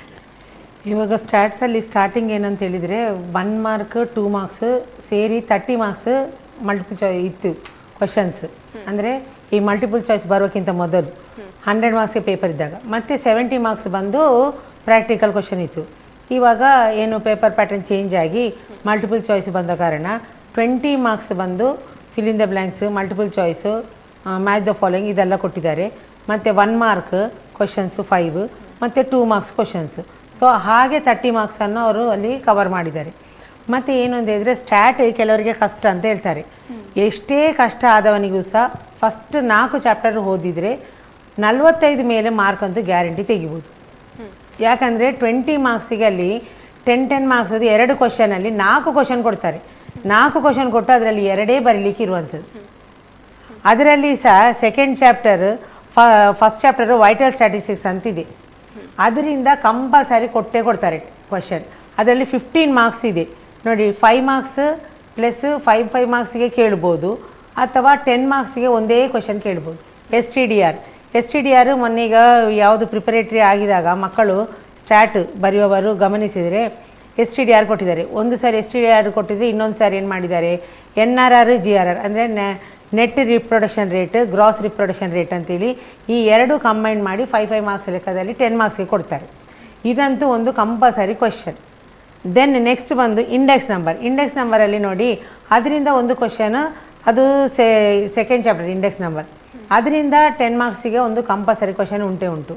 ಅದರಲ್ಲಿ ಹೇಗೆ ಅಂತ ಹೇಳ್ಬೋದ್ರೆ time reversal test, factor reversal test ಅಂತಿದೆ 10 ಮಾರ್ಕ್ಸ್ಗೆ, ಅದು ಕೊಡ್ತಾರೆ. ಅದು ಇಲ್ಲದಿದ್ದರೆ ಬೇರೆ ಬೇರೆ ಮಾರ್ಷಲ್ ಎಡ್ಜ್ವರ್ತ್ ಅಥವಾ ಫಿಶರ್ಸ್ ಇಂಡೆಕ್ಸ್ ನಂಬರು, ಮಾರ್ಷಲ್ ಎಡ್ಜ್ವರ್ತ್, ಡಾರ್ಬಿಶ್, ಇವರ 3 ಜನರದ್ದು ಕಂಡುಹಿಡೀರಿ ಅಂತ ಹೇಳ್ಬೋದು 10 ಮಾರ್ಕ್ಸ್ಗೆ. ಸೊ ಆ ಫಾರ್ಮರ್ಸ್ ಕಲ್ತಿದ್ರೆ ಅದನ್ನು ಮಾಡ್ಬೋದು. ಇನ್ನೊಂದು ಏನಂತ ಹೇಳಿದರೆ ಟೈಮ್ ಸಿರೀಸಲ್ಲಿ ಒಂದು ಈಕ್ವೇಷನ್ ಇದೆ, parabolic equation estimate for the future ಅಂತೇಳಿ. ಅದರಲ್ಲಿ ಸಹ ಅದು ಸಹ ಸುಲಭ ಇದೆ ಸಮ್ಮ. ಅದರಲ್ಲಿ 5 ಅಂತೇಳಿ ಕೊಡ್ಬೋದು, 10 ಮಾರ್ಕ್ಸ್ ಕೊಡ್ಬೋದು. ಸೊ ಇಲ್ಲಿ ಚಾಯ್ಸ್ ಎಷ್ಟಿದೆ ಅಂತ ಹೇಳಿದರೆ ಕಲ್ತವರಿಗೆ ನಾನು ಯಾವುದು ಪ್ರಾಬ್ಲಮ್ ಮಾಡೋದು ಯಾವುದು ಬಿಡೋದು ಅಂತೇಳಿ ಆಗ್ಬೋದು, ಅಷ್ಟು ಚಾಯ್ಸಸ್ ಇದೆ. ಮತ್ತು 5 ಮಾರ್ಕ್ಸಲ್ಲಿ ನೋಡಿ ಒಂದು CLI cost of living index ಅಂತಿದೆ ಇಂಡೆಕ್ಸ್ ನಂಬರಲ್ಲಿ, ಅದು ಕಂಪಲ್ಸರಿ ಎಟ್ ಎನಿ ಕಾಸ್ಟ್ ಬಂದೇ ಬರುವಂಥ ಕ್ವಶನ್. ಏನಿಲ್ಲದಿದ್ದರೂ ಪೇಪರಲ್ಲಿ 0 ಅಂತಂತೂ ಇರಲ್ಲ, ಆ ಕ್ವಶನ್ ಬರೆದ್ರೆ 5 ಮಾರ್ಕ್ಸ್ ಅಂತೂ ಇದ್ದೇ ಇರ್ತದೆ. ಓಕೆ, ಇವಾಗ ಎಷ್ಟೇ ಟೆಕ್ಸ್ಟ್ ಬುಕ್ ನೋಡಿದ್ರು ಕೂಡ, ನೋಟ್ಬುಕ್ ನೋಡಿದ್ರು ಕೂಡ ತುಂಬ ಜನ ಗೈಡನ್ನು ರೆಫರ್ ಮಾಡ್ತಾರೆ. ಕೆಲವರಿಗೆ ಈಗ ಯೂಟ್ಯೂಬಲ್ಲಿ ಕೂಡ ತುಂಬ ಕ್ಲಾಸಸ್ ಕೊಡ್ತಾ ಇರ್ತಾರೆ, ಅದನ್ನು ಇದು ಮಾಡ್ತಾರೆ. ಬಟ್ ಅದು ಬೇಕಾಗುತ್ತೆ ಅಂತ ಹೇಳ್ತೀರಾ ಅಂತ ಈ ಕ್ಷಣದಲ್ಲಿ ಹೇಳೋದಾದರೆ? ನೋಡಿ, ಇದು ಈ ಕ್ಷಣದಲ್ಲಿ ಇದು ಕೆಲವರು ಹೇಳ್ತಾರೆ ನಾವು ಆನ್ಲೈನಲ್ಲಿ ಕ್ಲಾಸ್ ನೋಡ್ತಿದ್ದೇವೆ ಅಂತ ಹೇಳ್ತಾರೆ. ಆದರೆ ಆ್ಯಕ್ಚುಲಿ ಆನ್ಲೈನಲ್ಲಿ ಕ್ಲಾಸ್ ನಾನು ಸಹ ಕೆಲವು ಸರಿ ನೋಡ್ತೇನೆ. ಬಟ್ ಏನು ಅಂತ ಹೇಳಿದರೆ ನೋಡುವಾಗ ಅದನ್ನು ಅಷ್ಟು ಟೈಮು ಅಲ್ಲಿ ಅವರು ಒಂದು ಟಾಪಿಕನ್ನು ಎಕ್ಸ್ಪ್ಲೇನ್ ಮಾಡುವಾಗ ತಗೊಳ್ಳೋ ಟೈಮಿಗೆ ನಾವು ಅದೇ ಟೆಕ್ಸ್ಟ್ ಬುಕ್ ರೆಫರ್ ಮಾಡಿ ಅದರಲ್ಲಿ ಕೊಟ್ಟ ಎಕ್ಸಾಂಪಲ್ ಪ್ರಾಬ್ಲಮ್ಸ್ ಮಾಡಿದರೆ ಆ ಟೈಮಲ್ಲಿ ನಮಗೆ 2 ಸಮ ಮಾಡ್ಬೋದು. ಮತ್ತು ನಾನು ಹೇಳ್ತೇನೆ ಮಕ್ಕಳಲ್ಲಿ ಏನು ಅಂತ ಹೇಳಿದರೆ, ಇವಾಗ ಅಕೌಂಟ್ಸಲ್ಲಿ ಆದರೆ ನಿಮಗೆ 1 0 ಜಾಸ್ತಿ ಮಾಡ್ಬೋದು, 1 0 ಕಡಿಮೆ ಮಾಡ್ಬೋದು. ಬಟ್ ಸ್ಟ್ಯಾಟ್ ಯಾರೆಲ್ಲ ಪ್ರಿಪೇರ್ ಆಗ್ತೀರಿ ಅದು ನಿಮಗೆ ಯಾವ ಆನ್ಲೈನ್ ಆಗಲಿ ಗೈಡ್ ಇದು ಯಾವುದು ಬೇಡ, ಟೆಕ್ಸ್ಟ್ ಬುಕ್ ತರೋ. ಟೆಕ್ಸ್ಟ್ ಬುಕ್ಕಲ್ಲಿ ಏನು ವರ್ಕ್ಡ್ ಎಕ್ಸಾಂಪಲ್ ಕೊಟ್ಟಿದ್ದಾರೆ ಅದನ್ನೇ ಕಲ್ತರೆ ಸಾಕು. ಯಾಕಂದರೆ ಅಲ್ಲಿ ಸ್ಟ್ಯಾಟಲ್ಲಿ ಯಾವಾಗ 0 ಜಾಸ್ತಿ ಮಾಡಲಿಕ್ಕೆ ಬರಲ್ಲ, 0 ಕಡಿಮೆ ಮಾಡಲಿಕ್ಕೆ ಬರಲ್ಲ. ಯಾಕಂದರೆ ಫಾರ್ಮುಲಾದಲ್ಲಿ ಆ್ಯಸ್ ಇಟ್ ಈಸ್ ಸಬ್ಸ್ಟಿಟ್ಯೂಟ್ ಮಾಡಬೇಕು. ಸೊ ಆದ ಕಾರಣ ಆ ಸ್ಟ್ಯಾಟಲ್ಲಿ ಏನು ಎಕ್ಸಾಂಪಲ್ ಪ್ರಾಬ್ಲಮ್ಸ್ ಕೊಟ್ಟಿದ್ದಾರೆ ಅದನ್ನು, ಮತ್ತು ಲಾಸ್ಟಿಗೆ ಪ್ರಾಕ್ಟಿಕಲರ್ಸ್ ಅಂತಿದೆ ಅದನ್ನು ಕಲ್ತರೆ ಧಾರಾಳ ಸಾಕು. ಮತ್ತು ಇದರಲ್ಲಿ ಕೆಲವು ಮೇನ್ ಕೆಲವು ಚಾಪ್ಟರ್ಸ್ ಇದೆ, ಅದನ್ನು ಸುಲಭದಲ್ಲಿ ಕಲಿಬೋದು. 5 ಮಾರ್ಕ್ಸ್ಗೆ ಅದರಿಂದ ಕಂಪಲ್ಸರಿ ಬಂದೇ ಬರುವಂಥದ್ದು. ಇವಾಗ 8 ಚಾಪ್ಟರ್ ಆಪರೇಷನ್ ರಿಸರ್ಚ್ ಅಂತಿದೆ, ಅದರಲ್ಲಿ ರಿಪ್ಲೇಸ್ಮೆಂಟ್ ಥಿಯರಿ ಇದೆ. ಅದು ಏನಂತ ಹೇಳಿದರೆ ಅಲ್ಲಿ ಇವಾಗ ಅಕೌಂಟ್ಸಲ್ಲಿ ಇರ್ಬೋದು, ಬಿಸ್ನೆಸ್ಸಲ್ಲಿ ಇರ್ಬೋದು, ಎಲ್ಲದರಲ್ಲಿ ಪ್ರಾಕ್ಟಿಕಲ್ ಕ್ವಶನ್ಸ್ ಅಂತಿದೆ 10 ಮಾರ್ಕ್ಸಿಗೆ ಕೊಡುವಂಥದ್ದು 2 ಕ್ವಶನ್ಸ್. ಸೊ ಆ 2 ಕ್ವಶನ್ಸ್ ಅದರಲ್ಲಿ ಒಂದು ಈ ರಿಪ್ಲೇಸ್ಮೆಂಟ್ ಥಿಯರಿ ಒಂದು ಕಂಪಲ್ಸರಿ ಬರುವಂಥದ್ದು. ಮತ್ತು ಗೇಮ್ ಥಿಯರಿ ಅಂತ ಇದೆ, ಅದು ತುಂಬ ಸುಲಭ ಇದೆ. ಅದನ್ನು ಜಸ್ಟ್ ಒಂದು ನೆನಪಿಟ್ಟುಕೊಳ್ಬೇಕು. ಹೇಗೆ ಅಂತ ಹೇಳಿದರೆ ರೋ ಕಾಲಮ್ ವೈಸ್ ಹೇಗೆ ನೆನಪಿಟ್ಟುಕೊಳ್ಳೋದು, ಅದು ನೆನಪಿಟ್ಟುಕೊಂಡು ಆ ಸಮ್ಮು ಕಲಿತಾಗ 5 ಮಾರ್ಕ್ಸ್ ಕಂಪಲ್ಸರಿ ಬರುವಂಥದ್ದು ಗೇಮ್ ಥಿಯರಿ, ರಿಪ್ಲೇಸ್ಮೆಂಟ್. ಅದೇ ರೀತಿ ನೋಡಿ TRT FRT 10 ಆಯಿತು. ಮತ್ತು ನೋಡಿ ಇಂಟರ್ಪೋಲೇಷನ್ ಎಕ್ಸ್ಟ್ರಾಪೋಲೇಷನ್ ಅಂತಿದೆ, ಅದರಲ್ಲಿ ಎಸ್ಟಿಮೇಟ್ ಮಾಡೋದು Y ವ್ಯಾಲ್ಯೂ ಅಥವಾ Y0 ವ್ಯಾಲ್ಯೂ, ಅದನ್ನೊಂದು ಪಾಸ್ಕಲ್ ಟ್ರಯಾಂಗಲ್ ಅಂತಿದೆ. ಆ ಟ್ರಯಾಂಗಲನ್ನು ನೆನಪಿಟ್ಟುಕೊಂಡು ಫಾರ್ಮುಲಾನ ಸಬ್ಸ್ಟಿಟ್ಯೂಟ್ ಮಾಡಿದರೆ ಆರಾಮದಲ್ಲಿ ಕಲಿಬೋದು. ಅಂದರೆ ಇಲ್ಲಿ ಏನು ಯಾವುದೇ ಎಷ್ಟೇ ಸುಲಭ ಇದ್ದರೂ ಮಕ್ಕಳು ಅದನ್ನು ಹೇಗೆ ತೆಗೊಳ್ತಿದ್ದಾರೆ, ಹೇಗೆ ನೆನಪಿಟ್ಕೊಳ್ತಾರೆ. ಅಂದರೆ ಇವಾಗ ನಾಳೆ ಎಕ್ಸಾಮ್ ಅಂದರೆ ಇವತ್ತು ಎಲ್ಲ ಫಾರ್ಮುಲಾಸನ್ನು ಕಲಿತರೆ ನೆನಪಿರುವುದಿಲ್ಲ. ಈಗ ಕೆಲವು ಮಕ್ಕಳು ಕೇಳ್ತಾರೆ, ಮ್ಯಾಮ್ ಇದು ಎಲ್ಲವೂ ಫಾರ್ಮುಲಾಸ್ ಅಲ್ಲ, ಹೇಗೆ ನೆನಪಿಡೋದು ಅಂತೇಳಿ. ಹೇಗೆ ನೆನಪಿಡೋದು? ಅದಕ್ಕೆ ನಾನು ಹೇಳ್ತೇನೆ, ತಿನ್ನುವಾಗ ಎಲ್ಲ ತಿಂತಾ ಇದ್ದಾರಲ್ಲ ಪ್ಲೇಟಲ್ಲಿ, ಯಾವುದನ್ನು ಬಿಡೋದಿಲ್ಲ ಅಲ್ಲ, ಅದೇ ರೀತಿ ಇದನ್ನು ಸಹ ಎಲ್ಲವನ್ನು ಸಹ ಕಲಿಬೇಕು. ನಾಳೆ ಎಕ್ಸಾಮ್ ಅಂದರೆ ಇವತ್ತು ಕಲಿತ್ರೆ ನೆನಪಿರಲ್ಲ. ಈಗ ಒಂದು ಸಮ್ ಎರಡು ಪ್ರಾಬ್ಲಮ್ ಮಾಡಬೇಕು, ಸೇಮ್ ಟೈಪ್ ಪ್ರಾಬ್ಲಮ್, ಆವಾಗ ಅದು ನೆನಪಿರ್ತದೆ. ಇನ್ನೊಂದು ಪ್ರಾಬ್ಲಮ್ ಅವರಾಗಿ ಸ್ವಂತ ಮಾಡಿದಾಗ ಎಲ್ಲಿ ತಪ್ಪಿದೆ ಆವಾಗ ಅದು ಕರೆಕ್ಟ್ ನೆನಪಿರ್ತದೆ. ತಪ್ಪು ಮಾಡಿ ಸರಿಯನ್ನು ಕಲಿಯುದು. ಹೌದು ಹೌದು. ಓಕೆ, ಇವಾಗ ಸ್ಟಾಟ್ ಅಲ್ಲಿ ಕೂಡ ಡೈರೆಕ್ಟ್ ಆಗಿ ಕೇಳೋ ಬದಲು ಇಂಡೈರೆಕ್ಟ್ ಆಗಿ ಬರುವಂತ ಪ್ರಶ್ನೆಗಳೆಲ್ಲ ಇರುತ್ತಾ ಅಂತ ನೋಡಿ. ಇಂಡೈರೆಕ್ಟ್ ಕ್ವಶನ್ಸ್ ಇಲ್ಲವೇ ಇಲ್ಲ ಸ್ಟಾಟ್ ಅಲ್ಲಿ, ಡೈರೆಕ್ಟ್ ಕ್ವಶನ್ಸೇ ಇರುವಂಥದ್ದು. So vital statistics, index numbers ಇದರಲ್ಲೆಲ್ಲ ಅಲ್ಲಿ ಕೊಟ್ಟಿದ್ದಾರೆ. ಅದನ್ನೇ TRT FRT. TRT ಅಂದರೆ time reversal test, factor reversal test, ಅದೇ ರೀತಿ NRR ಮತ್ತು CBR, CDR, crude birth rate, crude death rate ಅಂತ ಹೇಳಿ ಎಲ್ಲ ಇದೆ. ಇದರಲ್ಲಿ ಕೆಲವು ಸಾರಿ 2 ಮಾರ್ಕ್ಸ್ಗೆ ಶಾರ್ಟ್ ಆಗಿ ಕೇಳ್ತಾರೆ. ಅಂದರೆ ಅಲ್ಲಿ ಟೆಕ್ಸ್ಟ್ ಬುಕ್ಕಲ್ಲಿ ಕೊಟ್ಟಿದ್ದಾರೆ. ಇವಾಗ ಕೆಲವು ಏನಾಯ್ತು ಅಂತ ಹೇಳಿದರೆ ಕಾಲೇಜಸಲ್ಲಿ ಟೆಕ್ಸ್ಟ್ ಬುಕ್ ಓಪನ್ ಮಾಡುವಾಗಿಲ್ಲ, ಟೆಕ್ಸ್ಟ್ ಬುಕ್ ತಗೊಳ್ಳೋದೇ ಇಲ್ಲ ಮಕ್ಕಳು. ಈಗ 30,000 40,000 ಕಟ್ಟಿ ಏನು ಕಾಲೇಜಲ್ಲಿ ಸೇರ್ತಾರೆ, ಫೀಸ್ ಎಲ್ಲ ಕಟ್ತಾರೆ, ಆದರೆ ಟೆಕ್ಸ್ಟ್ ಬುಕ್ ಮಾತ್ರ ಇರಲ್ಲ. ಅಲ್ಲಿ ಲೆಕ್ಚರ್ಸ್ ಏನು ಕೊಟ್ಟಿದ್ದಾರೆ ಅದು ಮಾತ್ರ, ಅದು ಇದ್ರೆ ಆಯಿತು, ಇಲ್ಲದಿದ್ದರೆ ಲಾಸ್ಟಿಗೆ ಆಗುವಾಗ ಕೆಲವರ ಹತ್ರ ಅದು ಸಹ ಇರುವುದಿಲ್ಲ. ನಮ್ಮ ಸೆಂಟರಲ್ಲಿ ನನ್ನ ಹತ್ರವೇ ಟೆಕ್ಸ್ಟ್ ಬುಕ್ ನಾನೇ ಮೇಂಟೈನ್ ಮಾಡೋದು, ಅದನ್ನು ನೋಡಿ ಕಲಿಸ್ಕೊಡೋದು, ಅದನ್ನು ನೋಡಿ ಬರೆಯೋದವರು.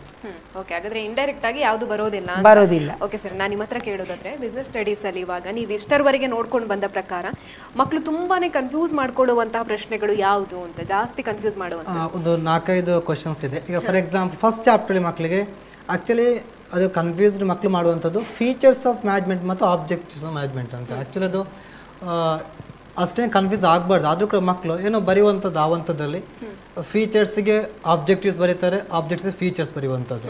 ಮತ್ತೊಂದು ಕಾಮನ್ ಏನೋ ಮಿಸ್ಟೇಕ್ ಮಾಡುವಂಥದ್ದು, ಇದು ಕನ್ಫ್ಯೂಸ್ ಆಗುವಂಥ ಕ್ವಶನ್ ಫೀಚರ್ಸ್ ಆಫ್ ಮ್ಯಾನೇಜ್ಮೆಂಟ್ ಮತ್ತು features of principles of management ಅಂತ.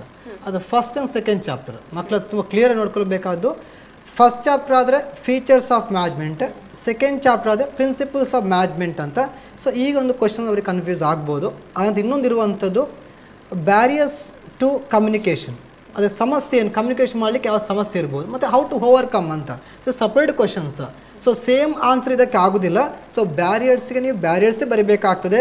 ಹೌ ಟು ಓವರ್ಕಮ್ ಅಂದಾಗ ಅದಕ್ಕೆ ನೀವು ಆನ್ಸರ್ ಬೇರೆ ಬರಿಬೇಕಾಗ್ತದೆ. ಇದು 3ನೇದಾಯಿತು. ಸೊ 4ನೇ ಕನ್ಫ್ಯೂಷನ್ಸ್ ಆದರೆ ಎಲಿಮೆಂಟ್ ಆಫ್ ಡೆಲಿಗೇಷನ್ ಮತ್ತು ಎಲಿಮೆಂಟ್ ಆಫ್ ಡೈರೆಕ್ಷನ್ಸ್ ಅಂತ. ಸೊ ಈ ಒಂದು 4 ಕ್ವಶನ್ಸ್ ಮಕ್ಕಳು ನೋಟ್ ಮಾಡ್ಬೋದು. Features and objectives second confusion ಆಗುವಂಥದ್ದು ಫೀಚರ್ಸ್ ಆಫ್ ಮ್ಯಾನೇಜ್ಮೆಂಟ್ ಮತ್ತು features of principles of management ಅಂತ. ಮತ್ತು ಥರ್ಡ್ ಕ್ವಶನ್ ಕನ್ಫ್ಯೂಸ್ ಆಗುವಂಥದ್ದು barriers to communication and how to overcome the barriers ಅಂತ. ಆನಂತರ ಫೋರ್ತ್ ಕ್ವಶನ್ ಕನ್ಫ್ಯೂಸ್ ಆಗುವಂಥದ್ದು ಎಲಿಮೆಂಟ್ ಆಫ್ ಡೆಲಿಗೇಷನ್ ಮತ್ತು element of directions ಅಂತ ಒಂದು ಕ್ವಶನ್ಸ್ ಡೌಟ್ ಆಗ್ಬೋದು. ಇನ್ನೊಂದು ಮಕ್ಕಳು ಆನ್ಸರ್ ಬರೆಯುವಾಗ ಸೈಡ್ ಪಾಯಿಂಟ್ ಆಗಿರ್ಬೋದು ಅಥವಾ ಎಕ್ಸ್ಪ್ಲೇನ್ ಮಾಡುವಾಗ ಸೆಂಟೆನ್ಸ್ ಆಗಿರ್ಬೋದು ಟೆಕ್ಸ್ಟ್ ಬುಕ್ ವರ್ಡ್ ಇದ್ದರೆ ತುಂಬ ಬೆಟರ್. ಯಾಕೆಂದರೆ ವ್ಯಾಲ್ಯೂಷನ್ ಮಾಡುವಾಗ ಏನಾದರೂ ಆ ಕಡೆ ಈ ಕಡೆ ಏನಾದರೂ ಡಿಸ್ಕಷನ್ ಆದರೆ ಅದರ ಕನ್ಫ್ಯೂಷನ್ಸ್ ಆದರೆ ಅಲ್ಟಿಮೇಟಾಗಿ ನಾವು ನೋಡುವಂಥ ಟೆಕ್ಸ್ಟ್ ಬುಕ್ಕಲ್ಲಿ ಯಾವ ವರ್ಡ್ ಇದೆ, ಟೆಕ್ಸ್ಟ್ ಬುಕ್ಕಲ್ಲಿ ಯಾವ ಸೆಂಟೆನ್ಸ್ ಇದೆ ಅನ್ನುವಂಥ. ಅದ ಕಾರಣ ಮಕ್ಕಳು ಏನು ಅವರ ಸೆಂಟೆನ್ಸ್ ಕರೆಕ್ಟ್ ಆಗಿರ್ಬೋದು, ಅವರ ಮೀನಿಂಗ್ ಅದಕ್ಕೆ ಸರಿಯಾಗಿ ಕೊಡ್ತಾ ಇದೆ, ಅದಕ್ಕೆ ಪ್ರಿಫರ್ ಮಾಡಬೇಕು ಅವರು. ಟೆಕ್ಸ್ಟ್ ಬುಕ್ಕಿನ ಸೆಂಟೆನ್ಸ್ ಇರಲಿ, ಹಾಗೆ ಟೆಕ್ಸ್ಟ್ ಬುಕ್ಕಿನ ಪಾಯಿಂಟ್ಸನ್ನು ಬರೀಬೇಕು ಅವರು. ಮತ್ತು ಆಗ ಹೇಳಿದಾಗೆ ಈ ಗೈಡ್ ಅಥವಾ ಬೇರೆ ಚಾನಲ್ಸ್ ಇತ್ತೀಚೆಗೆ ಫಸ್ಟ್ ನಮ್ಮ ಏನು ಪ್ರಿಪ್ರೇಟರಿ ಎಕ್ಸಾಮಲ್ಲಿ ಅವೇನು ಮಾಡಿದ್ದ ಅಂದರೆ ಈ 3 ಮೋಲ್ಡ್ ಕ್ವಶನ್ ಪೇಪರನ್ನು ಅವ ಸ್ವಲ್ಪ ಸ್ಟಡಿ ಮಾಡಿದ್ದ, ಅದಕ್ಕೆ ಆನ್ಸರ್ಸನ್ನು ಯೂಟ್ಯೂಬಲ್ಲಿ ನೋಡಿದ್ದವ. ಸೊ ನಾವೇನು ಮಾಡಿದ್ರೆ ಕ್ವಶನ್ಸ್ ಸ್ವಲ್ಪ ಶಫಲ್ ಮಾಡಿ ಮಕ್ಕಳನ್ನ ಚೆಕ್ ಮಾಡಲಿಕ್ಕೋಸ್ಕರ ಈ ನಾವು ಮೋಲ್ಡ್ ಕ್ವಶನ್ ಪೇಪರ್ ಕ್ವಶನ್ಸ್ ಸ್ವಲ್ಪ ಹಾಕಿರ್ತೇವೆ ನಾವು ಆ ಒಂದು ಕ್ವಶನ್ ಪೇಪರಲ್ಲಿ. ಅವ ಕ್ವಶನ್ಸ್ ಕೇಳುವಾಗ ಅವನಿಗೆ ಏನು ಅನಿಸುತ್ತೆ, ಸರ್ ನಾ ಎಲ್ಲ ಬಡ್ದಾಗಿದೆ ಪಾಸ್ ಆಗ್ಬೋದು ಅಂತ. ಆದರೆ ಫೈಲ್ ಆಗಿದ್ದ. ಅವಾಗ ಕರೆಕ್ಟ್ ಆನ್ಸರ್ ಅಂತೆ ಅಂದರೆ ಅವ ಯೂಟ್ಯೂಬಲ್ಲಿ ಯಾರೋ ಒಬ್ಬರು ಆನ್ಸರ್ ಕೊಡ್ತಾ ಇದ್ರು, ನಿಜವಾಗಿ ಆದ ಘಟನೆ, ಅವ ಅದನ್ನು ರೆಫರ್ ಮಾಡಿದ್ದ. ಸೊ ನಾವೇನು ಮಾಡ್ತೇವೆ ಅಂದರೆ ಮಕ್ಕಳು ಗೂಗಲನ್ನು ತುಂಬ ಡಿಪೆಂಡ್ ಆಗ್ತಾರೆ, ಟೀಚರ್ಸನ್ನು ಕಮ್ಮಿ ಡಿಪೆಂಡ್ ಆಗ್ತಾರೆ. ಸೊ ಎಕ್ಸಾಮ್ ಟೈಮಲ್ಲಿ ಅಂಥ ಒಂದು ರಿಸ್ಕ್ ಬೇಡ, ನಮ್ಮನ್ನು ಡಿಪೆಂಡ್ ಆಗಲಿ. ಇದು 100% ಜೆನ್ವಿನ್ ಕೇಸ್. ಇದು ಯೂಟ್ಯೂಬ್ ನೋಡಿಕೊಂಡು ಮೋಲ್ಡ್ ಕ್ವಶನ್ ಪೇಪರಿಗೆ ಆನ್ಸರ್ ಮಾಡಿರುವಂಥದ್ದು. ಅದೇ ಕ್ವಶನ್ ನೀವು ಆನ್ಸರ್ ಅದೇ ಕ್ವಶನ್ ನಮ್ಮ ಪ್ರಿಪ್ರೇಟರಿ ಬಂದಿತ್ತು, ಆನ್ಸರ್ ರಾಂಗ್ ಆಯಿತು. ಅವನ ಪ್ರಕಾರ ಸರಿ, ಯಾಕಂದರೆ ಯೂಟ್ಯೂಬರ್ ಕೊಟ್ಟ ಆನ್ಸರ್ ಬರೆದದ್ದು. ನಮ್ಮ ಪ್ರಕಾರ ಅದು ರಾಂಗ್, ಯಾಕಂದರೆ ಅದು ರಾಂಗ್ ಆಗಿತ್ತು. ಆ ರೀತಿಯಾಗಿ ಮಕ್ಕಳು ಮಾಡೋದು ಬೇಡ, ಟೀಚರ್ಸನ್ನು ಡಿಪೆಂಡ್ ಆಗ್ಬೋದು. ಓಕೆ, ಮೊಬೈಲನ್ನು ನೋಡಿಕೊಂಡು ಯೂಟ್ಯೂಬನ್ನು ನೋಡಿಕೊಂಡು ಕಲಿಯೋದಕ್ಕಿಂತ ಟೀಚರ್ಸ್ಗಳೇನಿದ್ದಾರೋ ಅವರು ಕೊಡೋದನ್ನೇ ಕಲೀರಿ ಅನ್ನೋವಂಥದ್ದು. ಇನ್ನು ಡಯಾಗ್ರಾಮ್ ಎಲ್ಲ ಇರುತ್ತಲ್ಲ ಸರ್, ಅದೆಲ್ಲ ಯಾವ್ದು ಬರ್ಬೋದು ಅದರ ಬಗ್ಗೆ? ನಮ್ಮಲ್ಲಿ ಡಯಾಗ್ರಾಮ್ ಬರುವಂಥದ್ದು ಒಂದು ಲೆವೆಲ್ಸ್ ಆಫ್ ಮ್ಯಾನೇಜ್ಮೆಂಟ್ ಅಂತ, ಮತ್ತೊಂದು ಮಾಸ್ಟರ್ಸ್ ಥಿಯರಿ. ಅದನ್ನು ಬಿಟ್ಟು ದೊಡ್ಡ ಡಯಾಗ್ರಾಮ್ ಯಾವುದೂ ಕೊಡಿಲ್ಲ. ಹಾಗೆ ಹೇಳಿದಾಗೆ ಇದು ಪ್ಯೂರ್ ಥಿಯರಿ ಆದ ಕಾರಣ ಜಾಸ್ತಿ ಒಂದು ಅದೇ ಬಂದರೆ ಒಂದು ಲೆವೆಲ್ಸ್ ಆಫ್ ಮ್ಯಾನೇಜ್ಮೆಂಟ್ ಫಸ್ಟ್ ಚಾಪ್ಟ್ರಲ್ಲಿ, ಮತ್ತೊಂದು ಮಾಸ್ಟರ್ಸ್ ಥಿಯರಿ ಅಂತ ಇದೆ. ಸೊ ಇದು ಬಿಟ್ಟು ಬೇರೆ ಯಾವುದೇ ಡಯಾಗ್ರಾಮ್ಸಲ್ಲಿ ಇಲ್ಲ. ಅದ ಕಾರಣ ಮಕ್ಕಳು ಬಂದರೆ ಮಕ್ಕಳು ಖುಷಿ ಪಡಬೇಕು. ಯಾಕಂದರೆ ತುಂಬ ಈಸಿ ಇದೆ ಡಯಾಗ್ರಾಮ್ಸು, ಬಂದರೆ ಖುಷಿ ಪಡಬೇಕು, ಇಲ್ಲಾದರೆ ಅವರಿಗೆ ಥಿಯರಿ ಇರುವಂಥದ್ದಲ್ಲಿ. ಓಕೆ, ಇವಾಗ ಕಂಪ್ಯೂಟರ್ ಸೈನ್ಸಲ್ಲಿ ಸರ್, ಇವಾಗ ಬಾಕ್ಸ್ಗಳಿಗೆ ನಂಬರ್ ಹಾಕೋದಿರುತ್ತಲ್ಲ, ಅದು ಸ್ವಲ್ಪ ಆಚೆ ಈಚೆ ಆದ್ರೂ ಮಾರ್ಕ್ಸ್ ಕಳ್ಕೊಳ್ಳುವಂಥದ್ದು ಇರುತ್ತಾ? ಖಂಡಿತ. ಅದು ಏನು ಕ್ವಶನ್ಸ್ ಕೊಟ್ಟಿದ್ದಾರೆ, ಯಾವ ನಂಬರಿಗೆ ಅವರು ಪ್ರೆಸೆಂಟ್ ಮಾಡಬೇಕು, ಅದು 100% ಇರಬೇಕು. ಆದ್ರೆ ಆ ಬಾಕ್ಸ್ ಡ್ರಾ ಮಾಡುವಂಥದ್ದು, ಬಾಕ್ಸ್ ಅನ್ನು ಪ್ರೆಸೆಂಟ್ ಮಾಡುವಂಥದ್ದು, ಪ್ರತಿಯೊಂದಕ್ಕೂ ನಾವು ಏನು ಸ್ಟೆಪ್ ಬೈ ಸ್ಟೆಪ್ಗೆ ನಾವು ಮಾರ್ಕ್ಸ್ ಅಲಾಟ್ ಮಾಡ್ತೀವಿ. ಆದ್ರೆ ಆ ಬಾಕ್ಸ್ಗಳಲ್ಲೇ ಹೆಚ್ಚಿನ ವಿದ್ಯಾರ್ಥಿಗಳು ಕನ್ಫ್ಯೂಷನ್ ಮಾಡ್ತವೆ. ಅವರಿಗೆ ಏನು ನಾನು ಸಜೆಸ್ಟ್ ಮಾಡುವಂತಂದ್ರೆ, ಸ್ವಲ್ಪ ನಿಮ್ಮದೇ ಓನ್ ಪ್ರಾಬ್ಲಮ್ಸ್ ತಗೊಳ್ಳಿ, ಅಥವಾ ಓಲ್ಡ್ ಕ್ವಶನ್ ಪೇಪರ್ನ ಕೆಲವೊಂದು ಪ್ರಾಬ್ಲಮ್ಸ್ ತಗೊಳ್ಳಿ. ಅದು ಕೆ ಮ್ಯಾಪ್ ಬಾಕ್ಸ್ ಅಂತ ಹೇಳುವಂಥದ್ದು, ನಾನು ಕೆ ಮ್ಯಾಪ್ ಪರ್ಟಿಕ್ಯುಲರ್ ಆಗಿ ಕೆ ಮ್ಯಾಪ್ ಒಂದು 100% ಅಂತಲೇ ನಾನು ಹೇಳ್ತೇನೆ, 100% ಬರುವಂತಹ ಕ್ವಶನ್. ಅದರಲ್ಲಿ ವಿದ್ಯಾರ್ಥಿಗಳಿಗೆ ಯಾವುದೇ ಸಂಶಯ ಬೇಡ. ಆದ್ರೆ ಆ ಮಕ್ಕಳು ಕನ್ಫ್ಯೂಷನ್ ಮಾಡ್ಕೊಳ್ಳುವಂಥದ್ದು ಅದನ್ನು ಗ್ರೂಪಿಂಗ್ ಮಾಡುವಲ್ಲಿ. ಗ್ರೂಪಿಂಗ್ ಹೆಚ್ಚು ಮಾಡಬೇಕಾ, ಕಡಿಮೆ ಮಾಡಬೇಕಾ, ಎಲ್ಲಿ ಮಾಡಬೇಕು, ಅದು ಸ್ವಲ್ಪ ಕನ್ಫ್ಯೂಸ್ ಕ್ರಿಯೇಟ್ ಆಗುತ್ತೆ. So practice only makes the perfect. So ಪ್ರತಿಯೊಂದು ಪ್ರಾಬ್ಲಮಿಗೂ ಡಿಫ್ರೆಂಟ್ ವೆರೈಟಿ ಆಫ್ ಗ್ರೂಪಿಂಗ್ಸ್ ಇರುತ್ತೆ. ಸೊ ಆದಷ್ಟು ರೋಲ್ ಆನ್ ರೋಲ್ ಅಪ್ ಗ್ರೂಪಿಂಗ್ಗಳನ್ನು ಅವರು ನೋಡಿಕೊಂಡ್ರೆ ಆ 5 ಮಾರ್ಕ್ಗಳು ಆಕ್ಚುಲಿ ಅವರ ಪಾಕೆಟಲ್ಲೇ ಇರುತ್ತೆ. ಅದು ಯಾಕೆ ಹೇಳಿದ್ರೆ ಅದು 100% ಕಟ್ಟಿಟ್ಟ ಬುತ್ತಿ ಅದು. ಸೊ ಅದನ್ನು ಉಳಿಸ್ಕೊಳ್ತಾರ ಕಳ್ಕೊಳ್ತಾರ ಎನ್ನುವಂಥದ್ದು ವಿದ್ಯಾರ್ಥಿಗಳಲ್ಲಿ ಇರುತ್ತೆ. ಮತ್ತೆ ಕೆಲವೊಂದು ಕನ್ಫ್ಯೂಷನ್ ಕ್ರಿಯೇಟ್ ಮಾಡುವಂಥದ್ದು ಅಂತ ಹೇಳಿದ್ರೆ, ಬುಲಿಯನ್ ಆಲ್ಜಿಬ್ರಾ ಚಾಪ್ಟರ್ಗಳಲ್ಲಿ ಒಂದು ಲಾ ಕೇಳ್ತಾರೆ. ಲಾ ಅಂದ್ರೆ ಅಸೋಸಿಯೇಟಿವ್ ಲಾ, ಎಕ್ಸ್ಪ್ಲೈನ್ ಅಥವಾ ಸ್ಟೇಟ್ ಅಂಡ್ ಪ್ರೂವ್ ಅಸೋಸಿಯೇಟಿವ್ ಲಾ, ಅಥವಾ ಸ್ಟೇಟ್ ಅಂಡ್ ಪ್ರೂವ್ ಡಿಸ್ಟ್ರಿಬ್ಯೂಟಿವ್ ಲಾ. ಈ ತರ ಕೆಲವು ಕ್ವಶನ್ ಪೇಪರ್ಗಳಲ್ಲಿ ಬಂದಿದೆ. ವಿದ್ಯಾರ್ಥಿಗಳು ಏನ್ ಮಾಡ್ತಾರೆ ಅಂದ್ರೆ, ಲಾದ ಹೆಸರು ಓದಲ್ಲ, ಇಕ್ವೇಶನ್ಗಳನ್ನು ಮಾತ್ರ ಆ ಲಾವನ್ನು ಓದ್ಕೊಂಡು ಹೋಗ್ತಾರೆ. ಅಲ್ಲಿ ಸಡನ್ ಆಗಿ ಆಲ್ ಆಫ್ ಸಡನ್ ಆಗಿ ಅಸೋಸಿಯೇಟಿವ್ ಲಾ, ಇದು ಯಾವ ಲಾ, ಇಕ್ವೇಶನ್ ನೆನಪು ಬರಲ್ಲ. ಸೊ ಈ ತರದ ಇಕ್ವೇಶನ್ಗಳನ್ನು ನೀವು ಯಾವತ್ತು ಪ್ರೂಫ್ಗಳಿರುವಾಗ ಬರೆದು ಪ್ರಾಕ್ಟೀಸ್ ಮಾಡಿ. ಅಸೋಸಿಯೇಟಿವ್ ಲಾ ಇಂಥ ಇಕ್ವೇಶನ್, ಅಥವಾ ಡಿಸ್ಟ್ರಿಬ್ಯೂಟಿವ್ ಲಾ ಇಂಥ ಇಕ್ವೇಶನ್ಗಳು, ಇದನ್ನು ಯಾವತ್ತೂ ನಾವು ಏನು ಮಾಡಬೇಕು, ಪ್ರಾಬ್ಲಮ್ ಓರಿಯೆಂಟೆಡ್ ಇರುವಾಗ ಹೆಚ್ಚಾಗಿ ನೀವು ಬರೆದು ಕಲ್ತ್ರೆ ಅದಕ್ಕೆ ತುಂಬ ಇಂಪಾರ್ಟೆನ್ಸ್ ಮತ್ತು ವೆಯ್ಟೇಜ್ ಜಾಸ್ತಿ ಇರುತ್ತೆ. ಸೊ ಇವನ್ ನೆನ್ಪಿಟ್ಕೊಳ್ಳಿಕ್ಕೂ ಅದು ಈಸಿ ಆಗುತ್ತೆ. ಮತ್ತು ಯಾವುದೇ ಕ್ವಶನನ್ನು ಪ್ರಾಕ್ಟೀಸ್ ಮಾಡುವಾಗಲೂ ಅಷ್ಟೇ ಬೈ ಹಾರ್ಟ್ ಮಾಡಲಿಕ್ಕೆ ಹೋಗಬೇಡಿ. ಬೈ ಹಾರ್ಟ್ ಮಾಡಿದಷ್ಟು ಅದು ಡೇಂಜರಸ್ ಪೊಸಿಷನಲ್ಲಿ ಇರ್ತಾರೆ. ಸೊ ಯಾವಾಗ ಅರ್ಥ ಮಾಡಿಕೊಂಡು ಓದ್ತಾ ಹೋದರೆ ಅದು ಕಾನ್ಫಿಡೆಂಟ್ ಲೆವೆಲ್ ಅನ್ನು ಬಿಲ್ಡಪ್ ಮಾಡ್ತದೆ. ಬಟ್ ಈಗ ಆಲ್ರೆಡಿ ಎಕ್ಸಾಮ್ ದಿವಸಗಳು ಹತ್ತಿರ ಬಂತು. ಸೊ ಇನ್ನು ನಾವು ಹೇಳುವಂಥದ್ದು ಏನಂದ್ರೆ, ಕೆಲವು ವಿದ್ಯಾರ್ಥಿಗಳು ಈಗ ನಮ್ಮ ಕಾಲೇಜಲ್ಲಿ ನಾವು ನೋಡುವಾಗ ವಿದ್ಯಾರ್ಥಿಗಳು ಅವರ ಫ್ರೆಂಡ್ಸ್ ಜೊತೆ ಈಗ ವಾಟ್ಸಪ್ ಕಮ್ಯುನಿಕೇಶನ್ ಜಾಸ್ತಿ ಇರುತ್ತೆ. ಇದು ಕ್ವಶನ್ ಓದು, ನಾನು ಇದು ಓದಿ ಆಯ್ತು, ಅವಾಗ ಪ್ಯಾನಿಕ್ ಆಗ್ತಾರೆ, ನಾನು ಓದಿಲ್ಲ. ಸೊ ನೀವು ಯಾವುದೇ ಫ್ರೆಂಡ್ಸ್ಗಳಿರ್ಬೋದು, ಯಾರೇ ಇರ್ಬೋದು, ಇವಾಗ ನೀವು ಏನು ಪ್ಲಾನ್ ಮಾಡಿ ಓದ್ತಾ ಇದ್ದೀರಿ ಅದನ್ನು ಥರೋ ಆಗಿ ಓದಿ. ಅವರು ಓದಿದ ಹಾಗೆ ಆ ಕ್ವಶನ್ ಬರಬೇಕು ಅಂತ ಯಾವುದೂ ಇಲ್ಲ.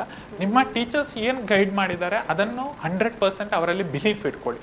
ಯಾವತ್ತು ಗುರುವಿನ ಮೇಲೆ ನಿಮಗೆ ನಂಬಿಕೆ ಇದ್ದರೆ 100% ಅದು ಸಕ್ಸಸ್ ಇದ್ದೇ ಇರುತ್ತೆ. ಸೊ ಟೀಚರ್ಸ್ ಏನು ಹೇಳ್ತಾರೆ ಅವರೆಲ್ಲವನ್ನು ರಿಸರ್ಚ್ ಮಾಡಿಕೊಂಡು ಕ್ವಶನ್ ಬ್ಯಾಂಕ್ಗಳನ್ನು, ಇವಾಗಿನ ನಾವು ಸಿಚುವೇಶನ್ ನಾವು ಡಿಪಾರ್ಟ್ಮೆಂಟಲ್ಲಿ ನೋಡಿದರೆ ವಿದ್ಯಾರ್ಥಿಗಳಿಗಿಂತ ಹೆಚ್ಚು ಟೀಚರ್ಸ್ ಪ್ರಿಪೇರ್ ಆಗ್ತಾ ಇದ್ದಾರೆ ಎಕ್ಸಾಮಿಗೆ. ಅವರಿಗೆ ಯಾವುದು ಕೊಡಲಿ, ಯಾವುದು ಕ್ವಶನ್ ಬ್ಯಾಂಕನ್ನು ರೆಫರ್ ಮಾಡಲಿ, ಯಾವ ಮಾಡೆಲ್ ಕ್ವಶನ್ ಪೇಪರ್ ಕೊಡುವಂಥದ್ದು ಅಥವಾ ಓಲ್ಡ್ ಕ್ವಶನ್ ಪೇಪರ್ ಯಾವುದು ಕೊಡುವಂಥದ್ದು, ಈ ರೀತಿ ವಿದ್ಯಾರ್ಥಿಗಳಿಗೆ ಕೊಡ್ತಾರೆ. ಸೊ ಹೆಚ್ಚಿನ ಕಾಲೇಜುಗಳಲ್ಲಿ ಇದನ್ನು ಮಾಡ್ತಾರೆ. ಸೊ ಆದ ಕಾರಣ ಟೀಚರ್ಸ್ ಏನು ಹೇಳಿರ್ತಾರೆ ಅದರ ಮೇಲೆ ಸ್ವಲ್ಪ ನಂಬಿಕೆ ಇರಲಿ. ಹೊಸತ್ತು ನೀವು ಓದಲಿಕ್ಕೆ ಹೋಗಬೇಡಿ. ಇನ್ನೊಬ್ರು ಹೇಳಿದ ವಿಷಯಗಳನ್ನು ಸ್ವಲ್ಪ ನಿಮ್ಮಷ್ಟಕ್ಕೆ ನೀವು ಇಂಪಾರ್ಟೆಂಟ್ ಇರುವಂಥದ್ದನ್ನು ಓದ್ತಾ ಹೋಗಿ, ಪ್ರಿಪೇರ್ ಆಗ್ತಾ ಹೋಗಿ. ಸಪೋಸ್ ನೀವು ಔಟ್ ಆಫ್ ಔಟಿಗೆ ಟ್ರೈ ಮಾಡ್ತೀರಿ, ನಾನು 100 ಔಟ್ ಆಫ್ 100 ತೆಗಿಲೇಬೇಕು ಅನ್ನೋರು ಪ್ರತಿಯೊಂದು ಸೆಂಟೆನ್ಸ್ ಬೈ ಸೆಂಟೆನ್ಸ್ ಓದಬೇಕು. ಡೌಟ್ಗಳಿದ್ರೆ ಆದಷ್ಟು ಬೇಗ ಅದನ್ನು ಕ್ಲಾರಿಫೈ ಮಾಡ್ಕೊಳ್ಳಿ, ಇನ್ನು ಜಾಸ್ತಿ ಟೈಮ್ ಇಲ್ಲ. ಇನ್ನೊಂದು ನಾನು ಹೇಳಲಿಕ್ಕೆ ಇಷ್ಟಪಡ್ತೇನೆ, ಮನೆಯಲ್ಲಿ ಓದುವಾಗ ಪೋಷಕರು ಕೂಡ ಆ ಒಂದು ಎನ್ವೈರನ್ಮೆಂಟ್ ಕ್ರಿಯೇಟ್ ಮಾಡಬೇಕು ಮನೆಯಲ್ಲಿ.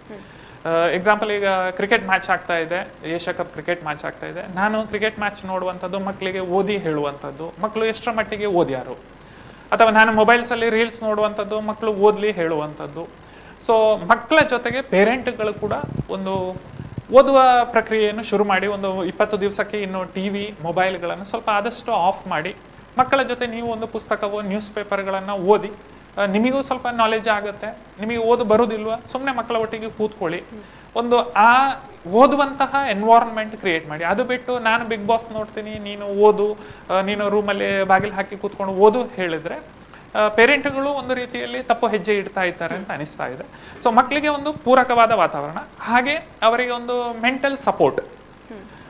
ನಮ್ಮ ಎಸ್ಪೆಷಲಿ ನಾವು ನೋಡಿದ ಹಾಗೆ ದಕ್ಷಿಣ ಕನ್ನಡದಲ್ಲಿ ಸ್ವಲ್ಪ ನಾವು ಕಂಪ್ಯಾರಿಸನ್ ಮಾಡ್ತೀವಿ ಮಾರ್ಕ್ಸ್ ಬಂದಾಗ. ಅವರ ಮಗನಿಗೆ ಇಷ್ಟು ಮಾರ್ಕ್ಸ್ ಇದೆ, ನಿನಗೆ ತೀರಾ ಕಡಿಮೆ ಇದೆ. ಈ ಕಂಪ್ಯಾರಿಸನ್ ಆದಷ್ಟು ಅವಾಯ್ಡ್ ಮಾಡಿ. ಮಕ್ಕಳನ್ನು ಯಾವತ್ತೂ ಕಂಪೇರ್ ಮಾಡಬೇಡಿ. ಪ್ರತಿಯೊಬ್ಬ ವಿದ್ಯಾರ್ಥಿಯು, ಪ್ರತಿಯೊಬ್ಬ ಮಗು ಕೂಡ ಅವರದೇ ಆದಂತಹ ಒಂದು ಎಬಿಲಿಟಿ, ಕೆಪಾಬಿಲಿಟಿಯಲ್ಲೇ ಬರುವಂಥದ್ದು. ಸೊ ಅವರಿಗೆ ಓದಿದ್ರಲ್ಲಿ ಕಡಿಮೆ ಮಾರ್ಕ್ ಇದ್ರೆ ಇನ್ನೊಂದು ಯಾವುದೋ ಒಂದು ಟ್ಯಾಲೆಂಟ್ ಇರಬಹುದು. ಸೊ ಮಾರ್ಕಲ್ಲೇ ಒಂದು ಮಗುವಿನ ಒಂದು ಕ್ವಾಲಿಟಿಯನ್ನು ಅಳಿಬೇಡಿ. ಆದಷ್ಟು ಅವರಿಗೆ ಒಂದು ಮೆಂಟಲಿ ಸಪೋರ್ಟ್ ಮಾಡ್ತಾ ಹೋಗಿ. ಪಾಸ್ ಆಗುವಂಥದ್ದು ಇರ್ಬೋದು, ಹೈಯೆಸ್ಟ್ ಸ್ಕೋರ್ ಇರ್ಬೋವಂಥದ್ದು, ಯಾವುದಕ್ಕೂ ನೀವು ಖುಷಿ ಪಡಿ. ಪಾಸ್ ಆದರೂ ಖುಷಿ ಪಡಿ, 90 ತೆಗೆದ್ರೂ ಖುಷಿ ಪಡಿ, 100 ತೆಗೆದ್ರೂ ಖುಷಿ ಪಡಿ. ಪ್ರತಿಯೊಂದರಲ್ಲೂ ಮಕ್ಕಳನ್ನು ಒಂದು ಮೆಂಟಲಿ ಸಪೋರ್ಟ್ ಮಾಡಿ. ಹಾಗೆ ಅವರ ಹೆಲ್ತ್ ಬಗ್ಗೆ ಕೂಡ ಸ್ವಲ್ಪ ಕಾನ್ಷಿಯಸ್ ಇರಬೇಕು ಎಕ್ಸಾಮ್ ಟೈಮಲ್ಲಿ. ಯಾಕೆ ಹೇಳಿದ್ರೆ ಈ ಸೆಕೆಂಡ್ PU ಈಗ ಮಕ್ಕಳಿಗೆ ಒಂದು ಇದೆ, ನಮಗೆ 3 ಎಕ್ಸಾಮ್ ಕೊಡ್ತಾ ಇದ್ದಾರೆ. ಬಟ್ ನಾನು ಹೇಳುವಂಥದ್ದು, ಒಂದು ಅಟೆಂಪ್ಟಲ್ಲಿ 6 ಸಬ್ಜೆಕ್ಟನ್ನು ಬರೀರಿ, ಆದಷ್ಟು ಒಳ್ಳೆ ಸ್ಕೋರ್ ತೆಗೀರಿ. ಸೆಕೆಂಡ್ ಎಕ್ಸಾಮ್ ಇದೆ, ಸೆಕೆಂಡ್ ಚಾನ್ಸ್ ಇದೆ ಅಂತ ನೀವು ಯಾವತ್ತೂ ಇಟ್ಕೋಬೇಡಿ. ಆದಷ್ಟು ನಿಮ್ಮ ಹೆಲ್ತ್ ಬಗ್ಗೆ ಕಾನ್ಷಿಯಸ್ ಇಟ್ಕೊಳ್ಳಿ. ಸ್ವಲ್ಪ ಹೊರಗಿನ ಫುಡ್ಗಳನ್ನು ಅವಾಯ್ಡ್ ಮಾಡಿ, ಮೊಬೈಲನ್ನು ಅವಾಯ್ಡ್ ಮಾಡಿ, ಸ್ವಲ್ಪ ಓದುವ ಕಡೆ ಹೆಚ್ಚಿನ ಗಮನ ಕೊಟ್ಟರೆ ಡೆಫಿನೆಟ್ ಆಗಿ ಔಟ್ ತೆಗೆಯುವಂಥದ್ದು ಏನೋ ದೊಡ್ಡ ವಿಷಯ. ಓಕೆ, ಹೇಮಲತಾ ಮೇಡಮ್, ನಾನು ನಿಮ್ಮ ಹತ್ರ ಕೇಳಬೇಕು. ಇವಾಗ ಅಕೌಂಟೆನ್ಸಿಯಲ್ಲಿ ಲೆಕ್ಕ ಎಲ್ಲ ಮಾಡ್ತಾರೆ, ಕೊನೆಗೆ ಟ್ಯಾಲಿ ಬರಲಿಲ್ಲ ಅಂತ ಹೇಳಿದಾಗ ಏನಾಯಿತು ಅಂತ ಚೆಕ್ ಮಾಡ್ಕೊಂಡು ಕೂತ್ಕೊಳ್ತಾರೆ. ಅವಾಗ ಅಲ್ಲಿ ಟೈಮ್ ವೇಸ್ಟ್ ಖಂಡಿತವಾಗ್ಲೂ ಆಗುತ್ತೆ. ಹಾಗಾಗಿ ನೀವು ಈ ಒಂದು ಕ್ವಶನ್ಗೆ ಎಷ್ಟು ಟೈಮನ್ನು ಕೊಡಿ ಅಂತ ಹೇಳೋದಾದರೆ ಎಷ್ಟೆಷ್ಟು ಟೈಮ್ಗಳು, ಎಷ್ಟೆಷ್ಟು ಕ್ವಶನ್ಗಳಿಗೆ ಕೊಡಬೇಕಾಗುತ್ತೆ ಅಂತ? ಅಂದರೆ ಇಷ್ಟೇ ಟೈಮ್ ಕೊಡಿ ಅಂತ ಹೇಳಲಿಕ್ಕೆ ಬರಲ್ಲ ಮೇಡಮ್. ಯಾಕಂದರೆ ಈ ಕ್ವಶನ್ ಪೇಪರ್ ನೋಡಿದಾಗ ಫಸ್ಟ್, ಇವಾಗ ಈ ಟಾಪಿಕನ್ನು ಮೊದಲೇ ಸರ್ ಹೇಳಿದ್ದಾರೆ, ಫಸ್ಟ್ ಪೇಪರ್ ನೋಡಿಕೊಂಡು ಅದರಲ್ಲಿ ನನಗೆ ಯಾವುದೆಲ್ಲ ಕ್ವಶನ್ ಸರಿ ಪರ್ಫೆಕ್ಟ್ ಗೊತ್ತಿದೆ ಅದನ್ನು ಆ ಕ್ವಶನ್ ನಂಬರ್ ಬರೆಯುವುದು, ಅದನ್ನು ಸೊಲ್ಯೂಷನನ್ನು ಬರೆಯುವುದು. ಸೊ ಕೆಲವರು ಏನು ಮಾಡ್ತಾರೆ ಅಂದರೆ ಫುಲ್ಲು ಪ್ರಾಬ್ಲಮ್ ಎಲ್ಲ ಮಾಡ್ತಾರೆ, ಮಾಡಿ ಲಾಸ್ಟ್ಗೆ ಟ್ಯಾಲಿ ಆಗಲಿಲ್ಲ ಅಂತ ಹೇಳಿದ ಕೂಡಲೇ ನಾನು ಮಾಡಿದ್ದು ತಪ್ಪಂತೇಳಿ ಮೇಲಿಂದ ಕೆಳಗೆವರೆಗೆ ಒಂದು ಗೆರೆ ಇಳಿತಾರೆ. ಆ್ಯಕ್ಚುಲಿ ನಿಜವಾಗಿ ವ್ಯಾಲ್ಯೂಷನ್ ಮಾಡೋರು ಆ ಥರ ಮಾಡಲ್ಲ. ಅಲ್ಲಿ ಆನ್ಸರ್ಗಿರೋದು 1 ಮಾರ್ಕು 2 ಮಾರ್ಕು ಅಷ್ಟೇ. ಯಾಕಂದರೆ ಈಗ 12 ಮಾರ್ಕ್ಸಲ್ಲಿ ನೋಡಿ, ಒಂದು ಪಾರ್ಟ್ನರ್ಶಿಪ್ ಸಮ್ ಪ್ರಾಬ್ಲಮೇ ನಾವು ತೊಗೊಂಡಾಗ ಅದರಲ್ಲಿ ಫಸ್ಟ್ ರಿವ್ಯಾಲ್ಯೂಷನ್ ಅಂತಿದೆ, ಅದಕ್ಕೆ ಒಂದು 4 ಮಾರ್ಕ್ಸ್ ಇದೆ. ನಂತರ ಪಾರ್ಟ್ನರ್ಸ್ ಕ್ಯಾಪಿಟಲ್ ಅಕೌಂಟ್ ಅಂತಿದೆ, ಅದಕ್ಕೊಂದು 3 ಮಾರ್ಕ್. ಆ ಥರ ಸ್ಟೆಪ್ ಬೈ ಸ್ಟೆಪ್ ಮಾರ್ಕ್ಸ್ ಇದೆ. ಸೊ ಅಲ್ಲಿ ನೀವು ನಿಮ್ಮ ಮೆಥಡ್ ಪ್ರಕಾರ ನಿಮಗೆ ಎಲ್ಲಿವರೆಗೆ ಪರ್ಫೆಕ್ಷನ್ ಬರ್ತದೋ ಎಲ್ಲವನ್ನು ಮಾಡೋದು. ಲಾಸ್ಟಿಗೆ ಆನ್ಸರ್ ಬ್ಯಾಲೆನ್ಸ್ ಶೀಟ್ ಅಂತ ಬರುವಾಗ ಬ್ಯಾಲೆನ್ಸ್ ಶೀಟಲ್ಲಿ ಬ್ಯಾಲೆನ್ಸ್ ಶೀಟ್ ಟ್ಯಾಲಿ ಆಗಬೇಕು. ಟ್ಯಾಲಿ ಆಗಲಿಲ್ಲ, ಟ್ಯಾಲಿ ಆಗದ ಕಾರಣ ಎಲ್ಲಿ ಟ್ಯಾಲಿ ಆಗಲಿಲ್ಲ ನೋಡಿಕೊಳ್ಳೋದು. 1-2 ಸಾರಿ ಚೆಕ್ ಮಾಡಿದ ನಂತರ ನಿಮಗೆ ಗೊತ್ತಾಗಲಿಲ್ಲವಾ, ಅದನ್ನು ಬಿಟ್ಟು ಬಿಡೋದು, ನೆಕ್ಸ್ಟ್ ಕ್ವಶನ್ಗೆ ಹೋಗೋದು. ಯಾಕಂದರೆ ಇಲ್ಲಿ ಟ್ಯಾಲಿ ಆಗಲಿಲ್ಲ ಅಂತ ಹೇಳಿ ಇದನ್ನೇ ಕಟ್ಟು ಮಾಡೋದು, ಉಜ್ಜುದು ಮಾಡುವಾಗ ಅಲ್ಲಿ ಟೈಮೆಲ್ಲ ವೇಸ್ಟ್ ಆಗಿ ಲಾಸ್ಟಿಗೆ ಏನಾಗ್ತದೆ ಅಂತ ಹೇಳಿದರೆ ಗೊತ್ತಿದ್ದ ಕ್ವಶನ್ನು ಸಹ ಬರೀಲಿಕ್ಕೆ ಟೈಮ್ ಸಿಗಲ್ಲ. ಮತ್ತು ಇನ್ವಿಜಿಲೇಟರ್ ಬಂದು ಪೇಪರ್ ತಗೊಂಡ ನಂತರ ಅಯ್ಯೋ ನಾನು ಬರೀಲಿಲ್ಲ ಅಂತೇಳಿ ಆವಾಗ ಕೂಗೋದು, ಇದೆಲ್ಲ ಅಳೋದು, ಇದೆಲ್ಲ ಮಾಡ್ತಾರೆ. ಸೊ ಇದಕ್ಕೆ ಯಾವುದಕ್ಕೆ ಆಸ್ಕಾರ ಇಲ್ಲ. ನಾನು ಹೇಳೋದೇನೆಂದರೆ, ಮತ್ತೆ ಕೆಲವರಿಗೆ ಕೆಲವು ಅಭ್ಯಾಸ ಇದೆ, ಫಸ್ಟ್ ಪ್ಲೇಸನ್ನು ಬುಕ್ ಮಾಡಿಡೋದು. ನಾನು ಮತ್ತೆ ಬರಿತೇನೆ ಅಂತೇಳಿ ಮಲ್ಟಿಪಲ್ ಚಾಯ್ಸಿಗೆ ಫಸ್ಟ್ ಪೇಜಲ್ಲೇ ಅಲ್ಲಿ ಸ್ಪೇಸನ್ನು ತೆಗೆದಿಡುವಂಥದ್ದು. ನಾನು ಮಕ್ಕಳಿಗೆ ಏನು ಹೇಳ್ತೇನೆ ಅಂದರೆ, ಹಾಗೆ ಪ್ಲೇಸ್ ತೆಗೆದಿಡಬೇಡಿ. ಯಾಕಂದರೆ first impression is the best impression. ಇವಾಗ ಪೇಪರ್ ವ್ಯಾಲ್ಯೂಷನ್ ಮಾಡುವವರು ಫಸ್ಟ್ ನೋಡ್ತಾರೆ ನಿಮಗೆ ಗೊತ್ತಿದ್ದ ಆನ್ಸರ್ಸ್ ಯಾವುದು ಪರ್ಫೆಕ್ಟ್ ಆಗಿದೆ, ಅದರ ಕ್ವಶನ್ ನಂಬರ್ ಬರೀರಿ, ಆನ್ಸರ್ ಬರೀರಿ. ಆವಾಗ ಅವರು ಕರೆಕ್ಷನ್ ಮಾಡುವಾಗ ಕರೆಕ್ಟ್ ಇದ್ದ ಆನ್ಸರನ್ನು ಎಲ್ಲ ಕರೆಕ್ಟ್ ಅಂತ ಹೇಳುವಾಗ ಅವರಿಗೆ ಸಹ ಒಂದು ಇಂಪ್ರೆಷನ್ ಬರ್ತದೆ, ಓ ಪರವಾಗಿಲ್ಲ ಈ ಸ್ಟೂಡೆಂಟ್ ಚೆನ್ನಾಗಿ ಬರೆದಿದ್ದಾನೆ ಅಂತೇಳಿ ನೋಡ್ತಾರೆ.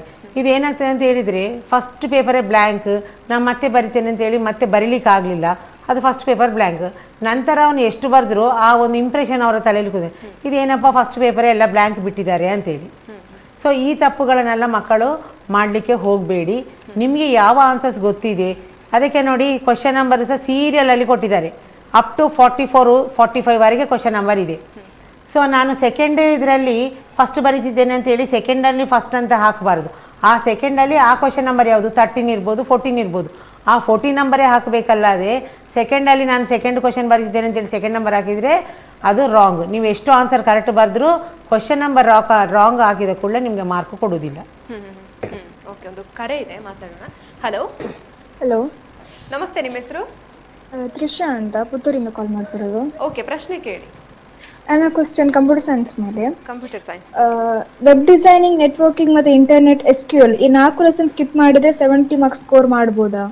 4 ಲೆಸನ್ ಸ್ಕಿಪ್ ಮಾಡಿದ್ರೆ ಸ್ಕೋರ್ ಮಾಡ್ಬೋದಾ ಅಂತ ನಮ್ಮ ಕಾಲೇಜಲ್ಲೂ ತುಂಬ ವಿದ್ಯಾರ್ಥಿಗಳು ಕೇಳ್ತಾ ಇದ್ರು. ಬಟ್ 100% ನಾನು ಹೇಳ್ತೇನೆ 70 ಸ್ಕೋರ್ ಮಾಡುವವರು ಯಾವುದೇ ಕಾರಣಕ್ಕೂ ಈ ಚಾಪ್ಟರ್ಗಳನ್ನು ಸ್ಕಿಪ್ ಮಾಡಬೇಡಿ. ಯಾಕೆ ಹೇಳಿದ್ರೆ ನೆಟ್ವರ್ಕಿಗೂ ಒಂದಷ್ಟು ವೆಯ್ಟೇಜ್ ಕೊಟ್ಟಿರ್ತಾರೆ, ನೆಟ್ವರ್ಕಿಂಗ್ ಚಾಪ್ಟರಿಂದ ಬರುತ್ತೆ. ಈವನ್ ನಿಮಗೆ ಅಲ್ಲಿ 1 ಮಾರ್ಕ್ ಕ್ವಶನ್ಗಳು ಬರುತ್ತೆ, SQL ಇಂದ 1 ಮಾರ್ಕ್ ಕ್ವಶನ್ ಬರುತ್ತೆ, ನೆಟ್ವರ್ಕಿಂಗ್ ಇಂದ 1 ಮಾರ್ಕ್ ಕ್ವಶನ್ಸ್ ಬರುತ್ತೆ. ಸೊ ಯಾವುದೇ ಕಾರಣಕ್ಕೂ ನೀವು 70ಗೆ ಟಾರ್ಗೆಟ್ ಮಾಡ್ತೀರಾ, ಪ್ರತಿಯೊಂದು ಚಾಪ್ಟರ್ಗಳನ್ನು ಓದಲೇಬೇಕು ಅಂತ ನಾನು ಸಜೆಸ್ಟ್ ಮಾಡ್ತೇನೆ. ಯಾಕೆ ಹೇಳಿದ್ರೆ ಅಲ್ಲಿ MCQ ಅಲ್ಲಿ ಬರುತ್ತೆ, ಈವನ್ 2 ಮಾರ್ಕ್ಸ್ ಕ್ವಶನ್ಗಳು ಬರುತ್ತೆ. 2 ಮಾರ್ಕ್ಸ್ ನಿಮಗೆ ಚಾಯ್ಸ್ ಇರ್ಬೋದು, ಆದರೆ MCQ ನಿಮಗೆ ಕೈ ಕೊಟ್ಟರೆ ಕಷ್ಟ ಆಗುತ್ತೆ. ಅದಕ್ಕೋಸ್ಕರ 70 ಟಾರ್ಗೆಟ್ ರೀಚ್ ಮಾಡುವವರು ಖಂಡಿತವಾಗಿಯೂ ಚಾಪ್ಟರ್ಗಳನ್ನು ಬಿಡ್ಲಿಕ್ಕೆ ಹೋಗಬೇಡಿ. SQL ಅಲ್ಲಿ ಖಾಲಿ 2 ಮಾರ್ಕ್ಸ್ ಕಲ್ತ್ಕೊಂಡು ಹೋದ್ರೆ ಸಾಕಾಗ್ತದ?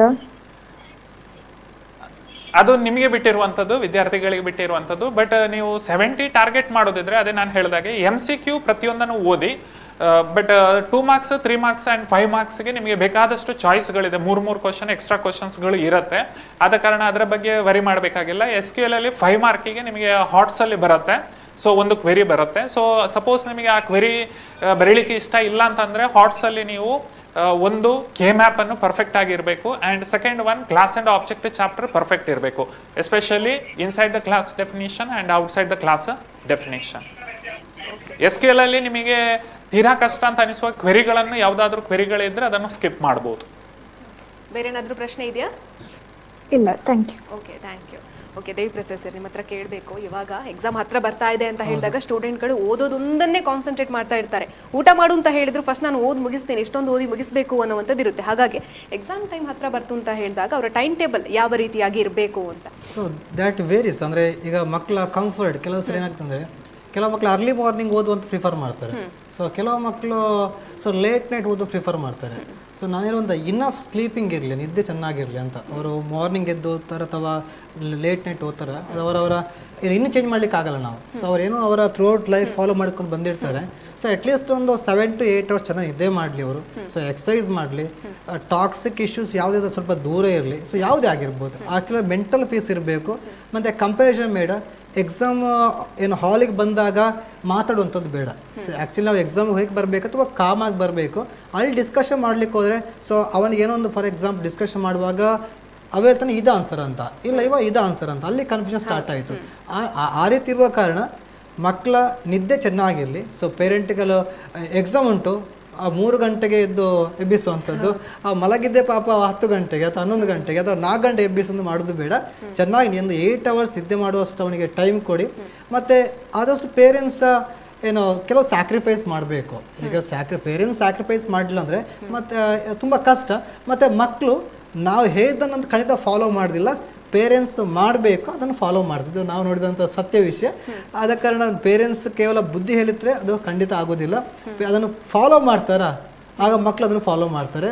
So parents at least March 20th ಸ್ವಲ್ಪ ಮಕ್ಕಳಿಗೋಸ್ಕರ ಸ್ಯಾಕ್ರಿಫೈಸ್ ಮಾಡಿ. ಖಂಡಿತವಾಗಿ ಕೂಡ ನಮ್ಮ ವಿದ್ಯಾರ್ಥಿಗಳು, ನಿಮ್ಮ ಮಕ್ಕಳು, ಆ ಮಕ್ಕಳಿಗೇನು ಈಗ ಅಡ್ವಾಂಟೇಜ್ ಅಂದರೆ ಸ್ಕೂಲ್ ಟೈಮಲ್ಲಿ 2 ಪೇರೆಂಟಿಂಗ್. ಸ್ಕೂಲಲ್ಲಿ ಟೀಚರ್ಸ್ ಇರ್ತಾರೆ, ಅವರು ಪೇರೆಂಟ್ ರೋಲ್ ಏನು ನಿಭಾಯಿಸ್ತಾರೆ, ಮನೆಯಲ್ಲಿ ಅಪ್ಪ ಅಮ್ಮ ಇರ್ತಾರೆ, ಅವರು ಕೂಡ ಆ ರೋಲ್ ನಿಭಾಯಿಸೋ ಕಾರಣ ಮಕ್ಕಳು ಚೆನ್ನಾಗಿ ಓದ್ತಾರೆ. ನಾವು ಕೂಡ ಯಾಕೆಂದ್ರೆ ಒಪ್ಪೋಸಿಟ್ ಅಂತ ಅನಿಸ್ಬಾರ್ದು. ನಾವೇನೋ ಬುದ್ಧಿ ಹೇಳ್ತೇವೆ ಮಕ್ಕಳಿಗೆ, ಅದನ್ನು ಅಲ್ಲಿ ಮನೆಯಲ್ಲಿ ಅದಕ್ಕೆ ಆ ಟೈಮಲ್ಲಿ ಅದಕ್ಕೆ ನಮಗೆ ವಿರುದ್ಧವಾಗಿ ಮಾತಾಡಲಿಕ್ಕಿಲ್ಲ. ಟೀಚರ್ಸ್ ಇವಾಗ ಮಕ್ಕಳ ಅವರ ಭವಿಷ್ಯಕ್ಕಾಗಿ ನಾವು ತುಂಬ ಸ್ಟ್ರೆಸ್ ಮಾಡೋ ಕಾರಣ ಸೊ ನಮಗೆ ಸಪೋರ್ಟಿವ್ ಆಗಿದೆ. ನಮ್ಮ ಮಾತಿಗೆ ಪೇರೆಂಟ್ಸ್ ಕೂಡ ಬೆಲೆ ಕೊಟ್ಟರೆ ಅಲ್ಟಿಮೇಟಾಗಿ ಮಕ್ಕಳು ಖಂಡಿತವಾಗಿ ಕೂಡ ಸ್ಕೋರ್ ಮಾಡ್ತಾರೆ. ನಾವು ಬಿಸ್ನೆಸ್ಸಲ್ಲಿ ಇಡೀ ನಮ್ಮ ಕ್ವಶನ್ ಬ್ಯಾಂಕನ್ನು ನೋಡುವಾಗ ಅಲ್ಲಿ ಒಂದು ಕ್ವಶನ್ ನಂಗೆ ಅನಿಸಿದ್ದು, ಚಾಪ್ಟರ್ ನಂಬರ್ 3 ಮಕ್ಕಳನ್ನ ನೋಟ್ ಮಾಡ್ಬೋದು.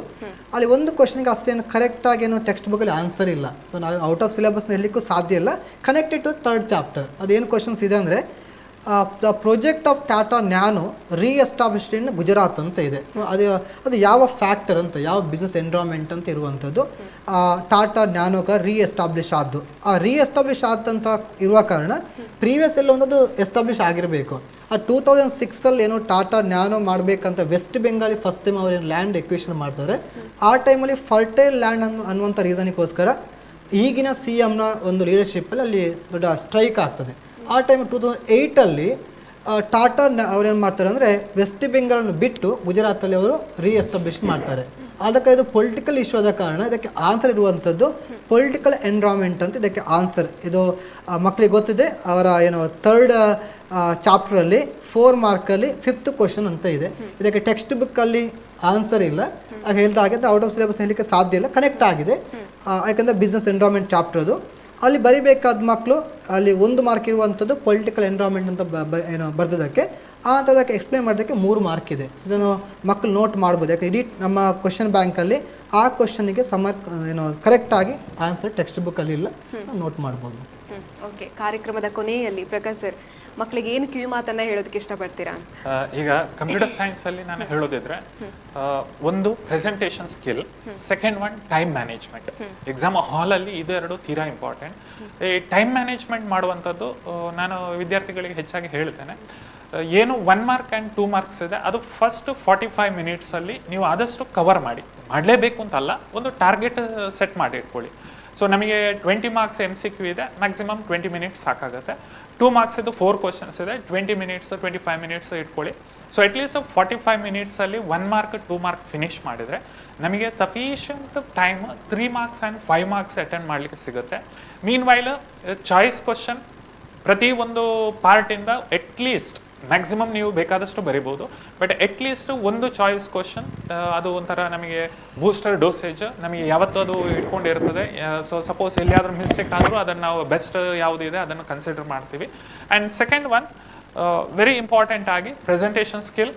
ನೀವು ಎಷ್ಟು ನೀಟಾಗಿ ಬರೀತೀರಿ, ಎಷ್ಟು ಚೆನ್ನಾಗಿ ಎಕ್ಸ್ಪ್ಲೇನ್ ಮಾಡ್ತೀರಿ, ಅದು ಯಾವತ್ತೂ ನಿಮಗೆ ಒಂದು ಪ್ಲಸ್ ಪಾಯಿಂಟ್ ಆಗಿರುತ್ತೆ ನಿಮ್ಮ ಮಾರ್ಕ್ಸ್ಗಳಲ್ಲಿ. ಎಲ್ಲವೂ ನಾವು ಎಷ್ಟು ನಾಲೆಜ್ ತೊಗೊಂಡ್ರು ಅದನ್ನು ಪ್ರೆಸೆಂಟ್ ಮಾಡಲಿಕ್ಕೆ ಗೊತ್ತಿಲ್ಲ ಅಂತಂದರೆ ಅದು ಅಲ್ಟಿಮೇಟ್ಲಿ ವೇಸ್ಟ್.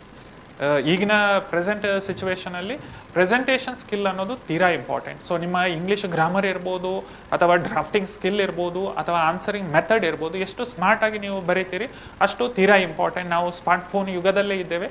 ಸೊ ನಿಮ್ಮ ಆನ್ಸರ್ ಕೂಡ ಏನಾಗಿರಬೇಕು, ಸ್ಮಾರ್ಟಾಗಿ ಇರಬೇಕು. ಸೊ ಅಷ್ಟು ಸ್ಮಾರ್ಟಾಗಿ ಆನ್ಸರ್ ಮಾಡಲಿಕ್ಕೆ ಗೊತ್ತಿದೆ ನನಗೆ, ನಾನು ಎಕ್ಸ್ಪ್ಲೇನ್ ಮಾಡ್ತೀನಿ ಅಂತಂದರೆ ಆ ಒಂದು ಕಾನ್ಫಿಡೆಂಟ್ ನೀವು ಬಿಲ್ಡಪ್ ಮಾಡಿದರೆ 100% ನಿಮಗೆ ಸಕ್ಸಸ್ಸಿಗೆ ಏನೂ ದೂರ ಇಲ್ಲ. ಸೊ ಎಕ್ಸಾಮ್ ಹತ್ತಿರ ಬಂತು, ಆದಷ್ಟು ಕಾಮ್ ಆ್ಯಂಡ್ ಕೂಲ್. ನಿಮ್ಮ ಬಾಡಿ, ಮೈಂಡ್, ಸೋಲ್ ಎಲ್ಲವೂ ಕೂಲ್ ಆಗಿರಬೇಕು. ಟೆನ್ಷನ್ ಮಾಡುವಂಥದ್ದು, ನನಗೆ ಓದಿ ಆಗಲಿಲ್ಲ ಅಂತ ಕೂತ್ಕೊಂಡು ತಲೆಬಿಸಿ ಮಾಡುವಂಥದ್ದು, ಇದರಿಂದ ಯಾವುದೇ ಪ್ರಯೋಜನ ಇಲ್ಲ.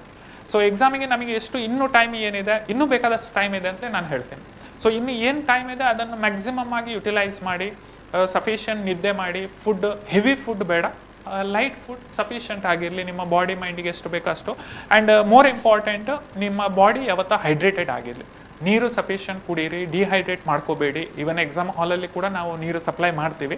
ಸೊ ಬೆಳಿಗ್ಗೆ ಎಕ್ಸಾಮಿಗೆ ಬರೋ ಮೊದಲು ಸ್ವಲ್ಪ ನೀರು ಕುಡಿದು ಎಕ್ಸಾಮ್ ಬರೀಲಿಕ್ಕೆ ಹೋಗಿ. ಸೊ ಕೆಲವೊಂದು ಟಿಪ್ಸ್ಗಳು ನಿಮ್ಮ ಹಾಲ್ ಟಿಕೆಟಲ್ಲಿದೆ, ಎಕ್ಸಾಮಿಗೆ ಯಾವ ರೀತಿ ಬರಬೇಕು, ಏನು ಮಾಡಬೇಕು, ಯಾವುದು ಮಾಡಬಾರ್ದು. ಸೊ ಇದನ್ನೆಲ್ಲ ಸ್ವಲ್ಪ ನೋಡಿ, ಮತ್ತು ಉಳಿದವರ ಸಜೆಷನ್ಗಳನ್ನು ಆದಷ್ಟು, ಎಸ್ಪೆಷಲಿ ಟೀಚರ್ಸಿನ ಸಜೆಷನ್ ತೊಗೊಳ್ಳಿ. ಫ್ರೆಂಡ್ಸ್ ಸಜೆಷನ್ ಆದಷ್ಟು ಅವಾಯ್ಡ್ ಮಾಡಿ. ನಿಮಗೆ ಏನು ಐಡಿಯಾ ಬರುತ್ತೆ ಅದರ ಪ್ರಕಾರ ಓದಿ. ಯಾಕೆ ಹೇಳಿದ್ರೆ ಸಜೆಷನ್ಗಳನ್ನು ನೀವು ಇಂಪ್ಲಿಮೆಂಟ್ ಮಾಡಿದರೆ ಓಕೆ, ಸುಮ್ಮನೆ ಅವರು ಹೇಳಿದರು ಇವರು ಹೇಳಿದರು ಅವರಿಗೆ ಅದು ಓದಿ ಆಯಿತು ಅಂದರೆ ಟೆನ್ಷನ್ ಇನ್ನೂ ಕ್ರಿಯೇಟ್ ಆಗುತ್ತೆ. ಸೊ ಟೆನ್ಷನ್ ಇರಲಿ, ಆದರೆ ತುಂಬ ತೀರಾ ಟೆನ್ಷನ್ ಬೇಡ. ಟೆನ್ಷನ್ ಇದ್ದರೆ ನೀವು ಪ್ರಾಪರಾಗಿ ಪ್ಲ್ಯಾನ್ ಮಾಡ್ತೀವಿ, ಪ್ರಾಪರಾಗಿ ವರ್ಕ್ ಮಾಡ್ತೀವಿ. ಸೊ ಸ್ವಲ್ಪ ಟೆನ್ಷನ್, ಅದಕ್ಕೆ ರಿಲೇಟೆಡ್ ಆಗಿ ನಿಮ್ಮ ವರ್ಕ್, ಹಾರ್ಡ್ ವರ್ಕ್ ಹೋಗಲಿ. So wish you all the best. ಯಾರೆಲ್ಲ ಎಕ್ಸಾಮ್ ಬರೀತಾ ಇದ್ದೀರಿ ದ್ವಿತೀಯ PUC, ಎಲ್ರಿಗೂ ಒಳ್ಳೇದಾಗಲಿ, ಎಲ್ಲರೂ ಚೆನ್ನಾಗಿ ಒಳ್ಳೆ ಸ್ಕೋರ್ ಮಾಡಿ ಅಂತ ಆಶಿಸ್ತೀನಿ. ಓಕೆ ಮೇಡಮ್, ನೀವೇನು ಹೇಳ್ತೀರಾ ಅಂತ ಅಕೌಂಟೆನ್ಸಿ ಹಾಗೆಯೇ ಸ್ಟ್ಯಾಟ್ ಬಗ್ಗೆ ಮಕ್ಕಳಿಗೆ ಕ್ಯೂ ಮಾಡಿ. ಸ್ಟ್ಯಾಟ್ ಬಗ್ಗೆ ನೋಡಿ, ಟೈಮ್ ಸೀರೀಸ್ ಅಂತ ಒಂದು ಚಾಪ್ಟರ್ ಇದೆ, ಅದರಲ್ಲಿ 5 ಮಾರ್ಕ್ಸ್ಗೆ ಕಂಪಲ್ಸರಿ ಕ್ವಶನ್ ಬರುವಂಥದ್ದು. ಈ 3 ಇಯರ್ಲಿ ಮೂವಿಂಗ್ ಆ್ಯಾವ್ರೇಜ್ ಬರ್ಬೋದು, ಅಥವಾ 5 ಇಯರ್ಲಿ ಮೂವಿಂಗ್ ಆ್ಯಾವ್ರೇಜ್ ಬರ್ಬೋದು. ಎಲ್ಲಿಯಾದರೂ ಮಕ್ಕಳಿಗೆ ಟಫ್ ಕೊಡಬೇಕು ಅಂತೇಳಿ ಯಾರಾದರೂ ನೆನೆಸಿದರೆ ಮಾತ್ರ ಒಂದು ಕ್ವಶನ್ ಇದೆ 4 ಇಯರ್ಲಿ ಮೂವಿಂಗ್ ಆ್ಯಾವ್ರೇಜ್ ಅಂತೇಳಿ, ಅದು. ಬಟ್ ಆ ಚಾಪ್ಟರ್ನಿಂದ ಒಂದು 5 ಮಾರ್ಕ್ಸ್ಗಂತೂ ಕ್ವಶನ್ ಇದೆ. ಮತ್ತು ಥಿಯರಿಟಿಕಲ್ ಡಿಸ್ಟ್ರಿಬ್ಯೂಷನ್ ಅಂತ ಇದೆ, ಅದರಲ್ಲಿ ಕೆಲವು ಚಾಪ್ಟರ್ಸ್ ಇದೆ, ಬೈನಾಮಿಯಲ್ ಮತ್ತು ಪಾಯ್ಸನ್ ಆ ಥರ. ಸೊ ಕೆಲವು ಸಾರಿ ಏನಂದರೆ ಕ್ವಶನ್ ಓದುವಾಗ ಸೇಮ್ ಇರ್ತದೆ, ಬಟ್ ಯಾವ ಫಾರ್ಮುಲಾ ನಾವು ಅಪ್ಲೈ ಮಾಡಬೇಕು ಅಂತೇಳಿ ಮಕ್ಕಳಿಗೆ ಒಂದು ಗೊಂದಲ ಇರುವಂಥದ್ದು. ಕ್ವಶನ್ ಸೇಮ್ ಇರ್ತದೆ, ಆ ಎಲ್ಲವೂ ಕಂಟೆಂಟ್ ಅಲ್ಲ, ಬಟ್ ಈ ಒಂದಕ್ಕೆ ಫಾರ್ಮುಲಾ ಬೇರೆ ಇದೆ, ಇನ್ನೊಂದಕ್ಕೆ ಫಾರ್ಮುಲಾ ಬೇರೆ ಇದೆ. ಸೊ ಆವಾಗ ನಾನು ಕಂಡುಕೊಂಡದ್ದು ಇಷ್ಟು ವರ್ಷದಲ್ಲಿ ಟೀಚ್ ಮಾಡಿ ಏನು ಅಂತ ಹೇಳಿದರೆ, ಒಂದರಲ್ಲಿ ಜಸ್ಟ್ ಪ್ರೊಬಬಿಲಿಟಿ ಅಂತ ಕೇಳ್ತಾರೆ, ಆವಾಗ ಪ್ರೊಬಬಿಲಿಟಿ ಮಾಸ್ ಫಂಕ್ಷನ್ನು ಫಾರ್ಮುಲಾ ಹಾಕಿ ನೀವು ಮಾಡ್ಬೋದು. ಇನ್ನೊಂದು ಪಾಯ್ಸನ್ ಡಿಸ್ಟ್ರಿಬ್ಯೂಷನಲ್ಲಿ ಮಾತ್ರ ಆನ್ ಆ್ಯಂಡ್ ಆ್ಯಾವರೇಜ್ ಅಂತೇಳಿ ಒಂದು ಕ್ಲಾಸ್, ಒಂದು ಸೆಂಟೆನ್ಸಲ್ಲಿ ಆ್ಯಡ್ ಮಾಡಿರ್ತಾರೆ. ಸೊ ಆನ್ ಆ್ಯನ್ ಆ್ಯಾವ್ರೇಜ್ ಅಂತ ಹೇಳಿದ ಕೂಡಲೇ ನಿಮ್ಮ ಮಂಡೆಗೆ ತಲೆಗೆ ತಟ್ಟಬೇಕಾದದ್ದು ಇದು ಪಾಯ್ಸನ್ ಡಿಸ್ಟ್ರಿಬ್ಯೂಷನ್ ಅಂತೇಳಿ. ಆ ಪಾಯ್ಸನ್ ಡಿಸ್ಟ್ರಿಬ್ಯೂಷನ್ ಫಾರ್ಮುಲಾ ಏನುಂಟು ಅದನ್ನು ನೀವು ಅಪ್ಲೈ ಮಾಡಬೇಕು. ಮತ್ತು ಕೆಲವು ಮಕ್ಕಳು ನೋಡಿ ಎಕ್ಸಾಮಿಗೆ ಹೋಗುವ ತನಕ ಹಾಲ್ವರೆಗೆ ಓದಿಕೊಂಡು ಹೋಗ್ತಾರೆ. ಅದು ತುಂಬ ಬ್ಯಾಡ್ ಹ್ಯಾಬಿಟ್ ಅಂತ ನಾನು ಹೇಳ್ತೀನಿ. ಯಾಕೆಂದರೆ ನಾವು ಒಂದು ಸಾರಿ ಆ ಕ್ಯಾಂಪಸ್ನೊಳಗೆ ಕಾಲಿಟ್ಟ ನಂತರ ಬುಕ್ಸನ್ನೆಲ್ಲ ಕ್ಲೋಸ್ ಮಾಡಬೇಕು. ನಮ್ಮ ರೋಲ್ ನಂಬರ್ ಎಲ್ಲಿದೆ, ಯಾವ ರೂಮಲ್ಲಿದೆ ಅಂತ ಒಮ್ಮೆ ನೋಡಿಕೊಂಡು ಒಂದು ಕಾರ್ನರಲ್ಲಿ ಬಂದು ನಿಲ್ಲಬೇಕು. ನಾವು ಬೆಳಿಗ್ಗೆಯಿಂದ ಎಕ್ಸಾಮ್ವರೆಗೆ ಏನನ್ನು ಓದಿದೆವು ಜಸ್ಟ್ ಅದನ್ನು ರಿವೈಸ್ ಮಾಡಬೇಕು. ಆವಾಗ ನಿಮ್ಮ ಮೆಮರಿ ಪವರ್ ಎಷ್ಟಿದೆ, ಎಷ್ಟು ನೀವು ಕಲ್ತದ್ದು ನೆನಪುಂಟು ಅನ್ನೋದು ನಿಮಗೆ ನೀವೇ ಜಡ್ಜ್ ಮಾಡ್ಕೊಳ್ಬೋದು. ಆವಾಗ ಏನಂತ ಹೇಳಿದರೆ ಸುಮ್ಮನೆ ಅವರು ಇದು ಹೇಳಿದ್ದಾರೆ, ಇನ್ನೊಬ್ಬರು ಇನ್ನೊಂದು ಮಾತಾಡಿದ್ದಾರೆ, ಅಥವಾ ರೀಲ್ಸ್ನ ಬಗ್ಗೆ ಅಥವಾ ಮೊಬೈಲ್ನ ಬಗ್ಗೆ ಇದರ ಬಗ್ಗೆ ಯಾವುದರ ಬಗ್ಗೆ ಚರ್ಚೆ ಮಾಡಲಿಕ್ಕವೇ ಇಲ್ಲ. ಅಟ್ಲೀಸ್ಟ್ ಈ ಎಕ್ಸಾಮ್ ಆಗುವಾಗ ಒಂದು 15 ಡೇಸ್ ನೀವು ಸ್ಯಾಕ್ರಿಫೈಸ್ ಮಾಡಿದರೆ ಮತ್ತೆ 2.5-3 ಮಂತ್ಸ್ವರೆಗೆ ನೀವು ಮೊಬೈಲಲ್ಲೇ ಇರ್ಬೋದು. ಯಾಕಂದರೆ ಇನ್ನೊಂದು ವಿಚಾರ ಹೇಳ್ತೇನೆ, ಇವಾಗ ಮುಸ್ಲಿಮ್ ಮಕ್ಕಳಿಗೆ ಈಗ ನಿಮ್ಮ ಪೆರ್ನಾಳ್ ಅನ್ನೋದು ಸ್ಟಾರ್ಟ್ ಆಗ್ತದೆ. ಆವಾಗ ನೋಡಿ ಉಪವಾಸ ಸ್ಟಾರ್ಟ್ ಆದ ನಂತರ ನಿಮಗೆ ಕಲೀಲಿಕ್ಕೆ ಆಗೋದಿಲ್ಲ. ಸೊ ಆದ ಕಾರಣ ನೀವೇನು ಮಾಡಬೇಕು, ಅದಕ್ಕಿಂತ ಮೊದಲೇ ಎಲ್ಲವನ್ನು ಕಲ್ತಿಟ್ಕೊಳ್ಬೇಕು. ಆವಾಗ ನೀವು ಉಪವಾಸ ಟೈಮಲ್ಲಿ ಕೆಲವು ಸಾರಿ ಕಲೀಲಿಕ್ಕೆ ಆಗದಿದ್ದರೂ ನಾವು ಜಸ್ಟ್ ಮೇಲೆ ನೋಡಿಕೊಂಡು ಅದು ಕವರ್ ಮಾಡಿ ಎಕ್ಸಾಮ್ ಬರೆದು ಪಾಸ್ ಆಗುವಷ್ಟು ಮಾರ್ಕ್ ತೆಗಿಲಿಕ್ಕೆ ನಮಗೆ ಸಾಧ್ಯತೆ ಇದೆ. ಸೊ ಇದನ್ನೆಲ್ಲ ಪ್ಲ್ಯಾನಿಂಗ್ ಮಾಡಿಕೊಂಡು ನೀವು ನಿಮ್ಮ ಎಕ್ಸಾಮ್ಗೆ ಪ್ರಿಪೇರ್ ಆಗಿ ಬೆಸ್ಟ್ ಆಫ್ ಲಕ್ ಅಂತೇಳಿ ಎಲ್ಲ ಮಕ್ಕಳಿಗೆ ಹೇಳಲಿಕ್ಕೆ ಇಷ್ಟಪಡ್ತೀನಿ. ಓಕೆ, ಹಾಗೇನೆ ದೇವಿಪ್ರಸಾದ್ ಸರ್, ನೀವು ಈಗಿನ ಸಿಸ್ಟಮ್ ಪ್ರಕಾರ ಖಂಡಿತವಾಗಿ ಮಕ್ಕಳು ಪಾಸ್ ಆಗಲಿಕ್ಕೆ ಚಾನ್ಸೇ ಇಲ್ಲ. ಫೈಲ್ ಆಗಲಿಕ್ಕೆ ಕಷ್ಟಪಡಬೇಕು, ಪಾಸ್ ಆಗಲಿಕ್ಕೆ ಕಷ್ಟ ಇಲ್ಲ. ಆನಂತರ ಮಾರ್ಕ್ ಏನೇ ಬರಲಿ ಹೆಚ್ಚು ಕಮ್ಮಿ ಬರ್ಬೋದು, ಅಥವಾ ಫೈಲ್ ಅಥವಾ ಕಡಿಮೆ ಬರ್ಬೋದು. ಈಗಿನ ವಿದ್ಯಾರ್ಥಿ ತುಂಬಾ ಡೈನಮಿಕ್ ಆಗಿರ್ತಾರೆ, ಅಂದರೆ ಅವರು ಚೇಂಜಸ್ಸಿಗೆ ಒಗ್ಗಿಕೊಳ್ತಾರೆ. ಈಗಿನವರು ತುಂಬ ರೆಸಿಸ್ಟೆನ್ಸ್ ಅಂತ ಇಲ್ಲ. ಆದ ಕಾರಣ ರಿಸಲ್ಟ್ ಏನೇ ಬರಲಿ ಅವರನ್ನು ಆಕ್ಸೆಪ್ಟ್ ಮಾಡ್ತಾರೆ. ಬಿಸ್ನೆಸ್ಸಲ್ಲಿ ಸ್ಕೋರ್ ಕಡಿಮೆ ಬರಲಿ ಅಥವಾ ಫೈಲ್ ಆಗಲಿ, ಬಿಸ್ನೆಸ್ ಸ್ಟಡೀಸಲ್ಲಿ ಆಗಂತ ಅವರು ಮಾಡುವ ಬಿಸ್ನೆಸ್ಸಲ್ಲಿ ಸಕ್ಸಸ್ ಆಗೇ ಆಗ್ತಾರೆ. ಇದು ನನ್ನ ಸ್ಟ್ರಾಂಗ್ ಬಿಲೀಫ್. ಆದ ಕಾರಣ ಬಿಸ್ನೆಸ್ ಸ್ಟಡೀಸಲ್ಲಿ ಕಮ್ಮಿ ಸ್ಕೋರ್ ಬರಲಿ ಅಥವಾ ಫೈಲ್ ಆಗಲಿ ಬಿಸ್ನೆಸ್ಸಲ್ಲಿ ಸಕ್ಸಸ್ ಆಗಿ ಆಲ್ ದಿ ಬೆಸ್ಟ್, ಎಲ್ಲರೂ ಪಾಸ್ ಆಗಿ. ಓಕೆ, ಇವತ್ತಿನ ಕಾರ್ಯಕ್ರಮದಲ್ಲಿ ತುಂಬಾನೇ ಚೆನ್ನಾಗಿ ಮಾಹಿತಿಯನ್ನು ತಿಳಿಸ್ಕೊಟ್ಟಿದ್ದೀರಾ. ಕೊನೆ ಹಂತದಲ್ಲಿದ್ದಾರೆ ದ್ವಿತೀಯ PUC ವಿದ್ಯಾರ್ಥಿಗಳು ಪರೀಕ್ಷೆ ಬರೆಯೋದಕ್ಕೆ. ಹಾಗಾಗಿ ಈ ಹೊತ್ತಿನಲ್ಲಿ ಇಂತಹ ಮಾರ್ಗದರ್ಶನ ಖಂಡಿತವಾಗ್ಲೂ ಬೇಕಾಗಿತ್ತು. ಕೆಲವೊಂದು ವಿದ್ಯಾಸಂಸ್ಥೆಗಳಲ್ಲಿ ಕೊಡ್ಬೋದು, ಇನ್ನು ಕೆಲವೊಂದಿಷ್ಟು ವಿದ್ಯಾಸಂಸ್ಥೆಗಳಲ್ಲಿ ಇಷ್ಟೊಂದು ಡೀಪ್ ಆಗಿ ಇನ್ಫಾರ್ಮೇಷನ್ ಅನ್ನು ಕೊಟ್ಟಿದ್ದಾರೋ ಇಲ್ವೋ ಗೊತ್ತಿಲ್ಲ. ಬಟ್ ಇವತ್ತಿನ ಕಾರ್ಯಕ್ರಮದಲ್ಲಿ ತುಂಬಾನೇ ಚೆನ್ನಾಗಿ ಮಾಹಿತಿಯನ್ನು ತಿಳಿಸ್ಕೊಟ್ಟಿದ್ದೀರಾ. ಹಾಗಾಗಿ ಮೂವರಿಗೆ ಕೂಡ ಧನ್ಯವಾದಗಳು. ವೀಕ್ಷಕರೇ, ಇಷ್ಟು ಹೊತ್ತು ಕಾಮರ್ಸ್ ಬಗೆಗಿನ ವಿಚಾರಗಳನ್ನು ಹಂಚಿಕೊಂಡಿದ್ದಾರೆ. ತುಂಬಾನೇ ಚೆನ್ನಾಗಿ ಇನ್ ಡೀಟೇಲ್ ಆಗಿ ವಿಚಾರಗಳನ್ನು ತಿಳಿಸ್ಕೊಟ್ಟಿರುವಂಥದ್ದು, ಯಾವ ಚಾಪ್ಟರಿಂದ ವೇಟೇಜ್ ಇರುವಂತಹ ಪ್ರಶ್ನೆಗಳು ಬರುತ್ತೆ ಅನ್ನುವಂಥದ್ದು. ಹಾಗೆಯೇ ಈಗ ನಾವು ನೋಡಬೇಕು ಅಂತ ಹೇಳಿದರೆ ಒಂದಿಷ್ಟು ವಿದ್ಯಾಸಂಸ್ಥೆಗಳಲ್ಲಿ ಖಂಡಿತವಾಗ್ಲೂ ತಿಳಿಸ್ಕೊಡ್ತಾರೆ. ಬಟ್ ಇನ್ನೊಂದು ಇಷ್ಟು ವಿದ್ಯಾಸಂಸ್ಥೆಗಳಲ್ಲಿ ಹೇಗಿರುತ್ತೆ ಅಂತ ಹೇಳಿದ್ರೆ ಪಾಸ್ ಆದರೆ ಸಾಕು ಅನ್ನುವಂಥದ್ದು ಇರುತ್ತೆ. ಅಂಥವರಿಗೆ ಇಂಥ ಮಾರ್ಗದರ್ಶನ ಖಂಡಿತವಾಗ್ಲೂ ಬೇಕಾಗಿರುತ್ತೆ. ಇನ್ನೊಂದು ವಿಚಾರ ಏನು ಅಂತ ಹೇಳಿದರೆ ಎಕ್ಸಾಮ್ ಅಂತ ಹೇಳಿದಾಗ ತುಂಬಾ ಜನ ಭಯ ಪಡ್ಕೊಳ್ತಾರೆ, ಯಾವ ರೀತಿ ಇರುತ್ತೋ ಅನ್ನುವಂಥದ್ದು. ಹಾಗಾಗಿ ಚಾಣಕ್ಯ ಹೇಳಿದಂಥ ಒಂದು ಮಾತಿದೆ, ಯಾರೂ ಕೂಡ ಭಯ ಅನ್ನೋದನ್ನ ಪಡಬಾರ್ದು ಅನ್ನುವಂಥದ್ದು. ಯಾಕೆ ಅಂತ ಹೇಳಿದ್ರೆ ಭಯ ಅನ್ನುವಂಥದ್ದೇ ನಿಮ್ಮ ಶತ್ರು, ಅದನ್ನ ಮೊದಲು ನೀವು ನಾಶ ಮಾಡಬೇಕು ಅನ್ನುವಂಥದ್ದು. ಇದನ್ನ ಪ್ರತಿಯೊಬ್ಬ ವಿದ್ಯಾರ್ಥಿ ಕೂಡ ಅರ್ಥ ಮಾಡ್ಕೊಳ್ಬೇಕು. ನೀವು ಭಯವನ್ನ ನಾಶ ಮಾಡಿದ್ರಿ ಅಂತ ಹೇಳಿದ್ರೆ ಧೈರ್ಯ ನಿಮ್ ಜೊತೆಗಿರುತ್ತೆ. ಹಾಗಾಗಿ ನೀವು ಎಕ್ಸಾಮ್ ಅನ್ನ ಖಂಡಿತವಾಗಿ ಸಕ್ಸಸ್ ಆಗಿ ಫೇಸ್ ಮಾಡೋದಕ್ಕೆ ಸಾಧ್ಯ ಆಗುತ್ತೆ ಅಂತ ಹೇಳ್ತಾ ಇವತ್ತಿನ ಕಾರ್ಯಕ್ರಮವನ್ನ ಮುಗಿಸ್ತಾ ಇರ್ತೀವಿ. ನೋಡ್ತಾ ಇರಿ ಸುದ್ದಿ ನ್ಯೂಸ್.